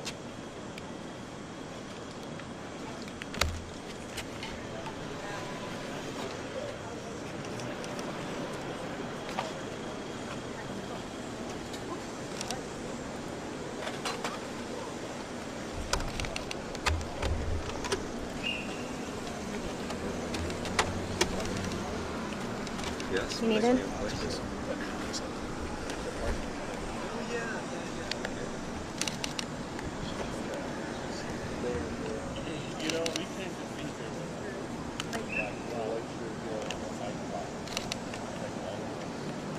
again, there are two videos that I have seen that appear to be videos posted by the shooter, before the shooting. I believe on YouTube, where I believe they have been now removed.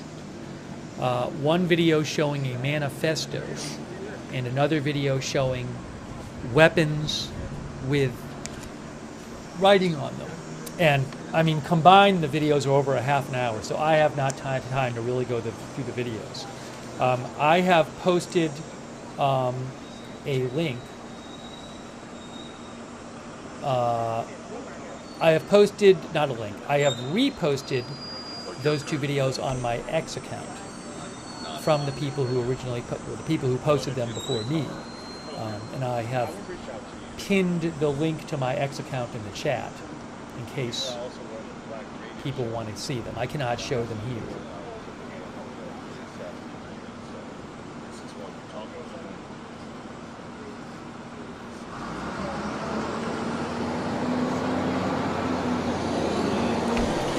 Oh, by the way, Natasha Korecki of NBC News said Ilhan Omar, according to an aide, she was going to be talking to parents. So we saw her go towards the school. Apparently she is going to be talking to parents there. I know the audio is on one side on the camera. I don't know that there's anything that can be done about that.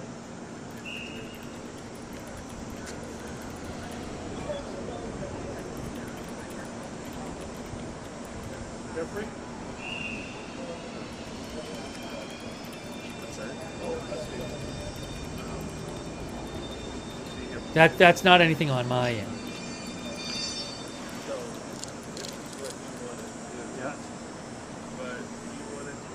There's been some audio issues today, so I cannot control the audio. Maybe they'll get it fixed.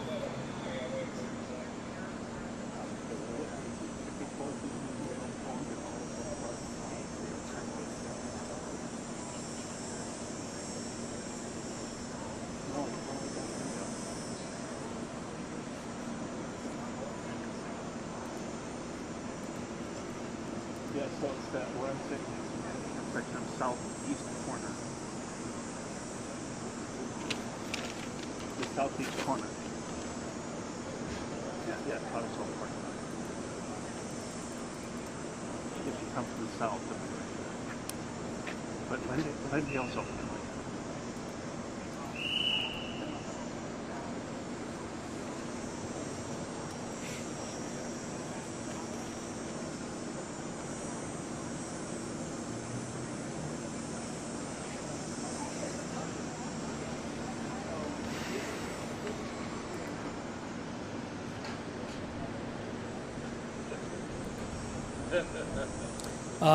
Again, WSTP said that investigators swarmed a home near the church believed to belong to the shooter's family.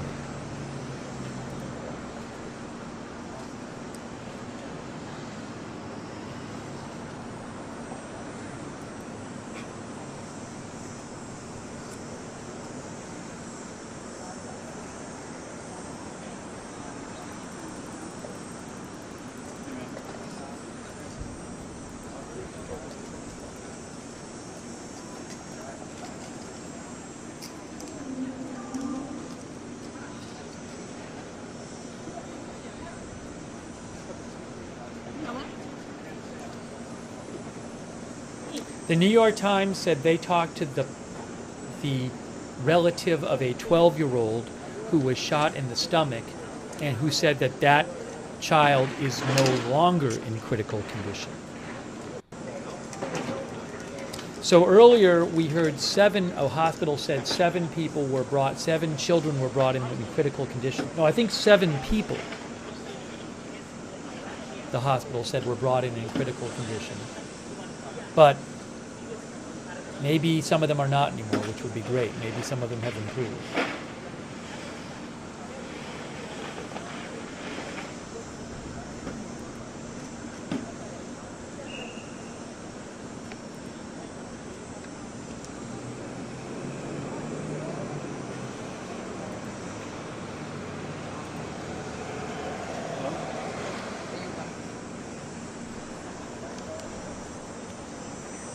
No, my car is just down the block. I'm fine. I might have to pee soon. No, I'm good. Oh, The 2 dead does not include the shooter. The 2 dead were 8 and 10, children 8 and 10 years old.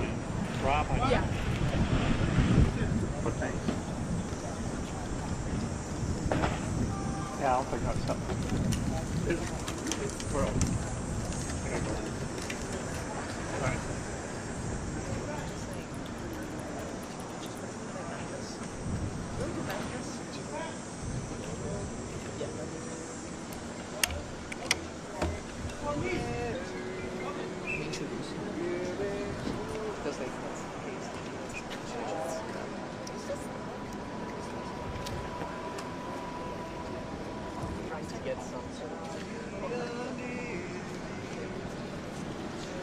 I'm just checking.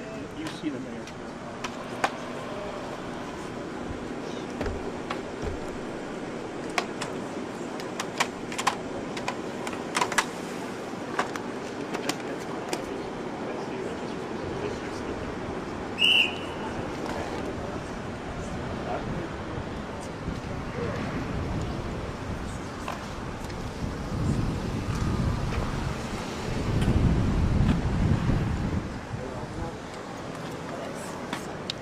Hang on a second here.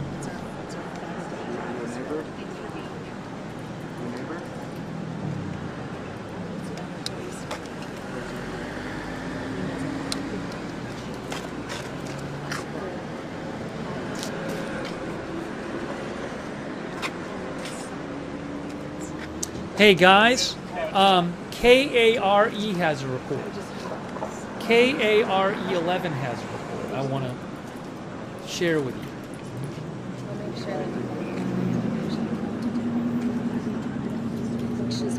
That's okay. That's absolutely okay. I have nothing but time. Yeah. Karen, I wanted to introduce you to my colleague. Okay. Who also is based here in Minneapolis for the Yeah, no, but I mean, I was just so excited because I'm like, I didn't know anybody like with this big of a presence covers this. Guys, here is what KARE 11 says.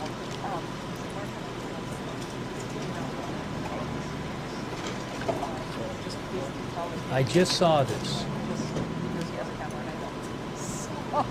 Is that okay with you? Okay with that? You don't have Hold to. on, hold on, hold on. No, that's okay. How are you going to use it? I'm just curious. Is it going to? You can answer that. Yeah, we share it with other. We publish it. We share it with other news organizations who are members of. Okay, so this is from KARE 11, which is NBC in Minnesota, in Minneapolis, I believe. They say that the shooter was 23-year-old Robin Westman, formerly Robert Westman. Westman grew up, according to law enforcement sources, they say, Westman grew up in Richfield, Minnesota, which I believe is near Minneapolis, and her mother was an employee at the school. KARE reports the shooter's mother was an employee at the school. Also, court documents show that when she was 17, Westman applied in Dakota County to change her birth name from Robert to Robin. That request was granted in January of 2020. Again, that is all from KARE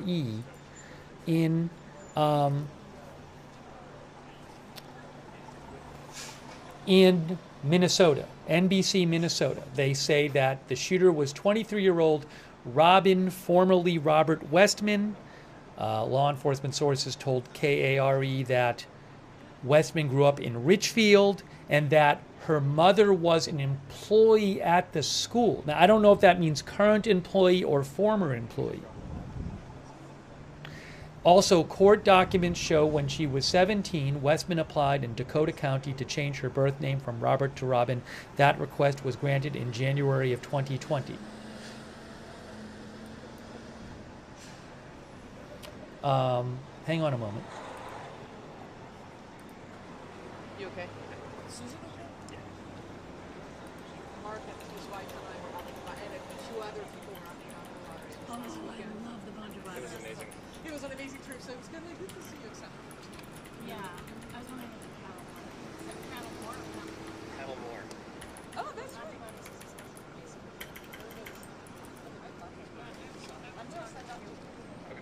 But yeah, I think it's still not.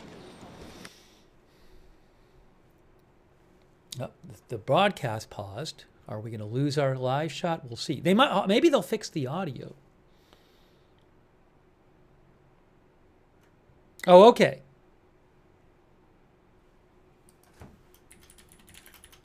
So I guess I think they're trying to fix the audio on this shot, from what I've been told. Okay, so I think that's probably why the shot is paused.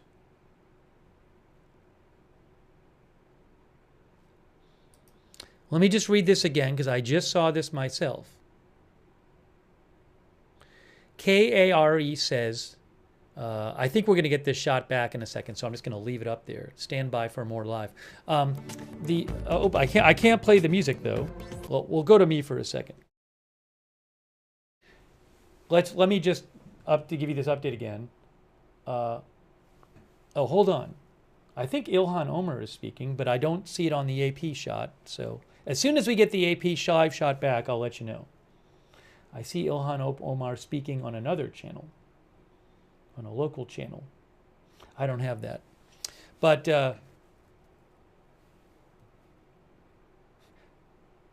I assume when the AP shot comes back, we'll hear some of that.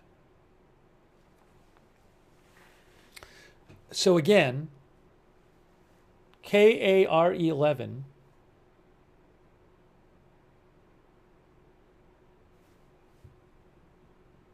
reports that the shooter was 23-year-old Robin, formerly Robert Westman.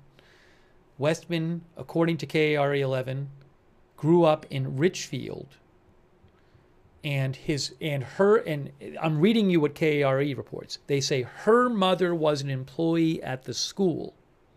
Court documents show when she was 17, Westman applied to change her birth name from Robert to Robin. That request was granted in 2020. As soon as I have the live shot back from AP, I will put it up for you. That's supposed to come back shortly. And just so you're aware, Richfield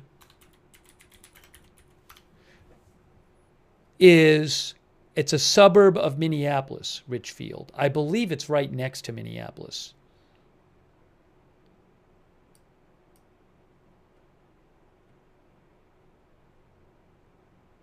Yeah, Richfield, if you look at this, I'll show you on Google Maps here. Whoa, hold on. I got to turn down the volume. So if you see here, Richfield, where the shooter grew up, you can see it says Annunciation Catholic School right there. Richfield is right here. So the shooter grew up close to the school. I don't know if the shooter still lives close to the school or lived close to the schools because the shooter is dead. But that's Richfield there, and it looks like it's maybe right next to Minneapolis, but it's not far from the school. I mean, from here to the school is about a mile. And again, KARE said his mother worked at the school.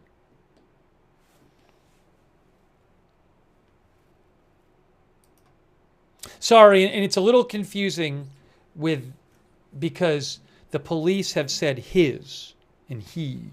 KARE said she. So at a certain point, we've heard both today. I'm waiting to get that live shot back for you. We're waiting for the live shot as soon as I have that back.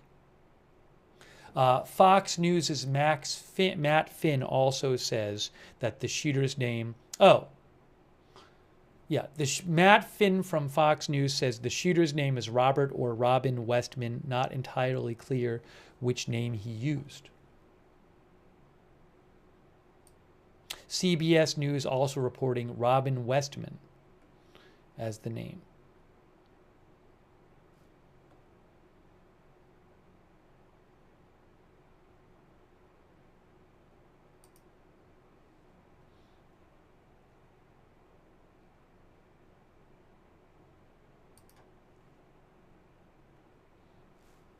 All right, so again, we're waiting to get our live shot back.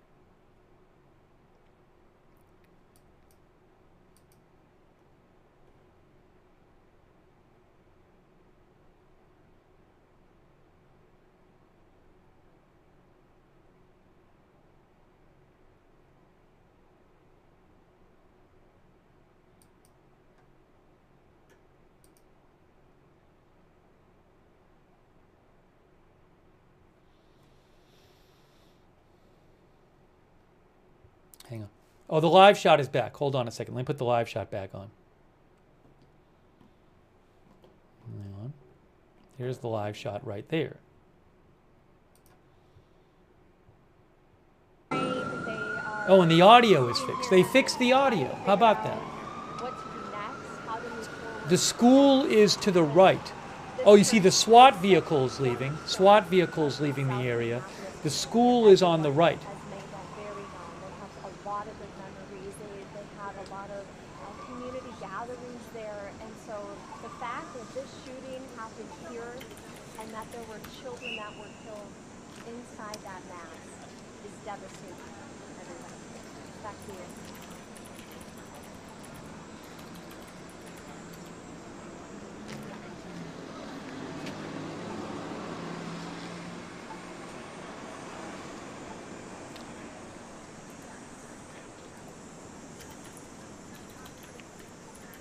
I think it's, I know it's confusing, the headline, but I'm going to make it like that.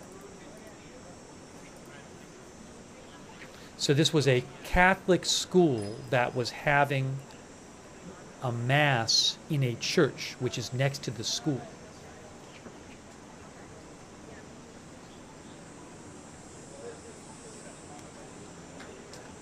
Oh.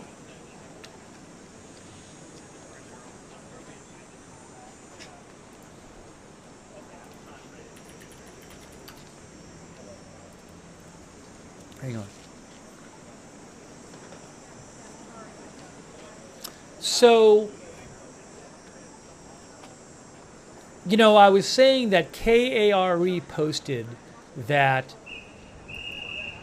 the shooter's mother worked at the school. I found on social media an announcement from the church, which I'm not going to show and I'm not going to post, but which says that that back in 2021, a woman with the last name Westman retired. So it's possible that that was his mother, that is his mother, and that she retired a few years ago from the school. Again, I don't know that she was currently working there. Says retiring from Annunciation. That's the church that posted that. So again, I don't know, KARE says they heard that his mother, the shooter's mother, worked at the school. I don't know if that's current employee or previous employee.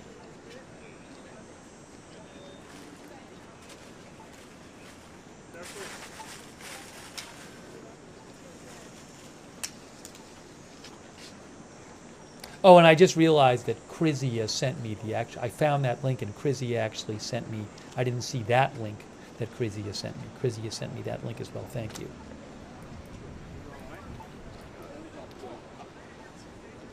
That was the church that posted that, not the school. So anyways, I'm guessing we'll get more information about that.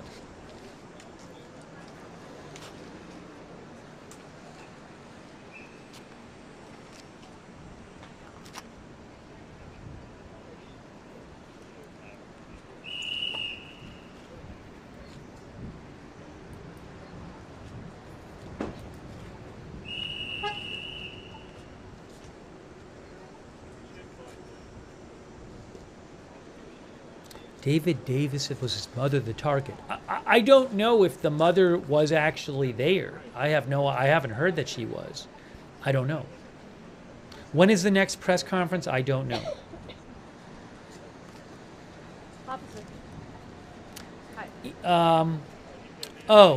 Intel Point Alert posted an update from the Star Tribune. The Minnesota Star Tribune. Intel Point Alert posted an update from them. The Minnesota Star Tribune said the suspect's father has a house less than a mile from the church.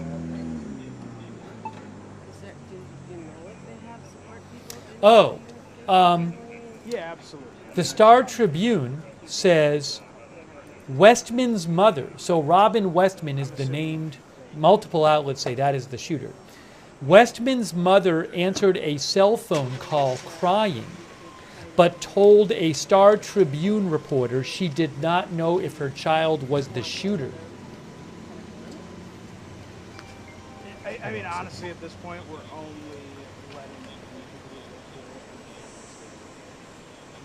Again, Westman's mother answered a cell phone call, says the Minnesota Star Tribune, crying. She answered it crying, but told a Star Tribune reporter she did not know if her child was the shooter. Also, the Star Tribune is reporting that Westman's mother once worked at Annunciation.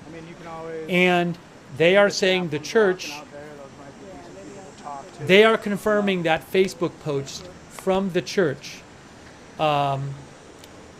talking about the mother retiring from the church in 2021. So I don't know if she returned. I mean, it's a little unclear if she worked at the school or the church or both. But I'm not going to start showing the photo of this guy's mother on the air.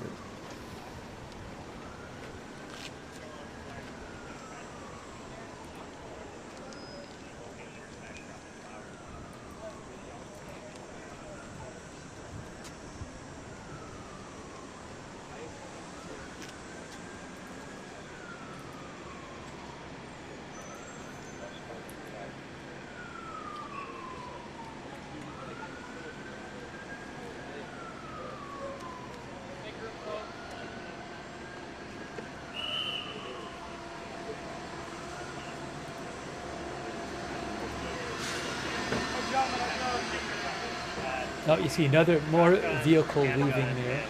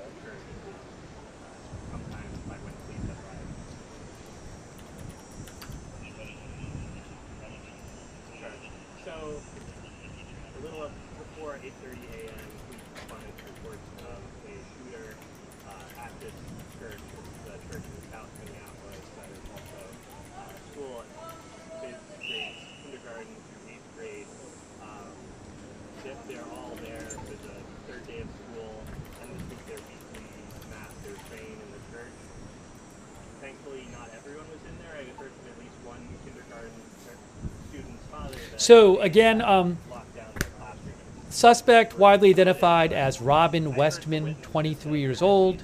There are two videos that I have seen on social media, one showing a manifesto that includes a drawing of the church, and also at one point the guy making a knife stabbing motion at the church. I haven't watched both videos. One of them is 20 minutes long, one of them is 11 minutes long. So one video showing the manifesto, one video showing, among other things, a lot of shots of weapons and magazines with writing on them, with some terrible things written on them.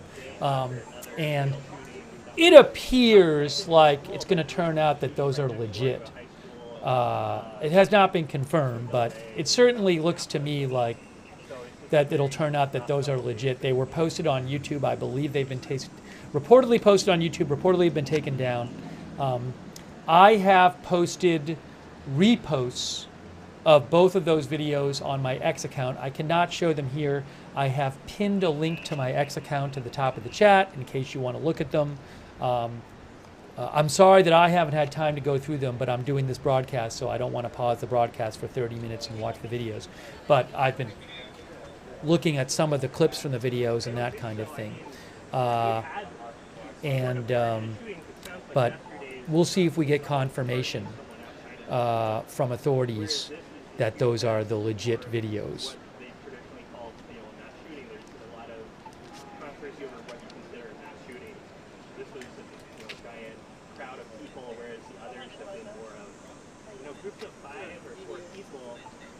Oh.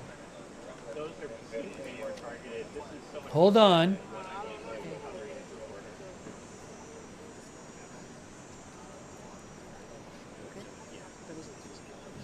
Breaking news. NBC confirms that the suspect posted videos.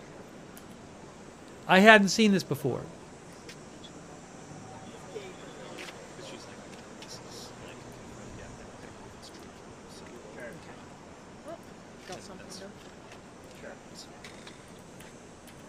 ABC News confirms that the suspect posted videos. I mean, there's been plenty of coverage about how it's a lot easier here than many other games as well than sanitize. You have many people even 3D printing an imperial tradition to do so to carry out crimes. I think here in Minnesota, you're watching state both the Democrats and Republicans. But it's an issue with a lot of these shootings that are carried out by younger people, teenagers, early 20s, and we don't know if this is a legal gun purchaser yet or not. We had one in Burnsville shooting where police officers were killed, and I believe that was one where they got so it's a problem here that we continue to struggle with. Minneapolis, I don't think it's still the top. So again, NBC News says, hang on a second here.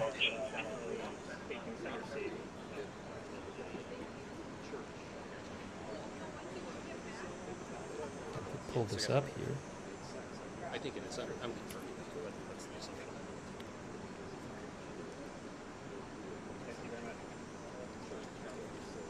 Now I can't even find that post. I had the post. Yes.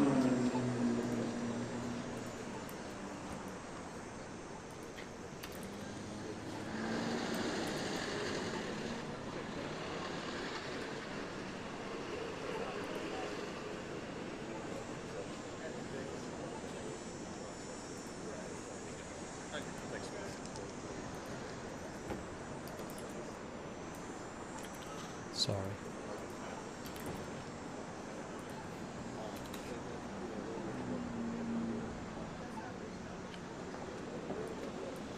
So NBC News says that they have confirmed with law enforcement officials that the suspect left behind videos posted online, including one showing a layout, a drawing of a layout of a church, which might have been, which seems to me is, I'm guessing it'll turn out to be the church that he went to, the church where the shooting was. But NBC News says they have confirmed with law enforcement officials that the suspect left behind videos posted online with writings that reference suicide and extremely violent thoughts and ideas.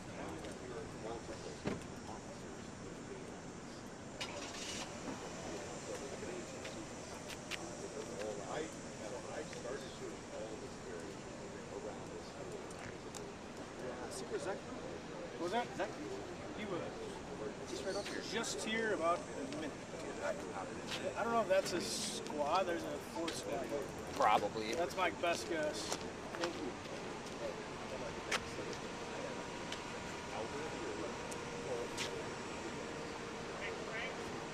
you. Breaking news, Hennepin Healthcare just posted an update.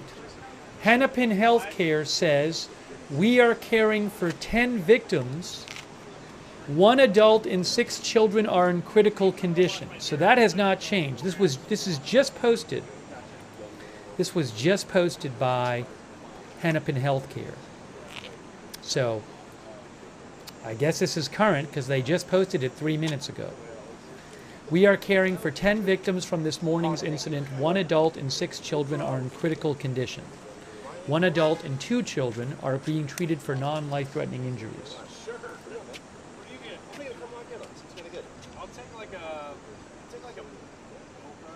Iced or hot? Take it iced. Yes, that's what I'm grabbing. Iced macchiato. And you want a mocha? Sure. Yeah. That'd be great. Thank you.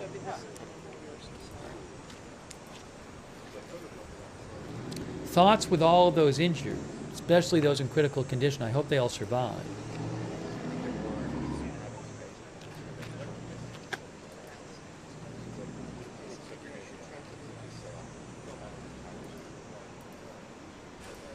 Yeah, that I believe, like one of our viewers said, Cruella said some kids are at Children's too. Yeah, that's not the only hospital I believe caring for people, but that's an update from them.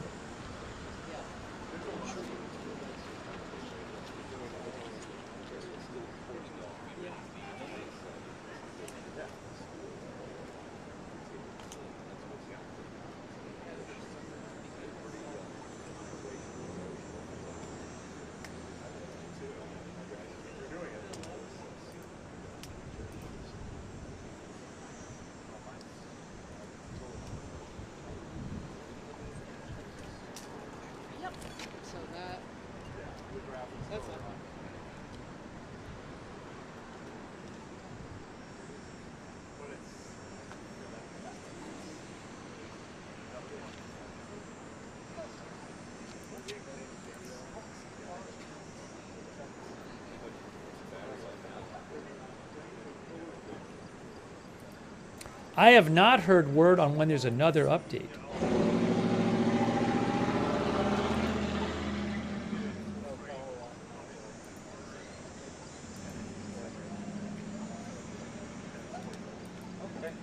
An official update.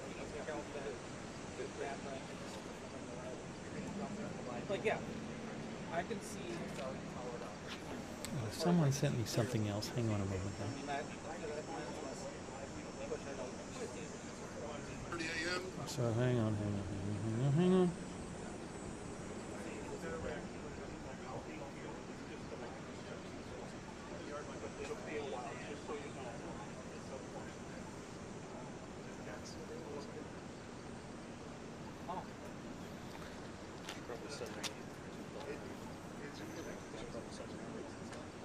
Oh, sorry. Someone had sent me something that I wanted to see real quick. Let me just mute myself for a second and turn the volume up here. Give me 1 moment. Oh, don't be ridiculous. Do what? I want the sense and everything to realize.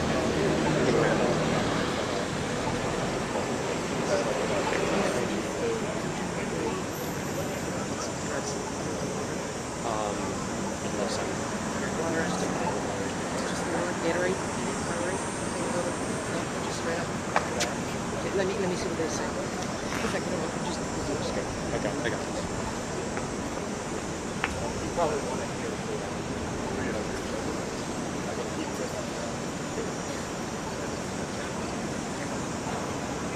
This school was a pre-K through 8th grade school.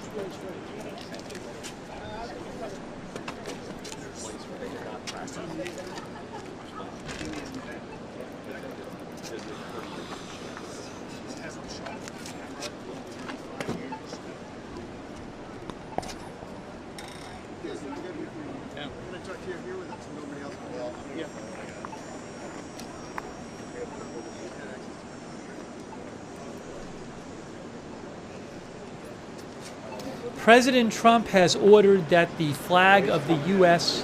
be flown at half-staff at the White House and upon all public buildings and grounds and military posts and naval stations and naval vessels of the federal government and D.C. until sunset on August 31st, honoring the victims of the tragedy in Minneapolis, Minnesota.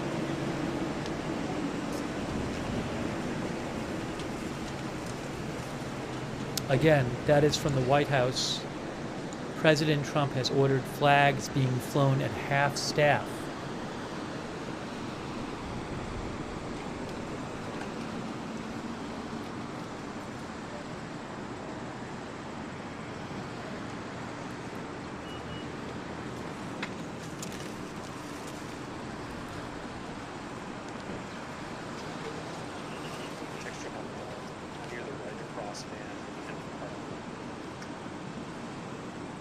Sending to G.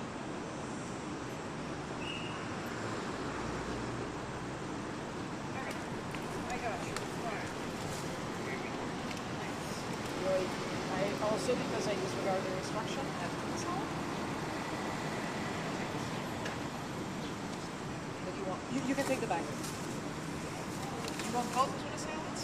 No, that's fine. You can take the bag.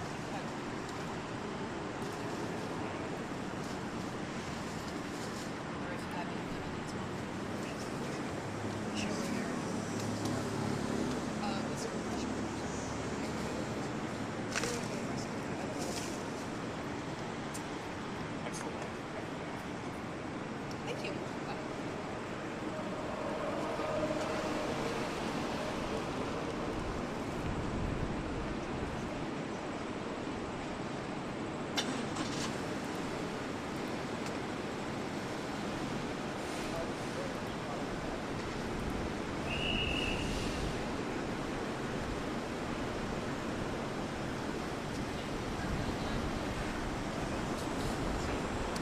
Intel Point Alert mentioned that the Star Tribune of Minnesota Star Tribune said. So as we told you, multiple outlets, local outlets say multiple outlets say the shooter is Robin Westman.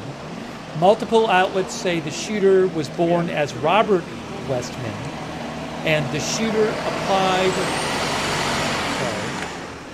Multiple outlets say the shooter applied to change the name, his name from Robert to Robin Westman in 2019.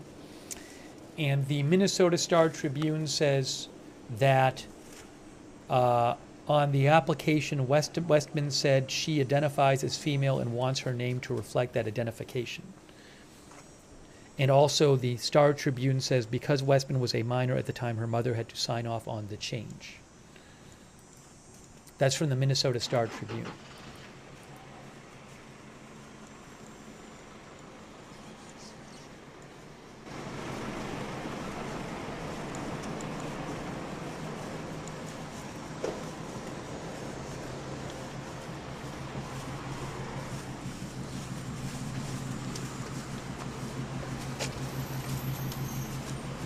Again, President Trump has ordered that all flags of the U.S. be flown at half-staff at the White House and all public buildings and grounds. How close can you get if you cut through that one? It's pretty close. After this shooting. Yeah.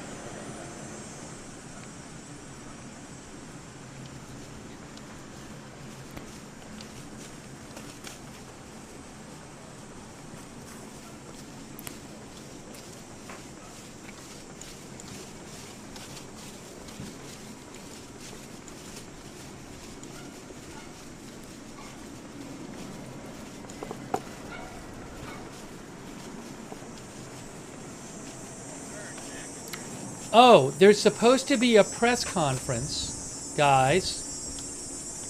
Press conference at around,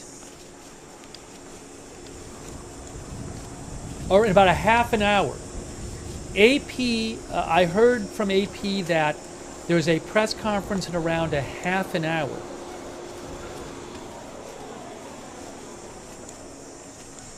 That's not confirmed, but That's the latest I've heard.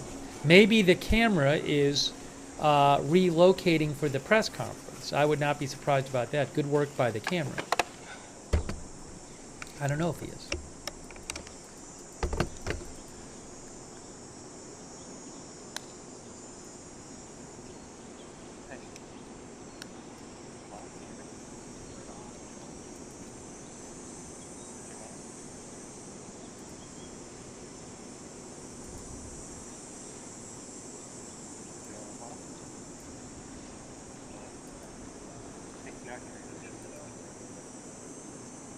Again, the flag is now at half staff on the White House. Yes. Yeah.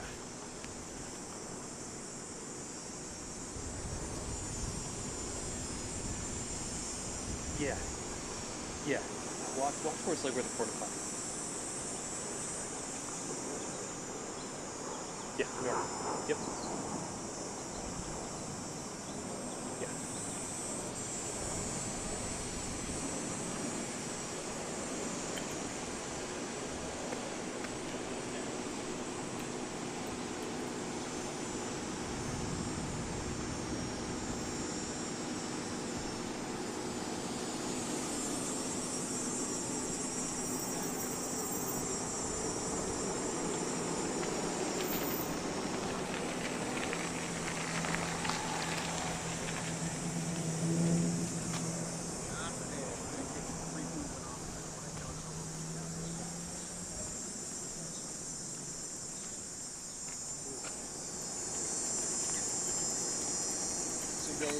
Cadets yet, or like CSOs when you go to the academy?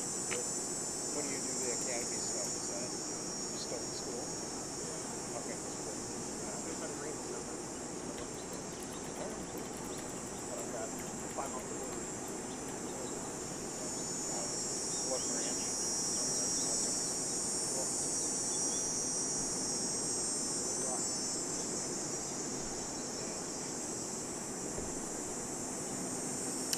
No, this camera is, I don't know where it moved. It is near the crime scene. It just moved down the street. I don't know exactly where it is right now.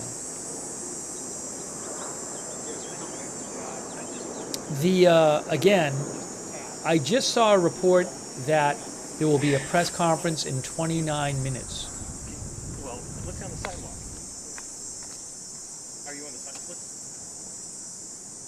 Yeah.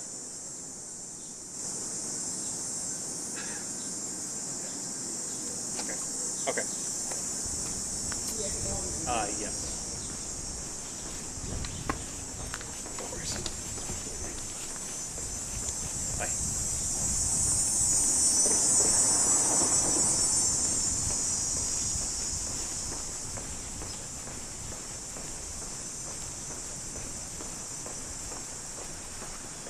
Our viewer JM says we need to wait for the facts at the press conference. I want to take a second and thank our moderators who are here. I really appreciate it.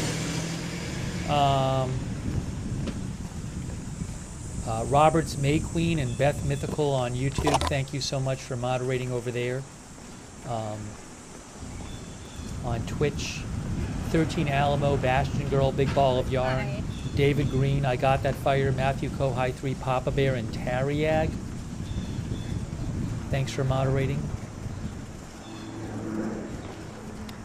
Hang on a moment here.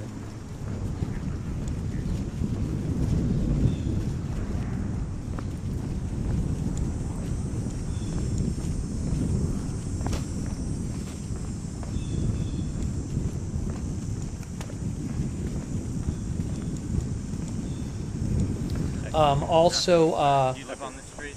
No, I'm going to the media staging area at the end of the block that we're doing the press conference. talking about press conference right now. We're only letting residents through this way. What? Okay. How do I get to the media staging area? You're gonna have to take main roads, sir. Okay. They won't let them go down there. Just people who live on the street through. At the very end of this block, there's like a dozen cameras set up there when we're doing the press conference. One of us could walk you down there really quick. I appreciate that. Thank you. Actually, oh, that's nice of them. One of my colleagues is going to be following here in a minute or two. Yep. You can get the same thing, escort down? Yeah, let's go. well, that was nice. They originally said he couldn't walk down to the press conference, but they're walking him down now. You put us out at 1600 Chicago. Thanks for being Um, flexible. No, you're good. 1600 Chicago. Kayla, everybody, Margaret Riley on Facebook. Appreciate you modding there. Linda Bell, Larry, Nisha.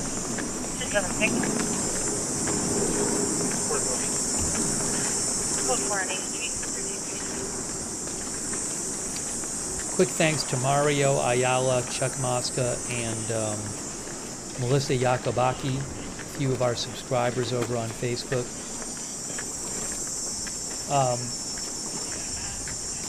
I do appreciate everybody supporting the channel. It's very kind of you. We're not doing the normal shout-outs today just because of the nature of the coverage, so I hope you understand that, but I do appreciate you supporting the channel. That's what allows the channel to exist, so thank you.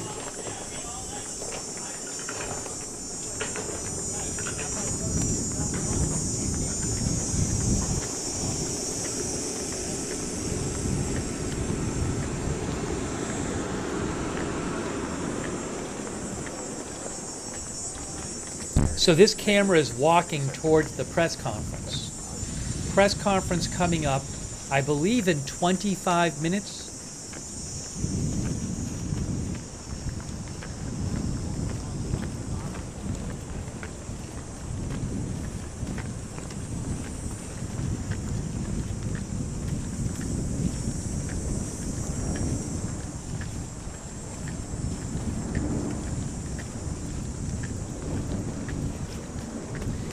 Grandpa Block says his Governor Wall's going to speak at the press conference. That I do not know. It's possible.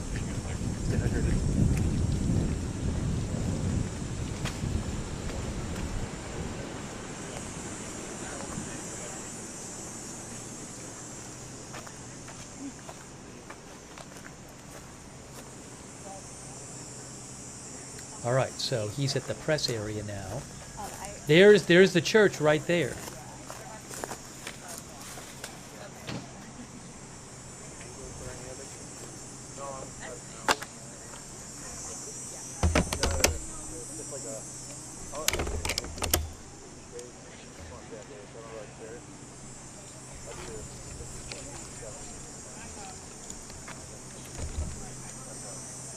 That is the church where it happened.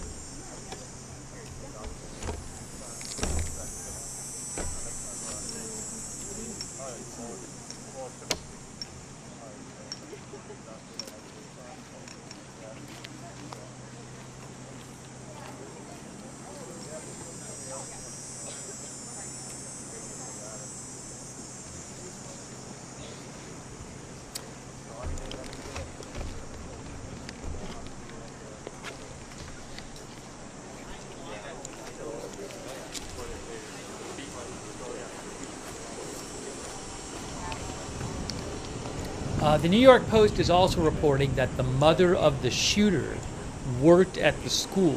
It's not clear if she was currently an employee of the school,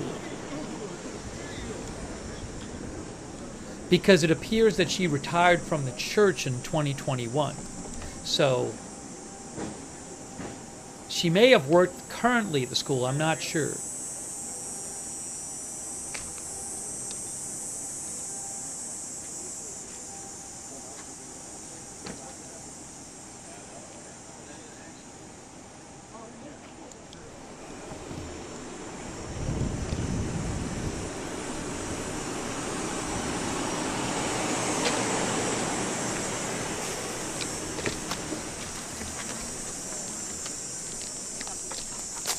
Yeah, Danielle, you have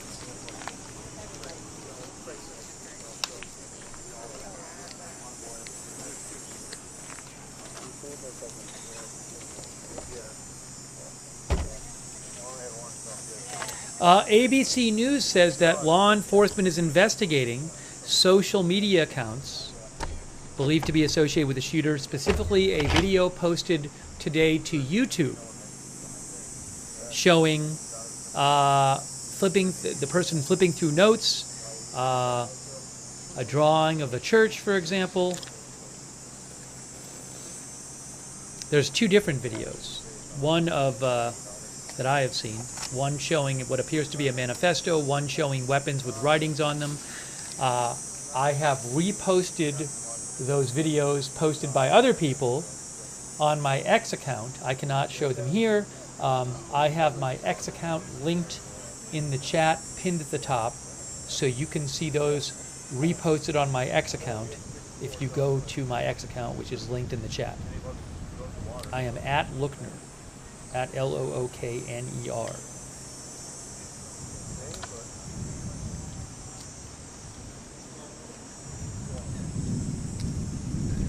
Yes, and I'm sure you can find them other places too. A number of people appear to have downloaded those videos and posted them.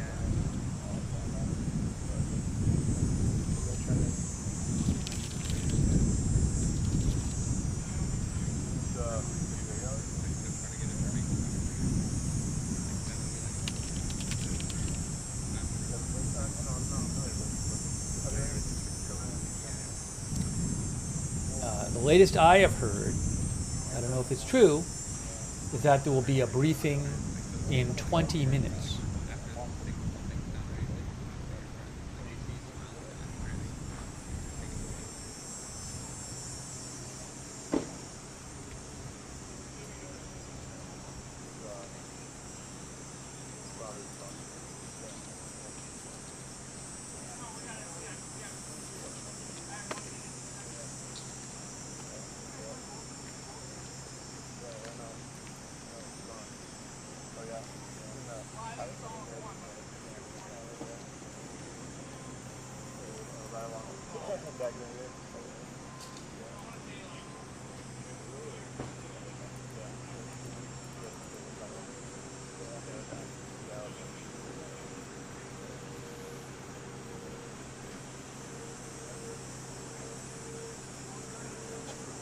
I wonder if law enforcement in the next press conference will confirm that those videos are indeed from the shooter.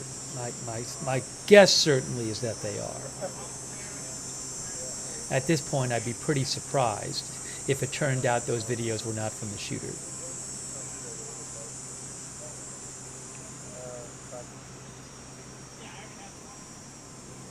Have the parents made any statements? Not any kind of official statement. The Minnesota Star Tribune says they called his mother on a cell phone. I guess they just called her up. And they said she answered crying and said she did not know if her child was the shooter.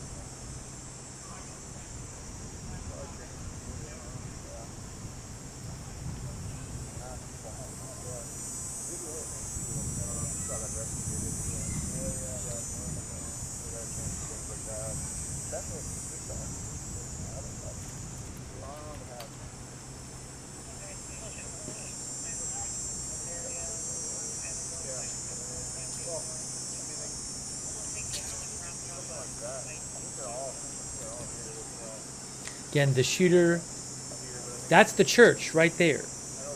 The church is next to the school. It's one complex. And they were having an all-school mass in that church this morning when the shooter came up outside and started shooting into the church through the stained glass windows. And the shooter barricaded at least 2 of the doors with wood planks. In one of the videos, it shows a wood plank that says "no escape." So the shooter may have shown the planks he was going to use to barricade the school, to barricade the church, but in the video he posted before the shooting. He had 3 weapons he used today: a rifle, a shotgun, and a pistol. Did those weapons belong to him? I don't know. He did show a bunch of weaponry in the video that apparently is his video before the shooting.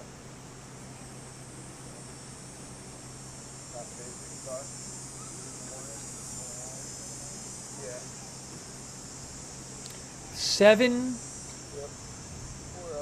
people are in critical condition.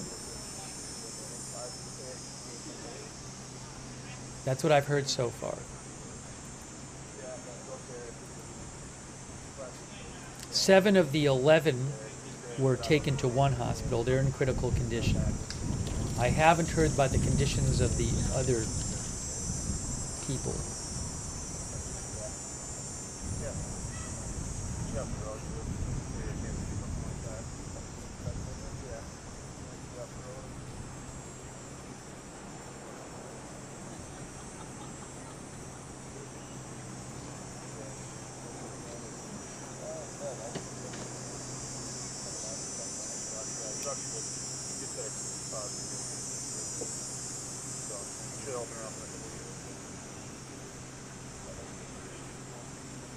So we should have, the plan, I believe, from AP is to have the press conference on their live show. So we should be able to see that.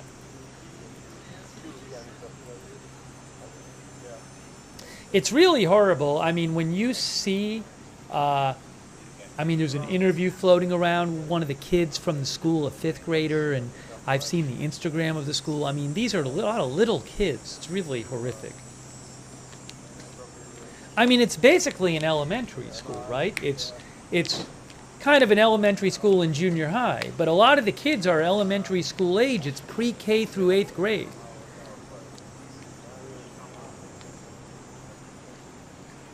I mean, you might hear the phrase Catholic school and you think like high schoolers or something. No, it's pre-K through 8th grade. The 2 kids killed were 8 and 10 years old. So it's basically an elementary school shooting. You know, with some junior high age kids too. Elementary plus junior, elementary and middle school, I guess you could say.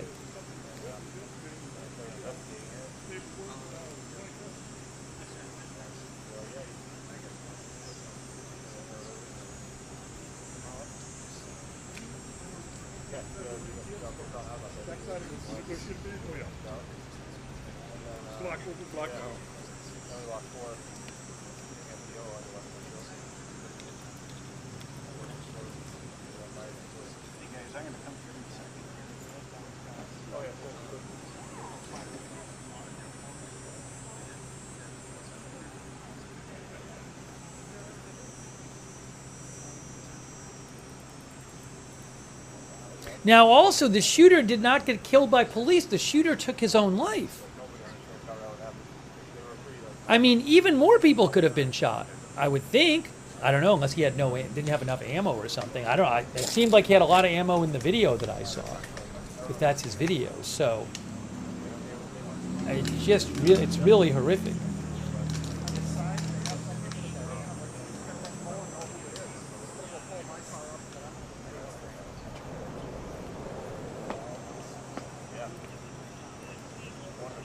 Again, we're waiting for what is supposed to be an upcoming press conference, possibly in about 13 minutes.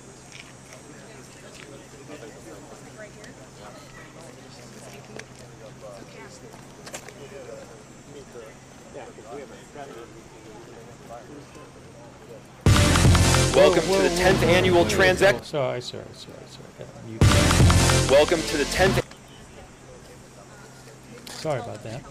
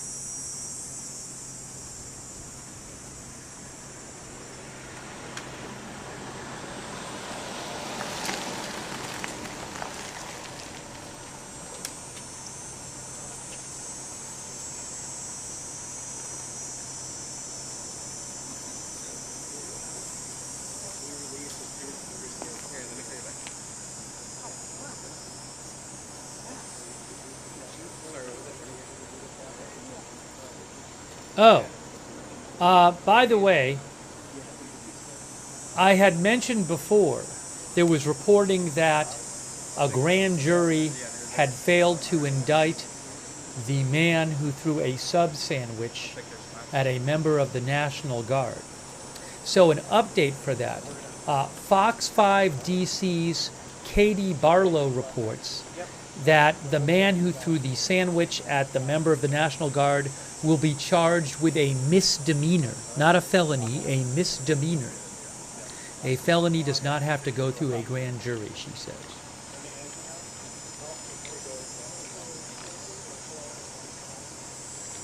Oh, the noise is it's bugs. Is it one of our viewers said cicadas? Yeah, I mean the buzzing you hear is just it's insects. That's a common thing to hear in some places during the summer.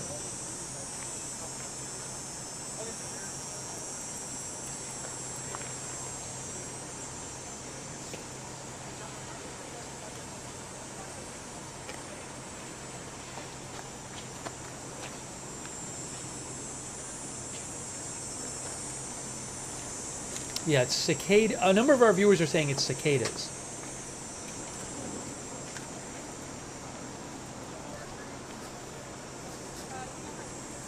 Hang on a second. I've got a cable in the malt box that they can use, saving a spot. Again, we're waiting for the press conference.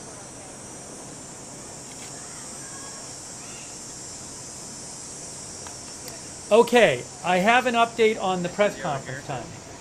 CBS Minnesota says press conference at 3:30 Eastern.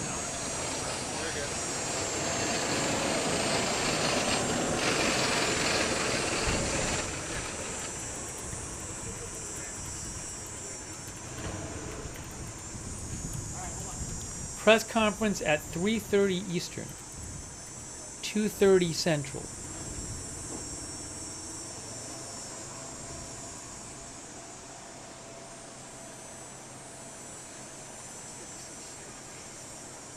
I just saw that from CBS Minnesota.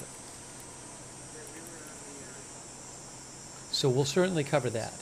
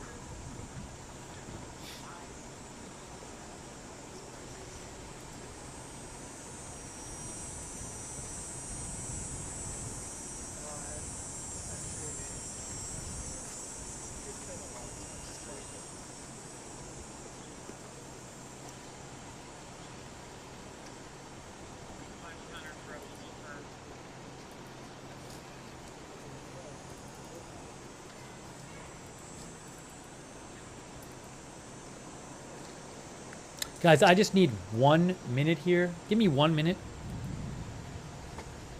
Coming right back.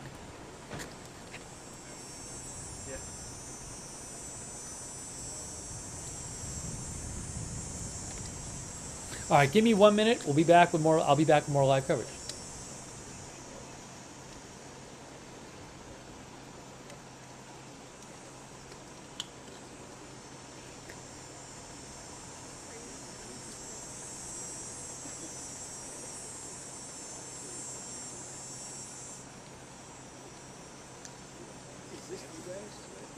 No, this isn't. I don't know who that is. We got our. This is where we're hoping to put Alex. Can we put? Do you think we could put Shaq? Did I avoid this guy? It's kind of good.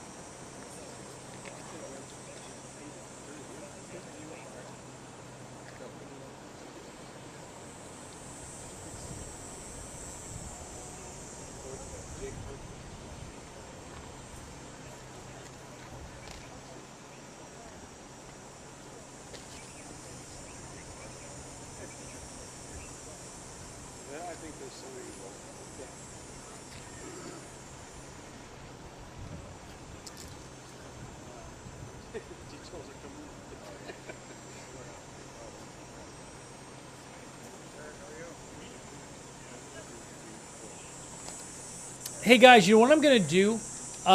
Give me, because we've been on the air for a while, and we're going to cover this press conference. I'm just going to take a few minutes. Well, I want to make sure this isn't starting.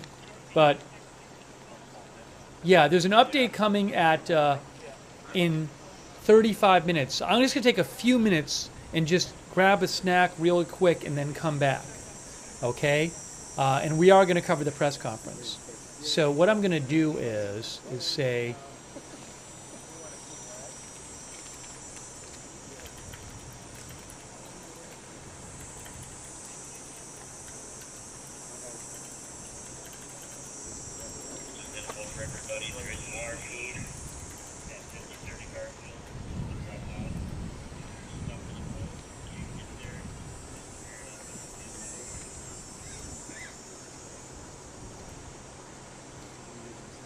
all right, just give me a couple minutes, okay? I'm going to just real quick do that and come back. And we will have live coverage for you of the press conference, okay? So just give me a couple minutes. Let me do that, and I'm coming right back.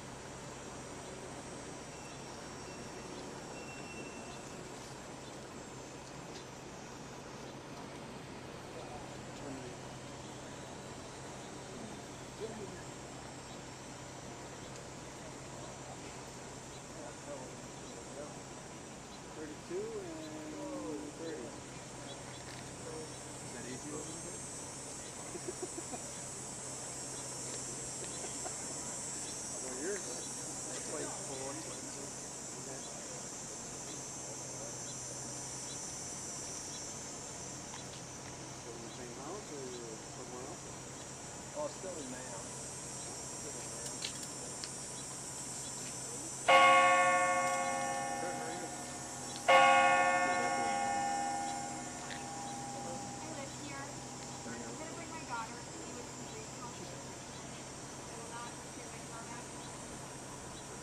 Yeah, that's fine. We'll just have the bathroom.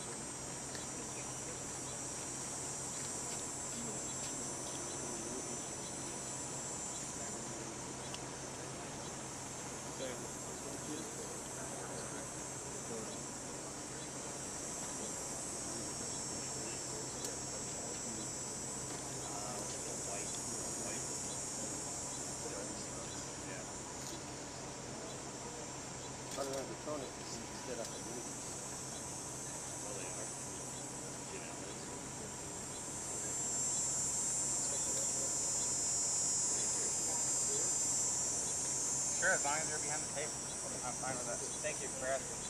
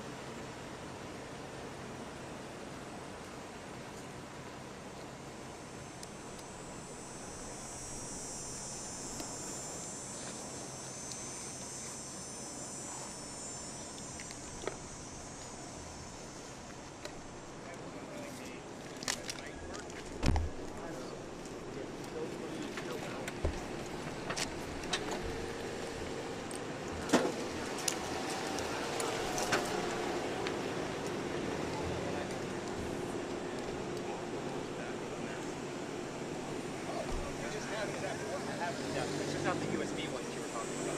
Okay, let me call off my reinforcements. Call off your reinforcements if they haven't. My reinforcements being my mom. It's around here.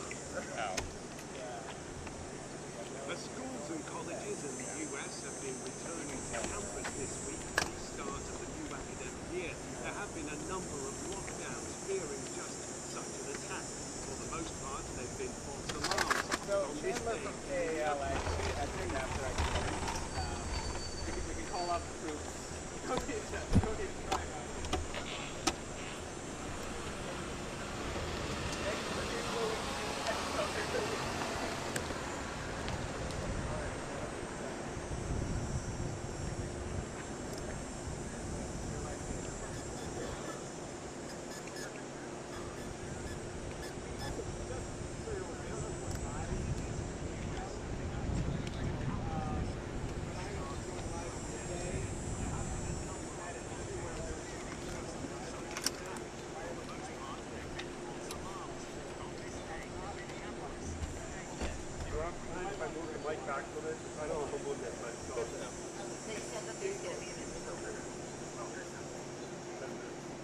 They don't want us blocking the road, but now it's going to be a side issue. Oh, I know. You do whatever you think is Facing this way, we're all going to attack.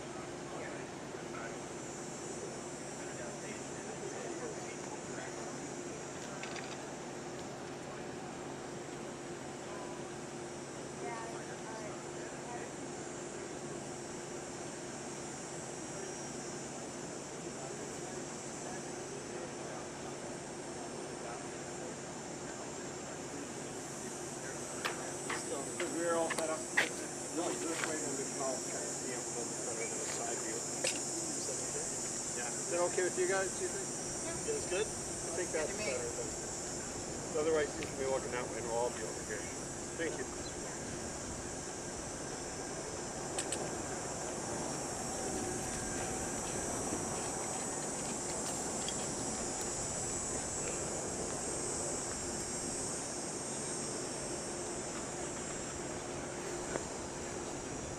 Move out farther. Thank you for your patience, everybody. I appreciate it. Okay, so we are back here. Hold on a moment.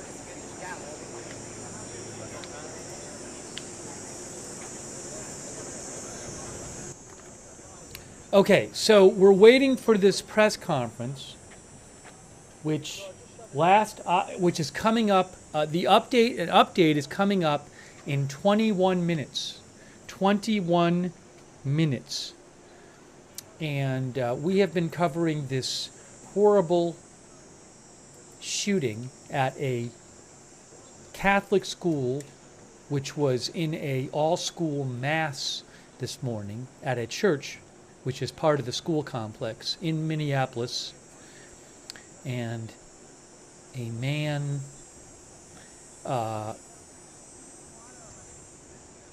went up to the school and fired into the school from outside through the windows, killing an 8-year-old and a 10-year-old child, killing 2 children, 8 and 10-year-old, injuring 14 children, and injuring 3 adults. We know that 7 people, 1 adult and 6 children, are in critical condition.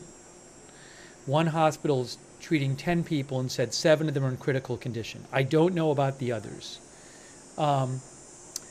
And the shooter has been identified as Robin Westman, who reportedly was born as Robert Westman, but a few years ago applied for a name change as to be Robin Westman.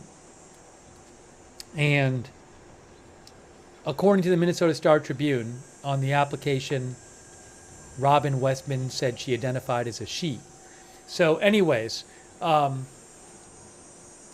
not going to be super focused on the pronouns at this point because I've heard both used. But Robin Westman, reportedly, Robin Westman's mother worked at the school. I don't know if that's currently or previously. Also, Robin Westman apparently posted a couple of videos to social media, to YouTube, shortly before the shooting, which show weapons with disturbing messages written on them, and also a manifesto, and a drawing of what appears to be the church. By the way, Shayan Sardarizadeh with BBC Verify, he posted that those videos were posted by the suspect on YouTube, on and they have now been taken off, I believe, by YouTube. Cheyenne says the entire channel now has been deleted. That channel has been deleted off of YouTube.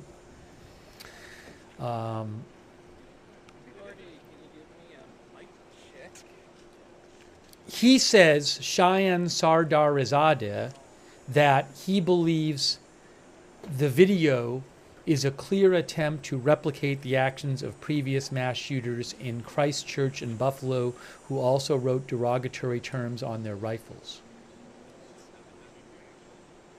I cannot show those videos on the air. I have reposted both of the ones I am aware of on my X account. My X account is linked at the top of the chat, so if you go there, you can see the reposts of the videos. I cannot show them here. And you can find them elsewhere on social media as well. Tracy Taylor, our viewer, says the video is very disturbing and evil. I haven't had time. I mean, one video is 20 minutes long, 1 minute's 11 minutes long. I haven't had time to go through them myself. I'll do it later. I can't really interrupt the broadcast just to watch the videos for half an hour. So I'm aware of some of the things on the videos. I've skimmed through them a bit, but I just haven't had the chance to really go through them. We're going to get an update in 17 minutes from law enforcement. You can see there's the microphone.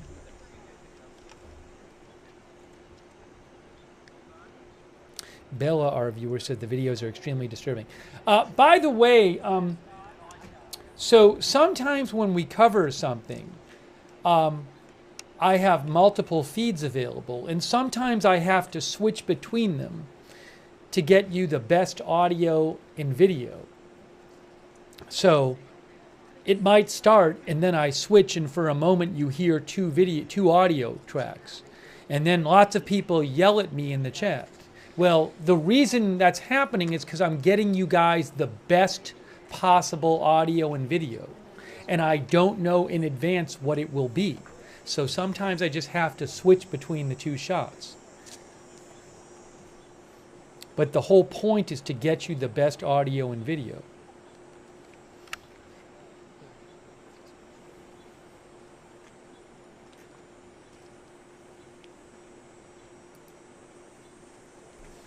But you can see the microphone right there. So when you're hearing double audio, that is because I am switching between two shots to get you better audio.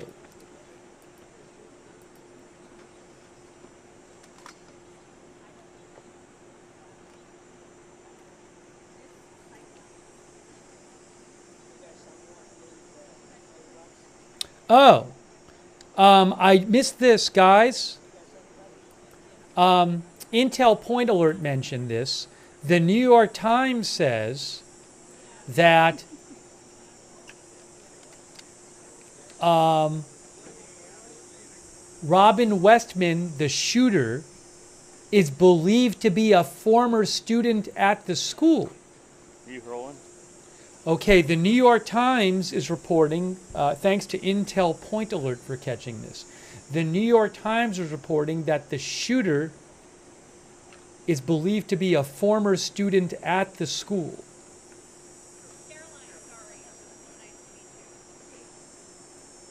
And the New York Times reports that the mother is a retired employee of the school.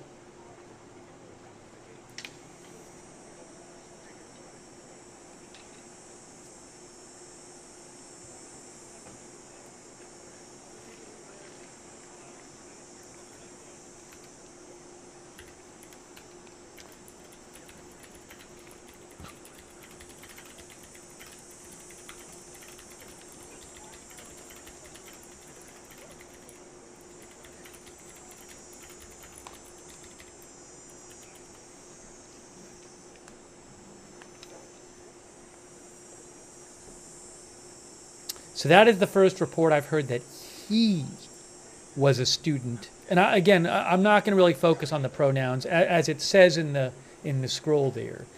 The shooter's been identified by many outlets as Robin Westman, born as Robert Westman, and Robert Westman officially applied for the name change to Robin Westman. But again, apparently the shooter, well, according to the New York Times, the shooter was a former student of the school.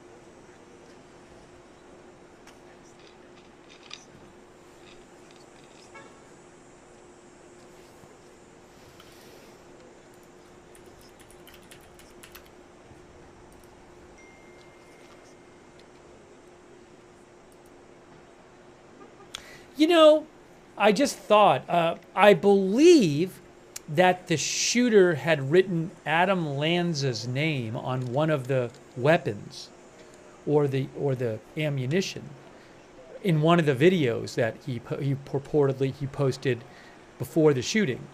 Adam Lanza, the Sandy Hook Elementary School shooter, attended Sandy Hook Elementary for several years. Did the Uvalde shooter attend that school? I don't remember. The Uvalde shooting was in 2022, Robb Elementary School. Salvador Ramos was a former student at Uvalde High School. Oh no, he did. Yes. According to Wikipedia, the Uvalde shooter attended the elementary school in the same classroom where he killed students, where he killed kids. Yes. So, yeah, I was just thinking about that. I'm guessing there's other cases like this, but those are two cases, two prominent shootings at schools where the shooter attended the school.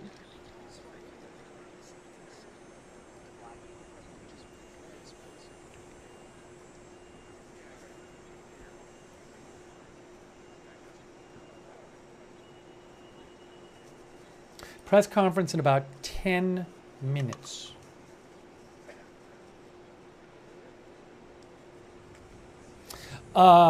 Yes, the New York Times has the same report as I've seen elsewhere, saying that Robin Westman officially was granted a name change to Robert Westman in 2020, and his mother, Mary Grace Westman, submitted a, by the way, the camera's frozen, but we should get the live shot back. His mother submitted the application, because he wasn't 18 at the time.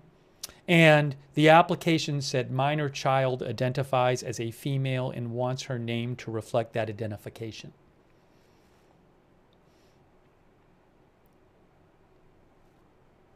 Yeah, this is frozen, but we should get this feedback. So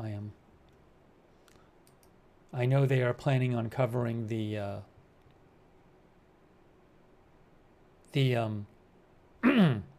briefing. Oh, the governor is expected at the briefing, from what I just saw. Also, hold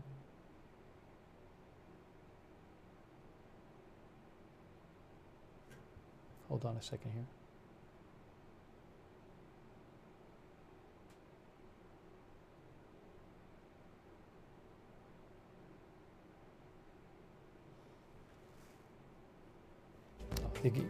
Hold on, I gotta turn off the music. So we're just waiting to get the live shot back from AP. So we're waiting for this briefing. It's coming up in about 9 minutes. This update from law enforcement.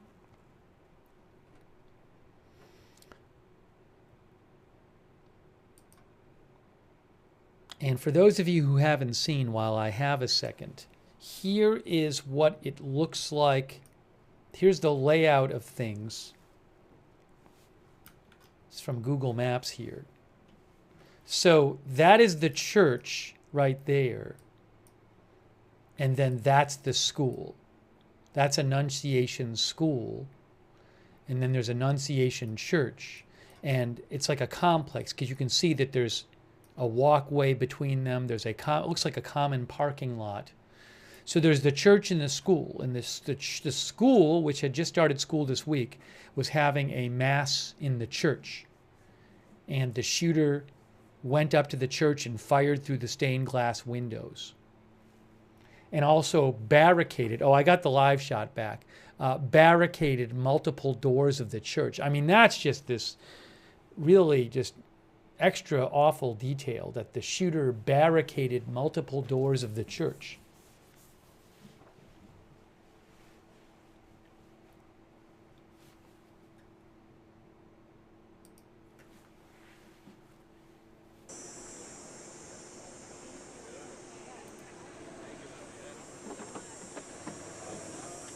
So press conference coming up in about 7 minutes, supposedly.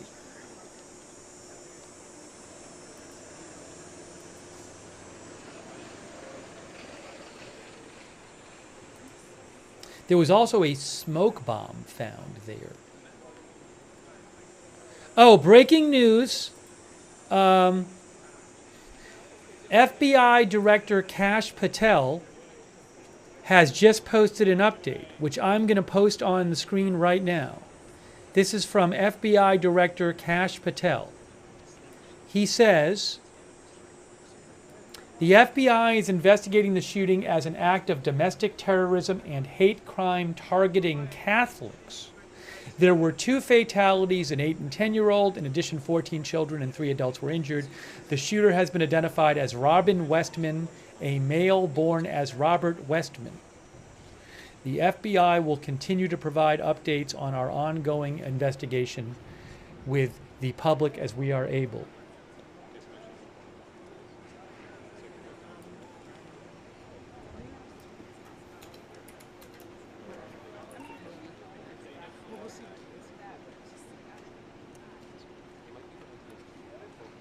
Yes, no, I agree.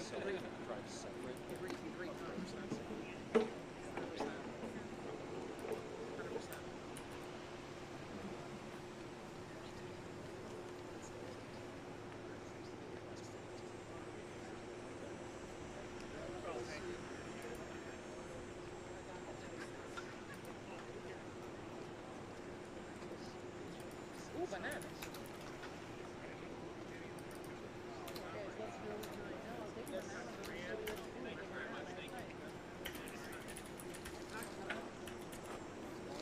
I got it. Thank you so much.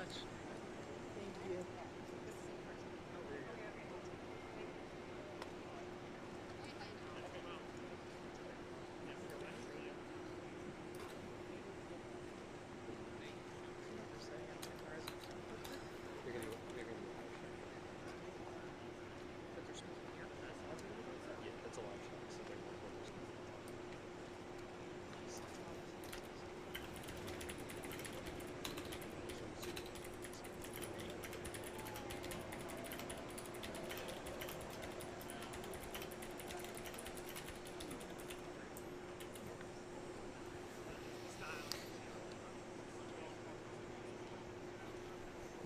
Okay, so again, we don't have to wait for the press conference for the law enforcement identification, which we've seen by multiple news outlets have reported this name.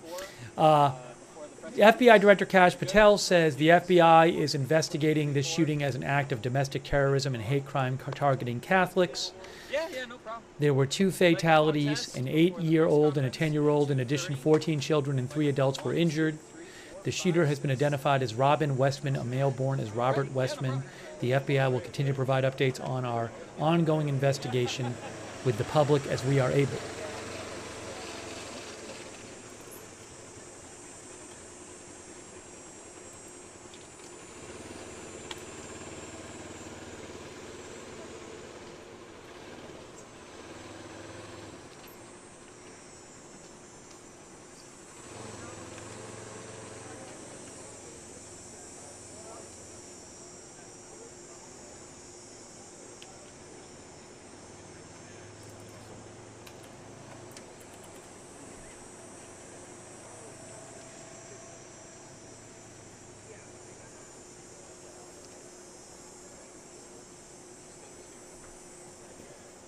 Hey everybody, quick announcement. Adam Fetcher, Chief Communications Officer for the City of Minneapolis. We're just running 5 to 10 minutes later than expected. Okay. So just for your planning purposes, thank you. Great. So press conference shortly. What? Oh, I just said we're running 5 to 10 minutes, he said. No, 2:35.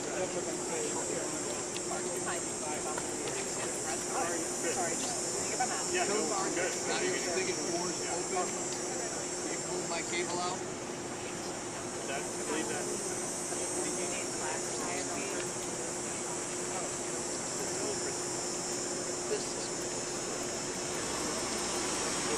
Yeah, thanks for being here. I'm Ben. I work with us. Oh, hey. Yeah, nice to meet you. Yeah, I do. I have a whole bag full. And she's appreciate that. Over here, I ran down here and hi, Susie. How are you? Thanks.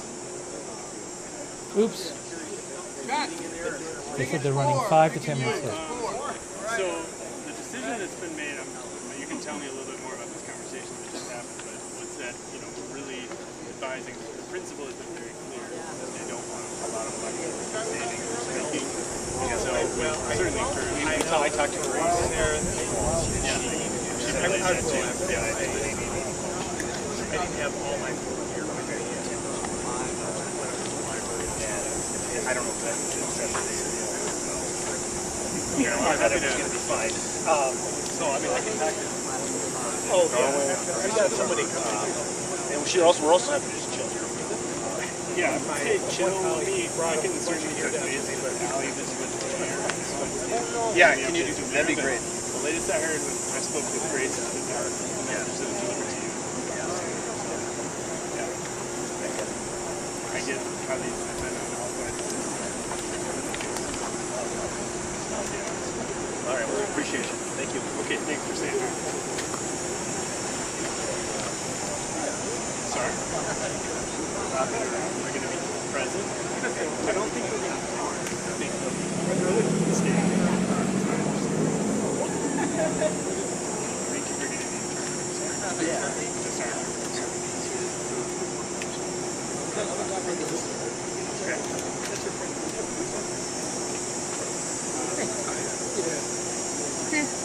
Question or just standing? You're no kidding, right? Yeah. You're just standing there or did you have a question? No, you're just standing there. Sorry, thank you. You guys? That is a good question. I don't think we'll be doing like press scale there. So, but I do think it would be good if possible if someone from the team is available to go shoot. Yeah. Yeah. But I think, yes, probably kind of. A lot of news. Would be a good thing. Yeah, I was like my bike. Yeah, they would do that.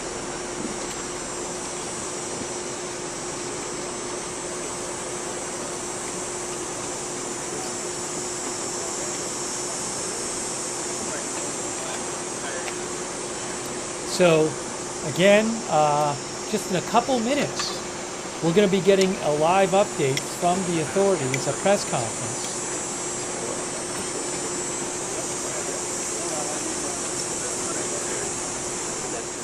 I've got a splitter if somebody needs. Yep.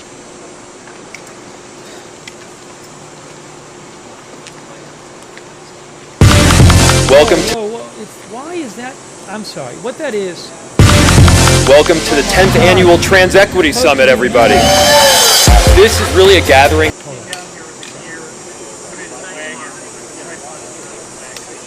That site is supposed to be muted. I literally have it on mute and it's still playing. I don't know why that is. How can it play when it's muted? Sorry, it blew my ears out too. It's the City of Minneapolis site. But I literally have the site muted. Somehow the mute is not working.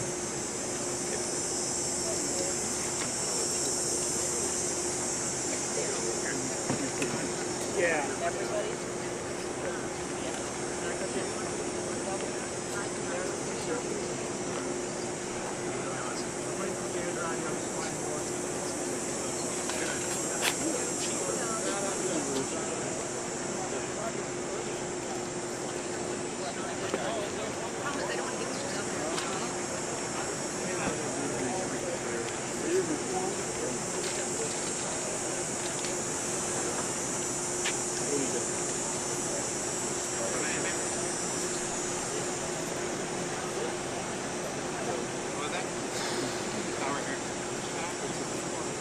Again, we're waiting for the update coming in any moment now.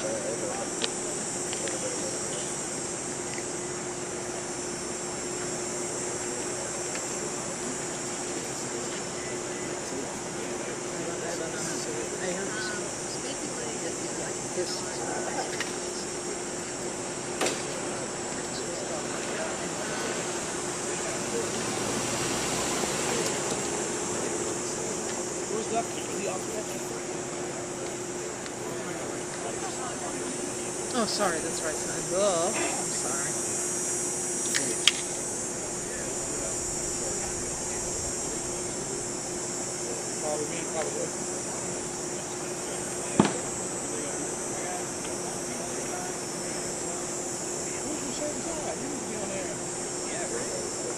I know you talking about it. So do it. I'm close. I think I saw your stuff on TV.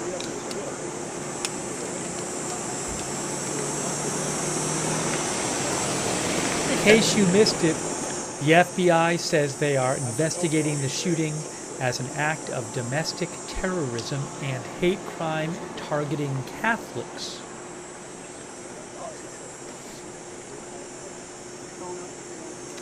They say the shooter is... FBI Director Kash Patel said the shooter is Robin Westman, a male born as Robert Westman.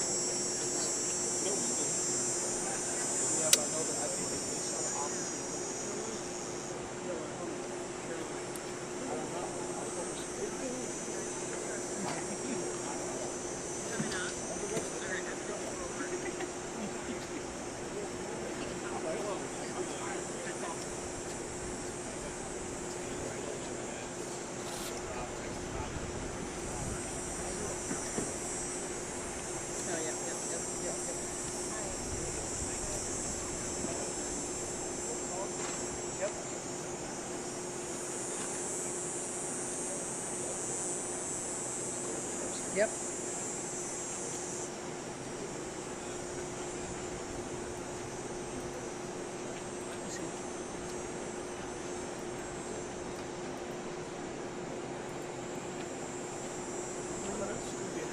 My favorite people in the world.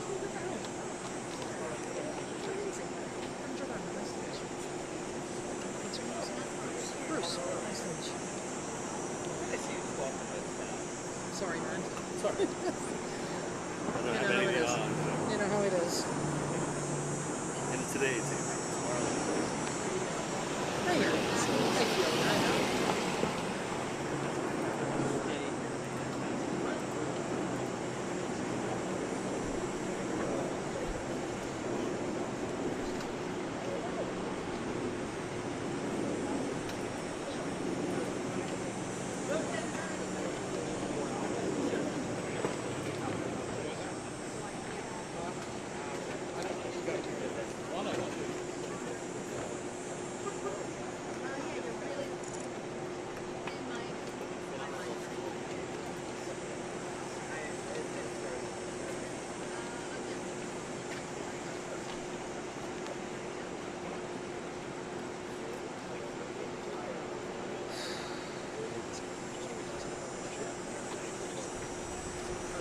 So like you, I am just waiting for this update. Oh.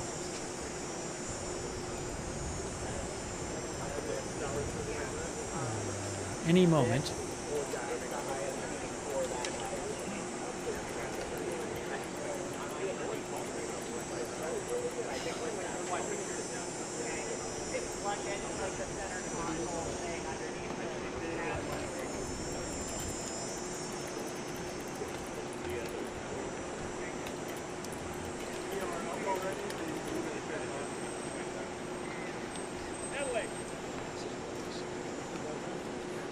Okay. Uh-oh, what's happening now? See a bunch of SUVs here, guys.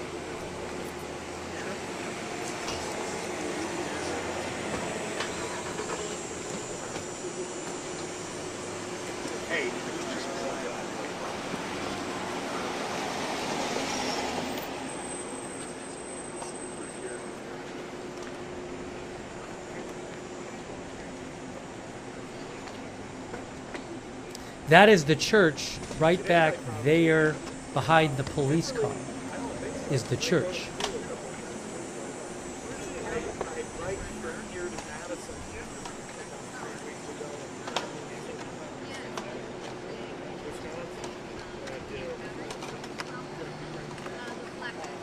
Well, maybe here. Is that okay?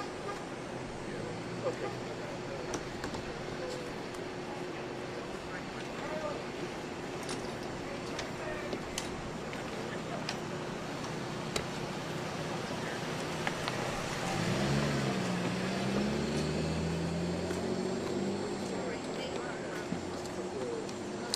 I don't have any recent medical update more than I've seen earlier. Maybe we'll get a medical update in the press conference. I'm hearing you. Go.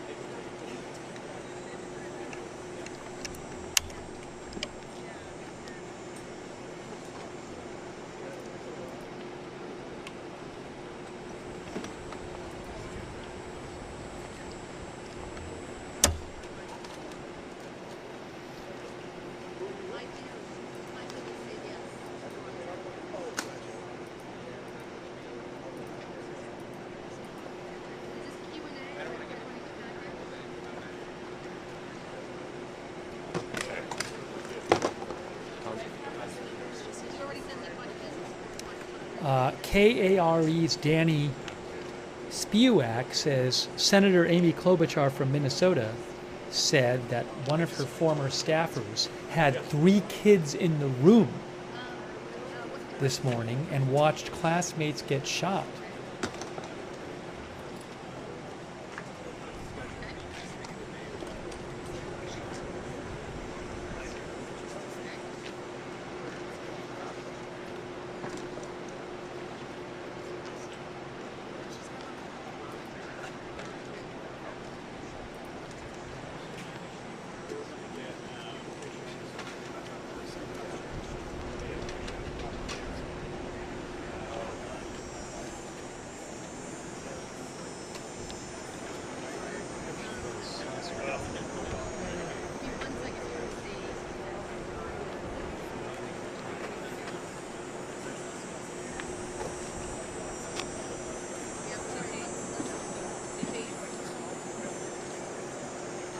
So we're just waiting for this to start at any moment.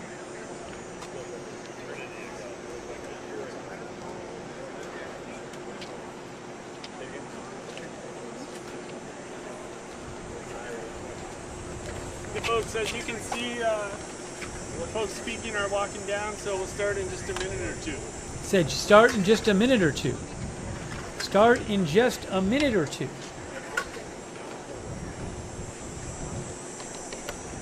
They're walking down now.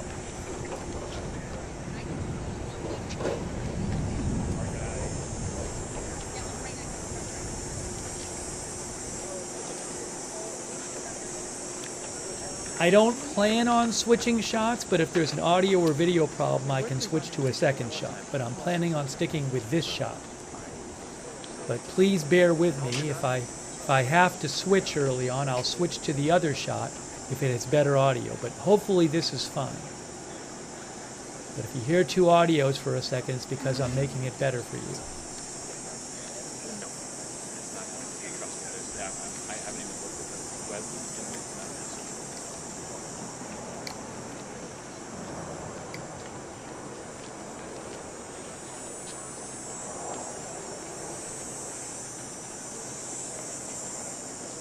All right, this is about to start now.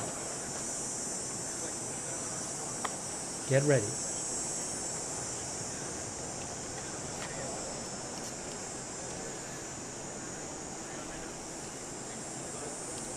The officials are walking toward the microphone. You're going to see them in a second. I think you're going to see them in a second. Well, not quite yet.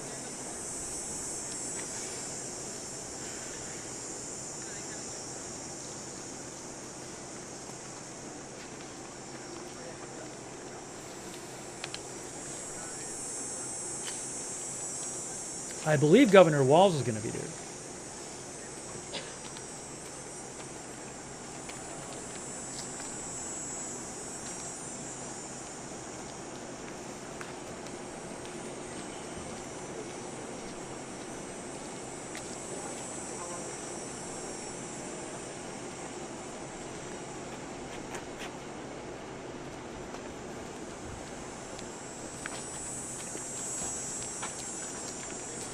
There's Governor Walz right there. I believe that's Governor Walz.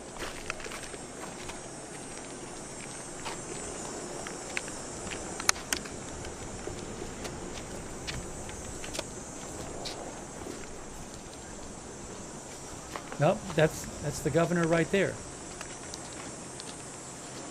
Good job by the camera person getting that shot.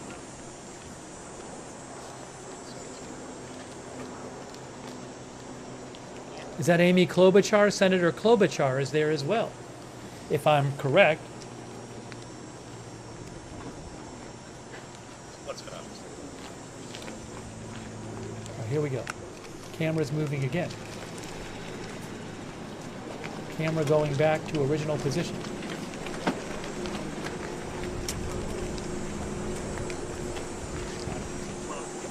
Good job, camera.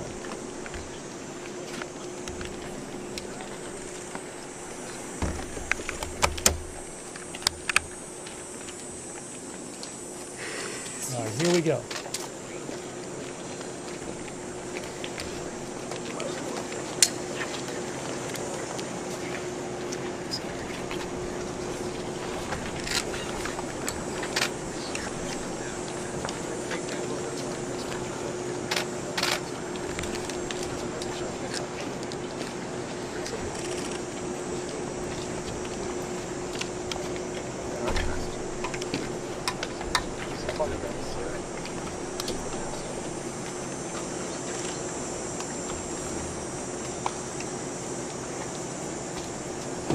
Good afternoon, everyone. Certainly a day and a news conference that no one wants to be at. A community behind us, Annunciation Church and School, committed to academics, service, and Catholic values, filled with the first days of school of beautiful children going to learn those values, share with their teachers and their classmates. Instead of that joy and that curiosity and that learning, they were met with evil, horror, and death. And we often come to these and say, these unspeakable tragedies, or there should be words for these types of incidents, because they should not happen. And there's no words that are going to ease the pain of the families today. On behalf of all the people of Minnesota, our deepest sympathies. A wish that any of these words would make what you're feeling now better, but it won't. A place that's founded on community, founded on service, founded on family. I'd like to give a special thank you to the mayor and the team in Minneapolis, the Minneapolis Police Department, Hennepin County Sheriff's Office, Minnesota State Patrol, the BCA, so many agencies, our federal partners in the FBI, the first responders, and the heroic work that's happening now as we speak at multiple medical locations, including Hennepin County Medical Center, where most of our children were transported to receive the life-saving care. The thoughts and prayers and the hopes and the support that we need to give them in this moment too is critical. Speaking with all the people here and grateful to our federal partners, Senator Klobuchar speaking early this morning and receiving a call from from President Trump, who was with his leadership team of the Attorney General and the Vice President, expressing their deep condolences amongst the horror that happened and an offer to provide the support to the folks here in Minnesota of what's needed. So there's a lot of cameras here, and unfortunately we've been through these types of things. They will be gone at some point. All of you have to do your jobs. But what happened here today will not be gone. Minnesotans will not step away. We'll stand with this community. We'll redouble ourselves to do the best we can to understand what we can do to prevent any parent from having to receive the calls they received today, from any school dedicated to children having to respond to a situation that, as we said, is unthinkable, but that's all too common, not just in Minnesota, but across this country. It's Minnesota's day to day, and it's my strongest desire that no state, no community, no school ever experiences a day like this. So I ask the rest of the folks around the country who are watching, keep us in your thoughts and prayers, but also keep us in the thoughts for action. Keep us in the ideas that we can work together. And it's on these days like this, I think, and I hope we can hold on to it. We are unified as a community. Everybody across the country today is part of the Annunciation Parish, and they're with those families. With that, Minneapolis Mayor Jacob Fry.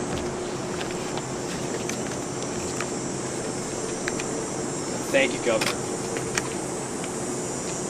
Throughout the morning, we have seen this extraordinary Minneapolis family step up in thousands of different ways. People with strength, resilience, compassion, and love for the families that have been forever impacted by this heinous act. We want to make sure that we're doing everything possible for them right now, and I want to give a special thank you, and we are so grateful to all of the faculty and the teachers at Annunciation. The way that they act during severe threat and danger was nothing short of heroic. This is a tragic and horrible event that should never occur, and it would have been all the more tragic and horrible had they not stepped in, at times perhaps put themselves in danger to protect. As horrible as this has been, it could have been far worse. I'm grateful for our law enforcement partners, our police officers in the Minneapolis Police Department and other law enforcement agencies well beyond that step up, that answered the call to make sure that they were running towards danger when so many of the rest of us would have run in the other direction. Thank you. We are so appreciative of your service. To Principal DeVore and your whole team, the ethic that you have showed, the love that you show, it's flat out incredible. And at the same time, look, we need to be doing more than talking. It can't just be words. There needs to be action. And when we have seen school shooting after school shooting, when we have seen churches get shot up by horrible actors, I think the impetus has to be on all of us as leaders to do a whole lot more, to recognize that we've got more guns in this country than we have people. And it's on all of us to recognize the truth and the reality that we can't just say that this shouldn't happen again and then allow it to happen again and again beyond that. It's on all of us. And I have heard about a whole lot of hate that's being directed at our trans community. Anybody who is using this as an opportunity to villainize our trans community or any other community out there has lost their sense of common humanity. We should not be operating out of a place of hate for anyone. We should be operating from a place of love for our kids. Kids died today. This needs to be about them. This needs to be wrapping our arms around these families with every bit of love that we can possibly show. And I know that our Minneapolis family and well beyond is prepared to do exactly that. And so my message to everyone out there is, again, these families are experiencing some acute pain right now. But don't just think of these as somebody else's kids. Think of your own.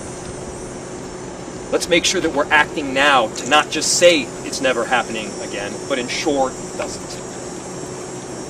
Our chief of police has been working tirelessly throughout the day, along with, again, a number of different law enforcement agencies, investigators, federal partners, state partners. Thank you, Senator Klobuchar, for being here. Been working tirelessly, and I'd like to invite him up to give some more of the details that have come up. Chief. My name is Brian O'Hara, B-R-I-A-N, O''H-A-R-A. I am the Minneapolis Police Chief. Good afternoon, and thank you all for your patience as we continue to gather the facts in this investigation into this truly unthinkable tragedy that happened here earlier today. I want to make sure that we are providing the most accurate information possible, particularly as we speak around our victims. At this point, we know we have a total of 19 victims from this tragedy. 2 were young children, ages 8 and 10, that were sitting in the pews at Mass when they were shot and killed. They were pronounced deceased on the scene. There were another 14 children between the ages of 6 and 15 that were injured by gunfire. There were also 3 adults in their 80s that were parishioners here attending Mass that were also shot in this incident. The families of all of the children that have been affected have been notified. The coward that shot these victims took his own life in the rear of the church. That coward has been identified as 23-year-old Robin Westman. No prior criminal history. As to the weapons used to perpetrate this horrific attack, there was a rifle, a shotgun, and a pistol. All 3 had been lawfully purchased by the shooter. At this stage, we believe that the shooter had acted alone. There is no indication of other suspects directly involved in carrying out this attack. Our investigators are working with other agencies in the process of executing 4 search warrants. 1 is for the church itself, where this crime occurred. The other 3 are residences nearby in the metro that are related to this shooter. Additional firearms are being recovered from those 3 residential locations as we speak. We are also aware of a manifesto that the shooter had timed to be released on YouTube. This manifesto appeared to show him at the scene and included some disturbing writings. That content has since been taken down with the assistance of the FBI, and it now remains under active review by our investigators. We know this community is reeling and is in pain. I want to ensure everyone in our community, this parish, all of the families affected, and all of our residents, that all of law enforcement collectively, local law enforcement, our county, our state, and all of our federal law enforcement partners have been here, and we are all working tirelessly to uncover the full scope of what happened, to try and identify a motive why it happened, and whether there are any other further details. We will continue to share updates as the investigation progresses, and we remain committed to being as transparent as possible while protecting the integrity of this investigation. In a moment, I will take some questions that I am able to answer, but first I want to bring up the principal of Annunciation School, Matt Du Bois, as well as, after him, the Archbishop, our Archbishop Bernard Hepburn.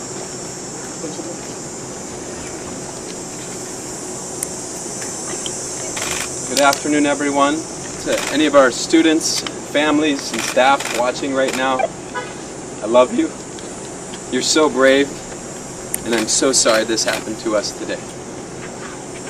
Within seconds of this situation beginning, our teachers were heroes. Children were ducked down. Adults were protecting children. Older children were protecting younger children. And as we heard earlier, it could have been significantly worse without their heroic action. This is a nightmare, but we call our staff the Dream Team. And we will recover from this. We will rebuild from this. When we planned for this school year, we intentionally chose a theme from the prophet Jeremiah chapter 29, a future filled with hope. There's nothing about today that can fill us with hope. We, as a community, have a responsibility to make sure that no child, no parent, no teacher ever has to experience what we've experienced today, ever again. I need everybody to commit those words to your speech patterns, never again. We lost 2 angels today. Please continue to pray for those still receiving care. We can't change the past, but we can do something about the future. There's an African proverb that says, when you pray, move your feet. So I beg you, I ask you to please pray, but don't stop with your words. Let's make a difference and support this community, these children, these families, these teachers. Never again can we let this happen. I love you, Annunciation family. We're with you, and we will be stronger when this is done. Archbishop Hebda will be coming.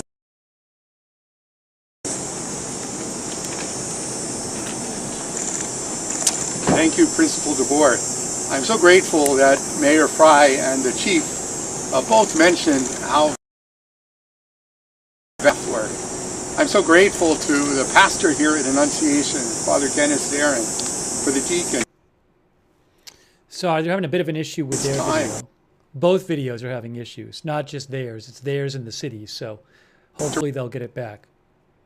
For families everywhere. From an event. Hang on. I might switch to the other video. Principal DeBoer said it wasn't so clear where would be the source of hope. And brothers and sisters, we have to be men and women of hope. Already today I've been receiving messages from all over our country promising prayers. And I think it's the prayers of the feet as well, Principal. That is, for me, is a source of hope, just as we see families stepping forward to help those who have been impacted by this terrible tragedy. Very grateful that Principal DeBoer spoke about prayer. Certainly that the bell in the Catholic Church is always a call to prayer, and so it's a reminder for us for sure to be praying. And we have to recognize that it's through prayer and through that prayer of the feet, through that action, that we can indeed make a difference. That has to be the source of our hope. I was particularly pleased today to receive a message from Pope Leo. If you'd bear with me, I'd like to share that with you. It comes directly from Cardinal Pietro Parolin, who's the Secretary of State, and it reads like this. His Holiness Pope Leo XIV was profoundly saddened to learn of the loss of life and injuries following the shooting that took place at Annunciation Church in Minneapolis. And he sends his heartfelt condolences and the assurance of spiritual closeness to all those affected by this terrible tragedy, especially the families now grieving the loss of a child, while commending the souls of the deceased children to the love of Almighty God. His Holiness prays for the wounded as well as the first responders, medical personnel, and clergy who are caring for them and their loved ones. At this extremely difficult time, the Holy Father imparts to the Annunciation Catholic School community, the Archdiocese of St. Paul and Minneapolis, and the people of the greater Twin Cities metropolitan area, his apostolic blessing as a pledge of peace, fortitude, and consolation in the Lord Jesus. My brothers and sisters, that gives me some hope. We know that the Holy Father, Pope Leo, did his hospital training right here in Minneapolis, so he knows our community, and he's been reminding anybody visiting from Minnesota that he spent some time here. We're very grateful for his blessing, but I, like those who have spoken before, ask that you would continue to look for those ways of supporting those who've been impacted today, not only with your prayers, but also with your action. Thank you. And Chief, I now turn this back to you for your questions.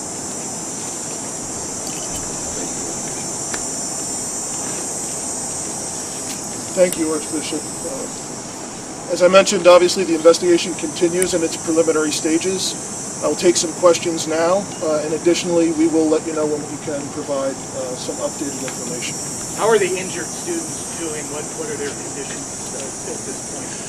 The question from Matt was, how are the injured students doing?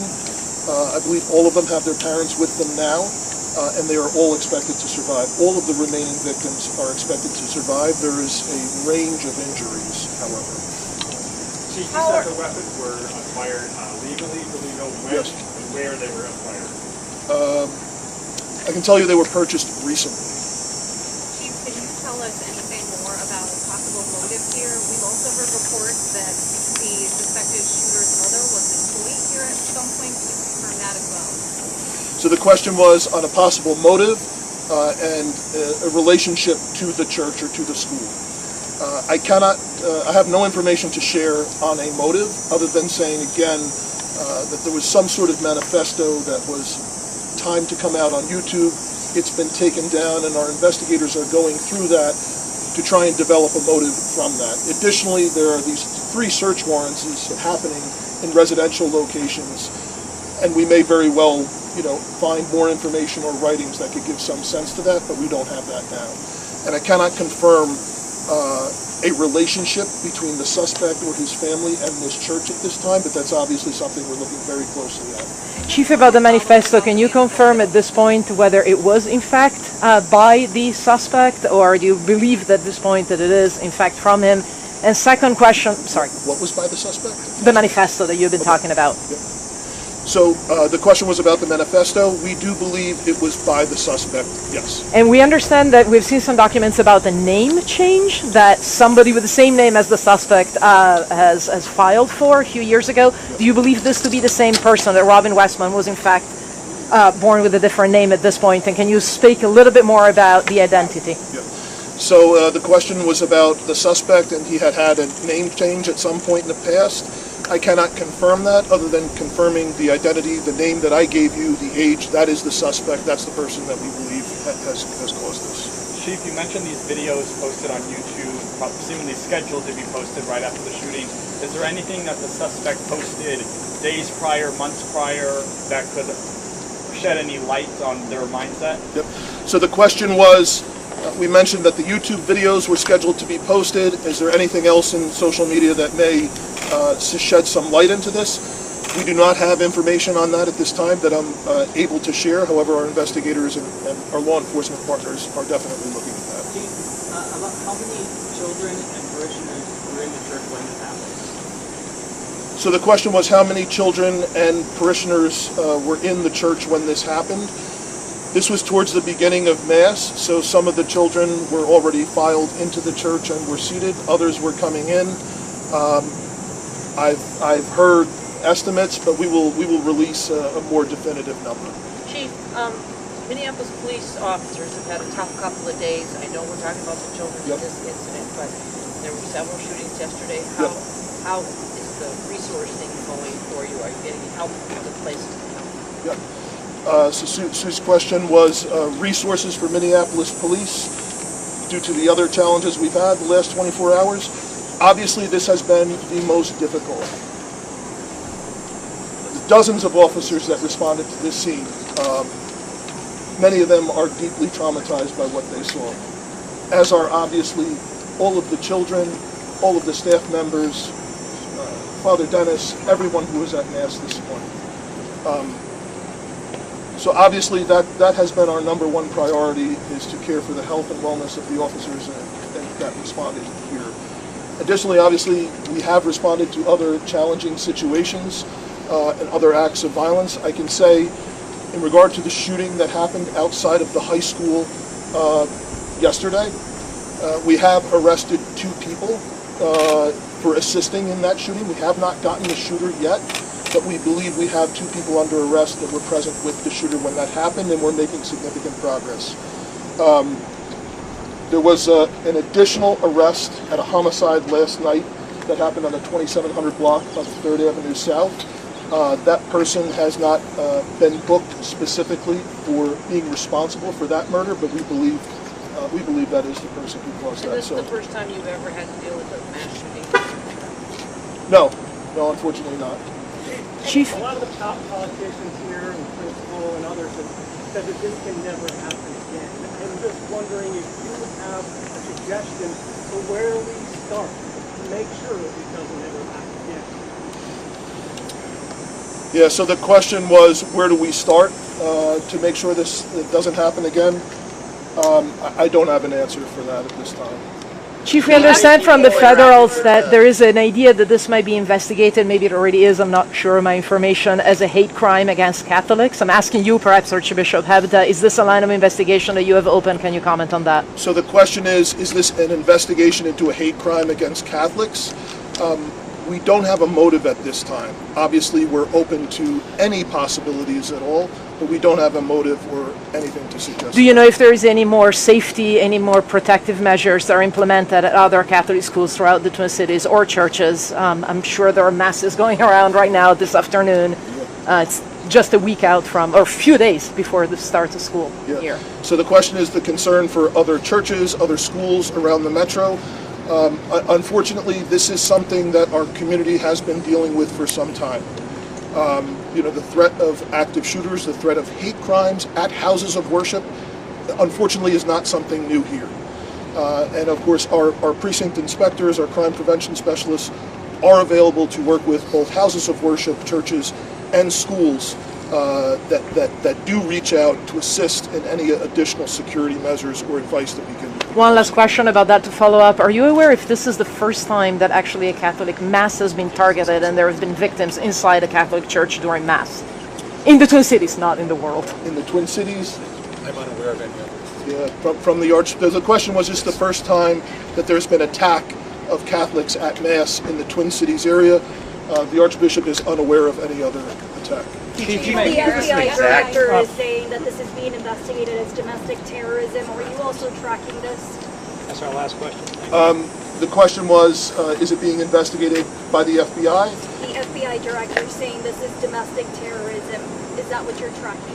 Well, the FBI is here with us and has been a part of this entire investigation, as well as the ATF, other law enforcement.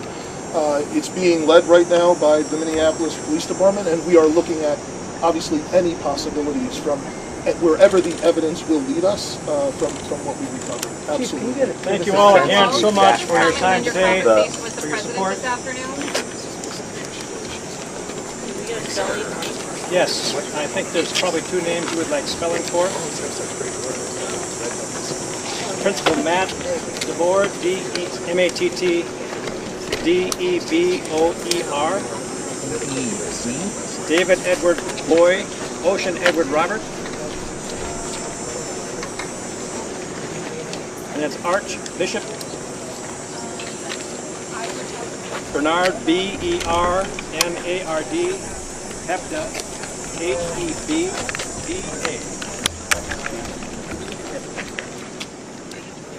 I just want to share with you a short while ago. Planned press conferences for today. The focus now switches to the healing process.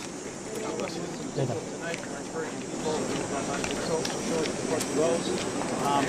if any more information does become available that we think is important to share with you, we will let you know about plans and how we're going to share that. Can I show you? Until tomorrow, that's all we have for now. This is my grandbaby. You don't want to have a grandbaby. Yeah, I just actually wanted to reiterate messages that are helpful for members of the public to support donating money. That's Senator Klobuchar. Support the victims of the Annunciation Church shooting. In coordination with the City of Minneapolis, the Minneapolis Foundation has established a text donation line. Donate public and tax-free. And there's Governor Walsh behind Senator Klobuchar. Oh no, I'm sorry. That's the Archbishop there. That's the Archbishop. My fault. All right, so that live stream is over. I just want to show you guys something here that I just saw. This is from Kristi Noem, the Department of Homeland Security Secretary. Kristi Noem says,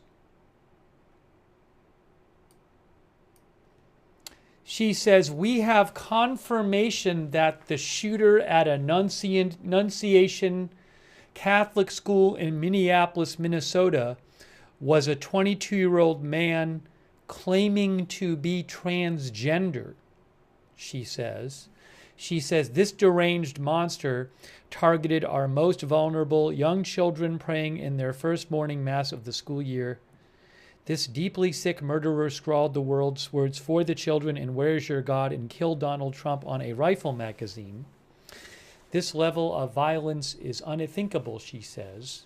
Our deepest prayers are with the children, parents, families, educators, and Christians everywhere. We mourn with them, we pray for healing, and we will never forget them. Now, you just heard the chief of police. Minneapolis police is leading the investigation. They say they are looking at the manifesto that the shooter posted in a video on YouTube, but they do not have a conclusive motive yet. I have not had time to watch. I believe there's about a 20-minute video showing the manifesto, and then there's another roughly 11-minute video where the shooter is talking about showing weapons they have. I haven't had time and sit down and watch 31 minutes of that during this broadcast. I have reposted both of those videos on my X account. You can see those reposts if you go to my X account. The link to my X account is pinned at the top of the chat. So I can't speak to, I have not been made aware that there's some, clear, I have yet to see any kind of page of the manifesto that says, here is the reason I'm doing the shooting in very clear language. So it's possible that even though there's a manifesto, it's not entirely clear initially, at least, what the thinking is. But again, I haven't had time to go through the whole manifesto and everything. But again, there's a bunch of pages to it. So I would have to, after this, I'll probably take some time and go through that. But just to be clear, you literally just heard from the chief of police, and the Minnesota police are in charge. The Minneapolis police are in charge of the investigation. They have no motive yet. Kash Patel, the director of the FBI, said it was being investigated as, what did he say? Domestic terrorism.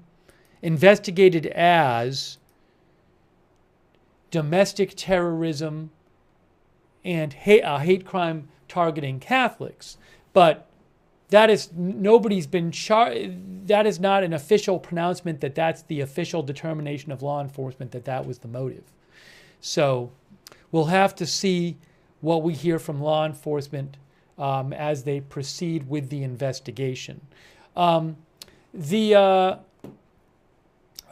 did find, we got some new information in that press conference where the police said that the gunman, the shooter, had purchased the weapons recently, that the shooter legally owned the weapons they used in the shooting and had purchased them recently. Also, the police said that police are checking 3 residences associated with the shooter. Now, I don't know if like one's the parents' house and one's his place or something. I don't know. But they are checking 3 residences associated with the shooter, and they're recovering other weapons from these residences. That's what the police said. They said they're recovering more weapons from these other residences, from these 3 residences they are searching associated with the shooter. So I don't know how many guns he had. But they did say that there's 3 residences and they are recovering other weapons from those 3 residences. So we'll see how many guns. There was no details about what kind of guns those are. So I thought that was certainly striking to me. But again, we didn't really get details on those weapons. He purchased the ones recently that he used in the shooting, and he purchased them legally. All of the injured are supposed to survive. We also heard that the 3 adults that were shot were all parishioners in their 80s. I should post that, actually. Police said that the 3 adults shot were parishioners in their 80s.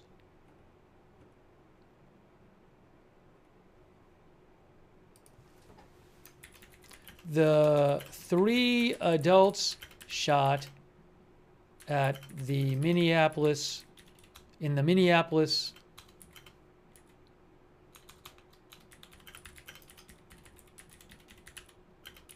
church shooting were parishioners in their 80s, according to police.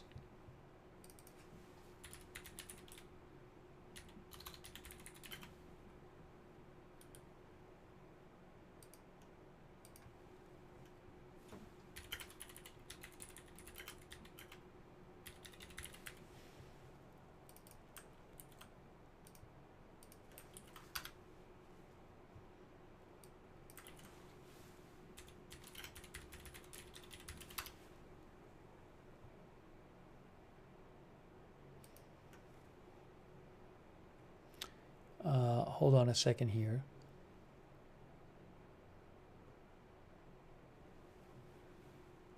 That was said, right? I wrote it down. Where is it here? 3 adults were parishioners in their 80s. Yes.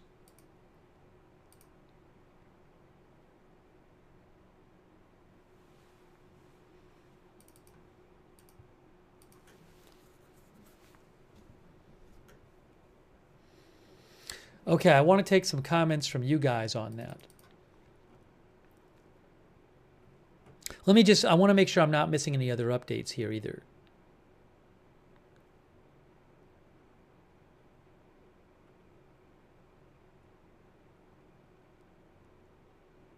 We didn't get updates on the condition of the victims that I remember.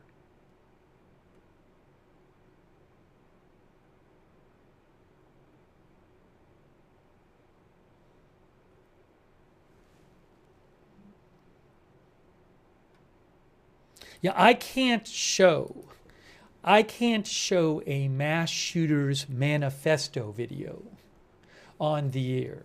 Again, I have posted it. I have reposted the manifesto video and another video he apparently posted showing the weapons. I have reposted it on my X account, which is linked in the chat.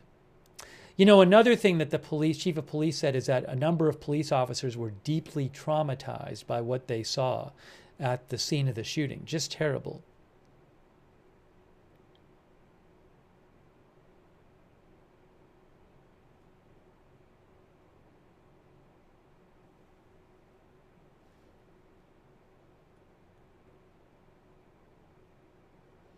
Our viewer, Angela Conley, says the FBI, DOJ should not get ahead of the lead investigators.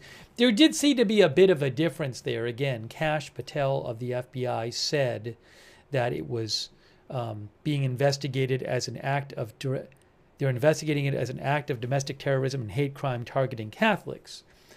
But when the Minneapolis police chief was asked about that, he basically said, well, we don't have a motive yet, and we're investigating.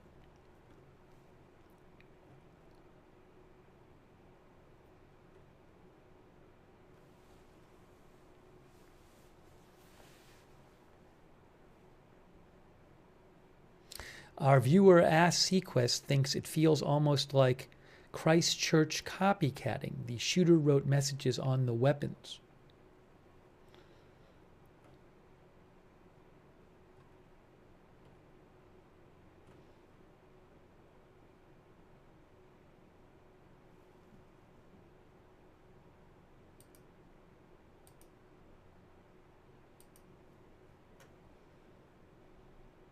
I'd like to find that part where the police talked about the other residences. I'm not sure where that was in the... Maybe I can find it. We're also aware of additional firearms Oh, I got it. I just found it. So this is where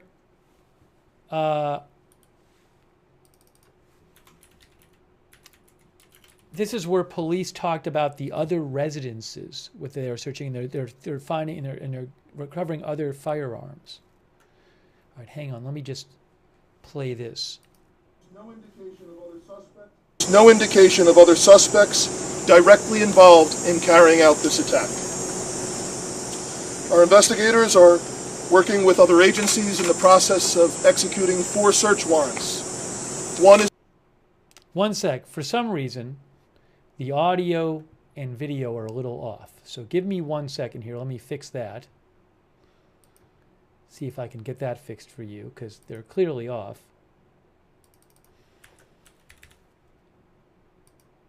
See if that works better. Is for the church itself where this crime occurred. The other 3 are residences nearby in the metro that are related to this shooter. Church agencies in the process of executing 4 search warrants. 1 is for the church itself where this crime occurred. The other 3 are residences nearby in the metro that are related to this shooter. Additional firearms are being recovered from those 3 residential locations as we speak. We're also aware of a manifesto. Sorry, I know there's a little issue with the sync at the moment with the video and the audio. But you heard what he said. He said they're recovering additional firearms from 3 residences they are shooting that are associated with the shooter.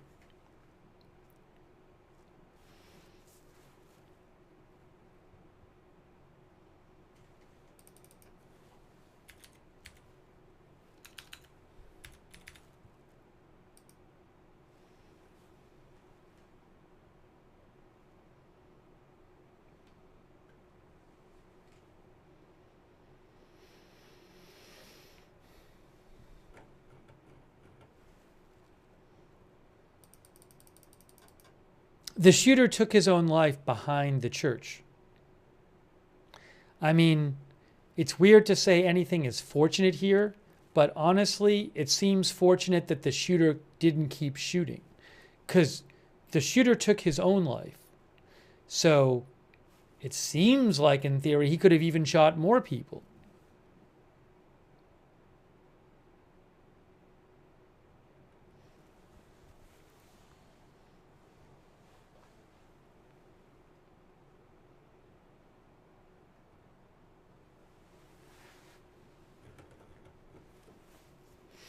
Ma Florida says, I don't think he got inside the church. Yeah, I believe it was said before that he shot from outside the church, and actually he barricaded a couple of doors at the church, it is believed.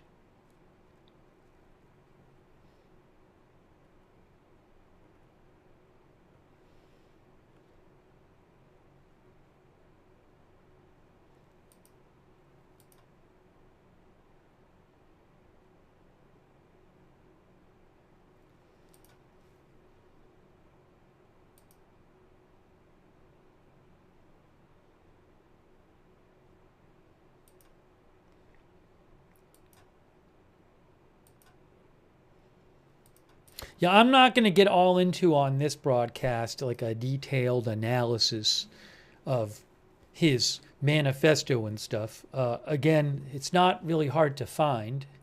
You can find the video showing it on my X account, for example. But yeah, I am not getting into that here. I haven't even gotten a chance to watch the whole thing.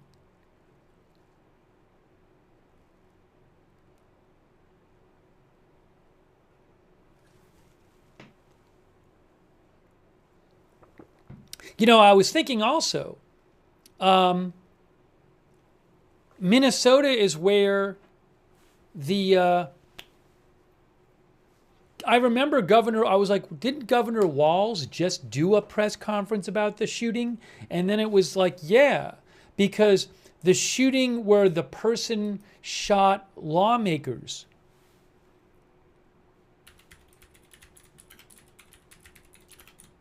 That was what, a couple months ago? And I remember him at that press conference. Shootings of Minnesota legislatures. That was just about 2 months ago. See from Wikipedia? 2 months ago. Minnesota State Rep Melissa Hortman was assassinated along with her husband. And earlier that morning, that was in Brooklyn Park, and earlier that morning, State Senator John Hoffman and his wife were shot in their home in Champlin.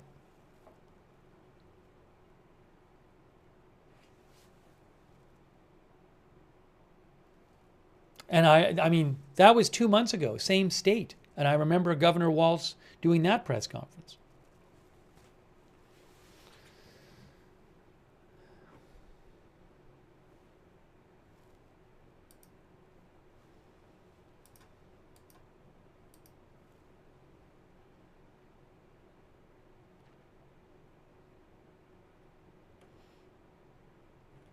Yeah, as we talked about before, the New York Times had said that the shooter was previously a student at the school, and multiple outlets says his mother worked or used to work at the school. The Washington Post says the shooter's father lives with his second wife within a mile of the school. Okay? That's according to the Washington Post. The shooter's father lives with his second wife within a mile of the school. I wonder, the police said they were checking 3 residences associated with the shooter and recovering firearms at them. So I wonder if it's maybe his mother's house, his father's house, and his place. I don't know. I'm just guessing. That's a guess of what they could be.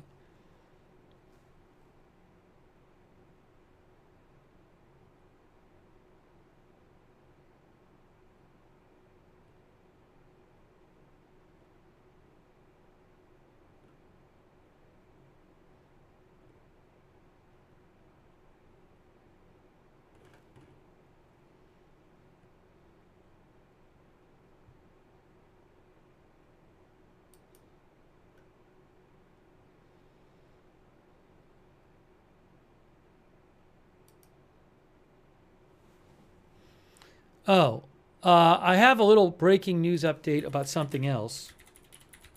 Hold on a second here.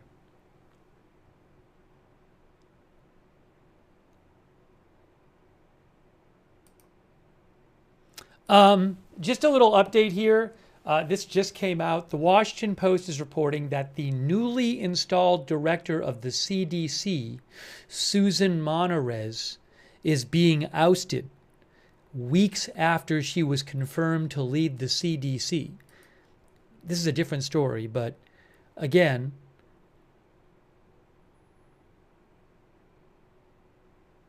Susan Monarez, the newly installed director of the CDC, is being ousted weeks after she was confirmed to lead the public health agency. She had been nominated by President Trump. So I don't really have details about that. Anyways, so that's just being reported now. I'm not going to really get into that now, but I just saw that right now.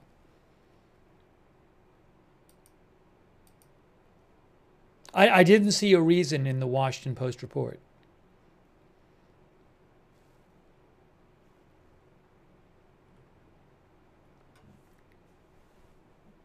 CDC is it Centers for Disease Control? Centers for Disease Control and Prevention. So I don't have details on that story.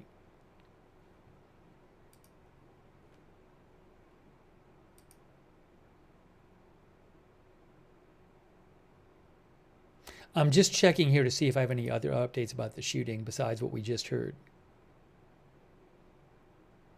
The shooter had no prior criminal history, by the way. That's another thing. No prior criminal history. And then went to a school and shot 14 children and 3 adults.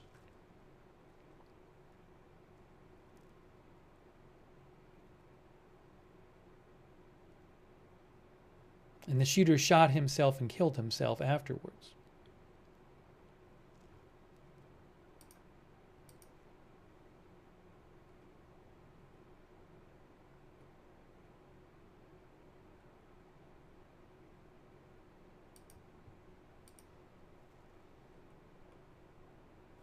Oh, CNN reports that the church shooting suspect is actually graduated from the school in 2017 according to a yearbook.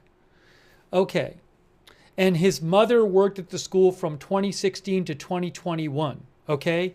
So CNN is saying that according to a yearbook they have from the school, the shooter graduated from that school in 2017, and the shooter's mother worked at the school. Well, not necessarily the school. I take it. We know the shooter, there's a post from the church talking about the shooter's mother resigning from the church. I think it was 2021. So it says that the mother worked at Annunciation from 2016 through 2021. It's a little confusing because there's reporting saying she worked at the school too. So I'm not sure if she worked at both the school and the church. It's part of the same complex. They're right next to each other. So that's not exactly clear. But she clearly worked there at some point. And again, they're saying she worked at Annunciation from 2016 to 2021. But they're saying that a yearbook shows that the shooter graduated from the school in 2017. Yes, the school is a pre-K to 8th grade school. It's basically like an elementary school and a middle school.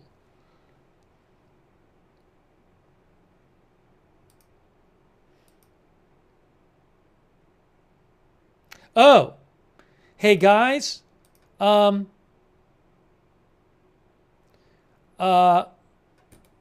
Sam Stein with Bulwark, who I follow. Couple things. Bulwark and MSNBC. So I told you that really quick. The Washington Post reports that the new CDC director, who's only been in her job for a few weeks, is being ousted. Sam Stein with MSNBC and Bulwark says rumor mill is it has to do with the pediatric vaccine schedule. He also says he's hearing she might not be the only one fired. It's a different story. I'm not going to really get into it now, but I just wanted to let you know I just heard that as well.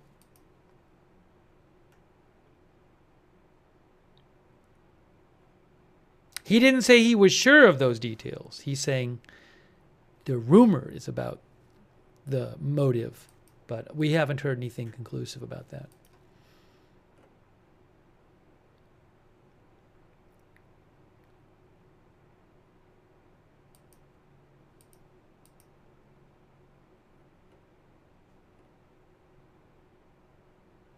Yeah, so if you want, again, there's plenty of people discussing and posting on social media about this manifesto and these videos that the shooter posted on YouTube, which have now been taken down.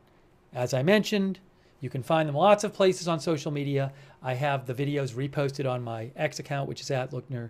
So we're not going to get into a detailed discussion of that there. I haven't had time to even go through them, but really in any kind of detail. But if you want that, it's out there.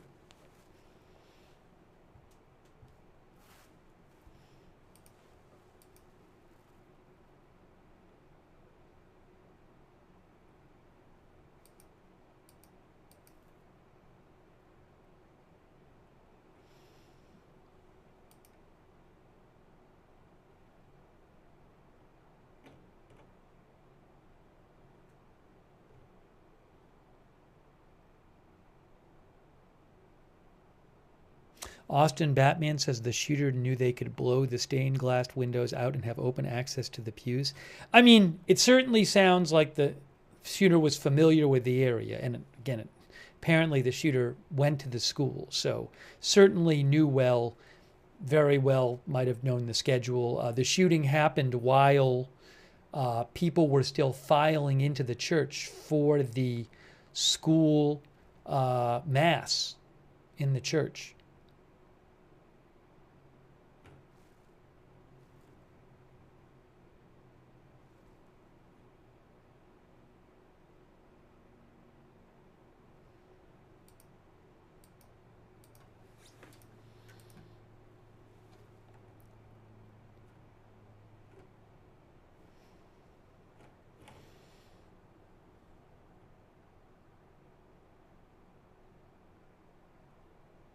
Danny Parton says, I can't imagine the pain and loss of those parents who lost their babies. Yes, an 8 and a 10-year-old killed just terribly. Condolences to the families of the people killed, and thoughts with all those injured. I'm glad that we're hearing they're all going to survive, but some very serious injuries. Last we heard about conditions, 7 people were in critical condition, but I don't have updated details on the conditions.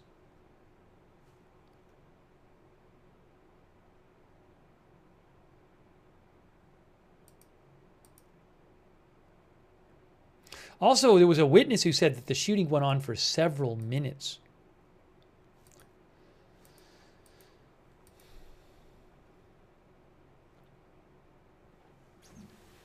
Okay, well, look, we just heard there's not supposed to be another press conference today. I don't have the live feed anymore.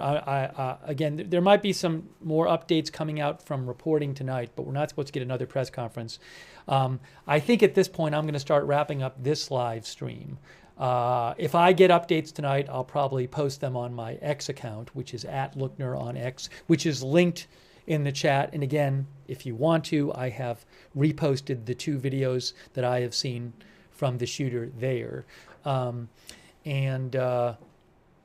It's incredibly terrible, a horrible event, and I usually say, I hope we never have to cover these again, and then very soon after we end up covering another mass shooting. This is particularly terrible. I mean, it's all these kids and everything, and it's really, really awful. But I'm going to start wrapping up this stream. I do appreciate you guys joining for the stream. Also, a lot of people have been writing to me and also in the chat sending me updates. I very much appreciate your help in letting me know what you're hearing about and letting me know about the different things, different updates you're coming across. And people were messaging me about the videos before it was widely reported and stuff. So I do appreciate that, helping with the coverage. And let's hope we hear positive news about the conditions of the victims. But yeah, if you want, we cover all kinds of live news here, Agenda-Free TV without an agenda. So if you want, you can subscribe, follow, and turn on the notifications. I don't know when news like this is going to happen, so I can't tell you in advance when we're coming on the air. But we do have a notifications feed that we've set up for ourselves, notification system. You sign up for free, and then you just get sent a notification every time we go live. The mods will post the link to the notifications in the chat. Also, in the description of this video on YouTube and Facebook, you can find the link to the notifications there. But I would sign up for that. That way, you know, you get a notification when we're going live. I really want to thank our moderators. We've had a lot of people in the chat rooms commenting today, and the moderators are the ones who really allow us to have chat rooms, who keep things under control there. And so thank you so much to all of our moderators who've been helping out in our chat rooms, people like Roberts May Queen and Beth Mythical over on YouTube, and our other moderators on YouTube. Thank you so much. And on Twitch, all of our Twitch moderators, like Bastion Girl, Big Ball of Yarn, David Green, I Got That Fired, Matthew Kohai 3, McBritches, and Papa Bear. And all of our Twitch moderators, too. Thanks so much also to our Facebook moderators, Kay Lowry Body, Margaret Riley, Shannon Davis Hughes. Hopefully I'm getting everybody. Thank you very much. Linda Belk, Larry and Misha over on X. Thank you for moderating there. Thanks also for everybody who supported the channel today. I hope people understand. I feel bad. Normally we would be acknowledging everybody. Yeah, if you haven't seen the channel and you wonder, like, why are people donating when you're covering this tragic event, which is a perfectly reasonable question. I do this channel full time, so that's just what just allows me to do the channel and also to buy news footage like we had today. So that's what the donations go to. But I do really appreciate it. I'm sorry I couldn't shout people out individually as the broadcast went along. I do just want to thank a couple people here. CC, Danny, Boomer Wow, PZ Papa Zulu, Alice, Linda Cosma, Barbara Austin, Michael McIsaac, Cruella, Tubular Mind Wave, Israel Bishop, Diddy Truck, Small Town Tourist, Ronald Pant, Dez, War Dove, Daniel Boberson, Cassie. I'm not going to get everybody, but just to say a couple. Glory Beef, Vanessa, Megatron, Mitchell Pilot, Beth Hickok, and Joy Marcus, and everybody else who I'm going to miss. CC, Who Shot JR, Aloynia, Tander62, thank you. Also, another way to find out when we're going live, by the way, is you can follow us on X, which is at Agenda Free TV. I always post there when we're going live. I post updates about the channel there, so follow us if you're on X at Agenda Free TV. We do have a discussion group where a chat where you can chat with other viewers when we're not live. A number of our viewers like doing that. Hold on a second. That is the Agenda Free TV Discord chat. I'm going to take this out now. The Agenda Free TV Discord chat. It's free. You can check that out. It's the same link as the link to the free notifications. So check out our Discord chat. Also, thanks so much to our Discord moderators for all you do. Thank you. Also, for those of you who watch on YouTube, I would recommend turning on the YouTube notifications as another good way to find out when we're live. But it's a little tricky to turn on the YouTube notifications. What you need to do is you need to subscribe to the channel. Then you have to click the bell and choose all notifications. So again, subscribe, click the bell, choose all notifications. That is how you turn the YouTube notifications on. Also, I do very much appreciate all of our subscribers over there on Twitch who support the channel through subscribing. So I just want to thank a couple of them, like Wall Street and Shaggy, Timido, one Massachusetts guy, Cece, Aloynia, Douthis, Massachusetts guy. I think I said that already, but that's all right. And all of our other Twitch subscribers, thank you. And our Facebook subscribers. Oh, also thanks to, speaking of Facebook, thank you, Kristen McConnell Gates for the stars, and also, I think, Melissa Yakobaki for the stars. Robert Rial II, and thanks, Robert, for subscribing as well. Thanks, Sharon Klassen Goslin, for subscribing. All of our subscribers over there, Kay Larry Body and Margaret Riley, Chuck Mosca, and again, all of our other Facebook subscribers. Thank you for subscribing on Facebook. Mario Ayala. Mario says his journal was a foreign language. I believe some of it was written in English. From what I understand, some of it was written in Cyrillic alphabet. A person I follow who's a journalist, Olya Scootercaster, she said that some of the diary was in Russian letters, but it's English words. So I haven't looked into it. I believe some of it is in Russian alphabet. But I haven't gotten into the details. But some of the pages I've seen appear to be in English. Abby says people are translating it on X. Yeah, there's lots of people out there on social media who are doing detailed analysis of that thing. I'm not going to be doing it here, but you can go and find that and look at that. Also, thank you so much. Robert Mansfield says English language using Russian letters. Yeah, I haven't really had a chance to look in detail. Thank you also to our YouTube members, JD63, Evelyn in Maine, JK Cinar, Crypto King, PZ Wheats, Derek. Thank you for being members over there. Bella, Bluesy Girl, Cruella, Babs, Dean R, Guy Fox. Thanks also to Croatus Unicolor. Thank you. Also our members, Andrea Megatron, Getchapul, Bengala X Life, Confidence in God, Jerry Alum, Fred E, Blissful Essence, Hermit Ersatz, Evelyn in Maine, Biscuits, PBP, Sticky Frog. And also thanks to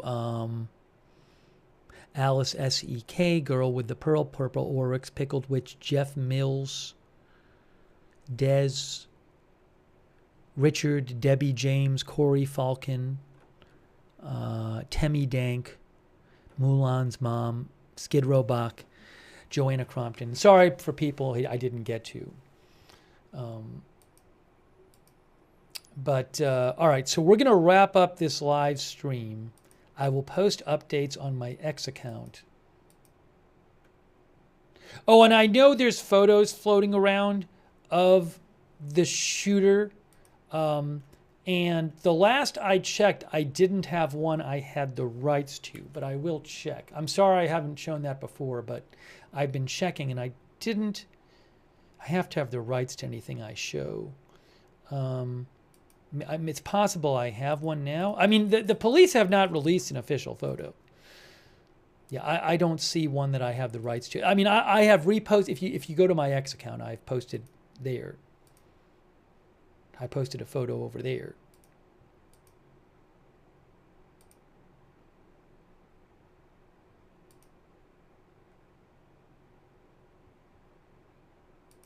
Yeah, I don't have one I can show at this point, but you can. It's on my X account. You can check one there. Check there if you want.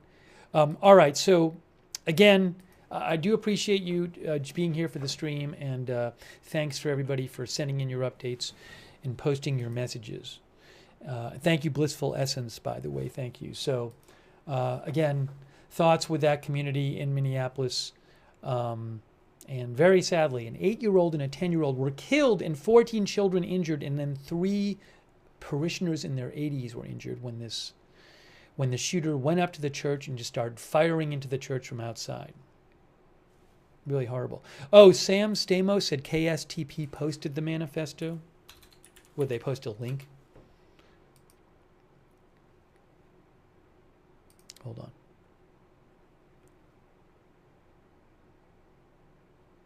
I'm looking at their article.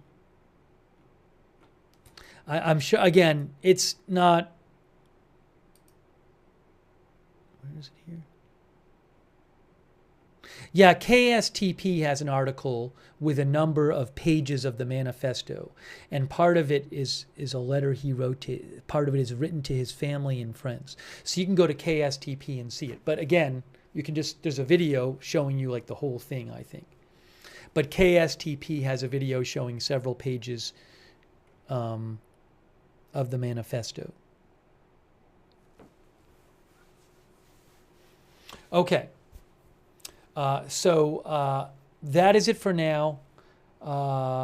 This has been our live coverage of this horrible shooting at a Catholic school at a church in Minneapolis, and we will see you soon with more live breaking news coverage right here at Agenda Free TV.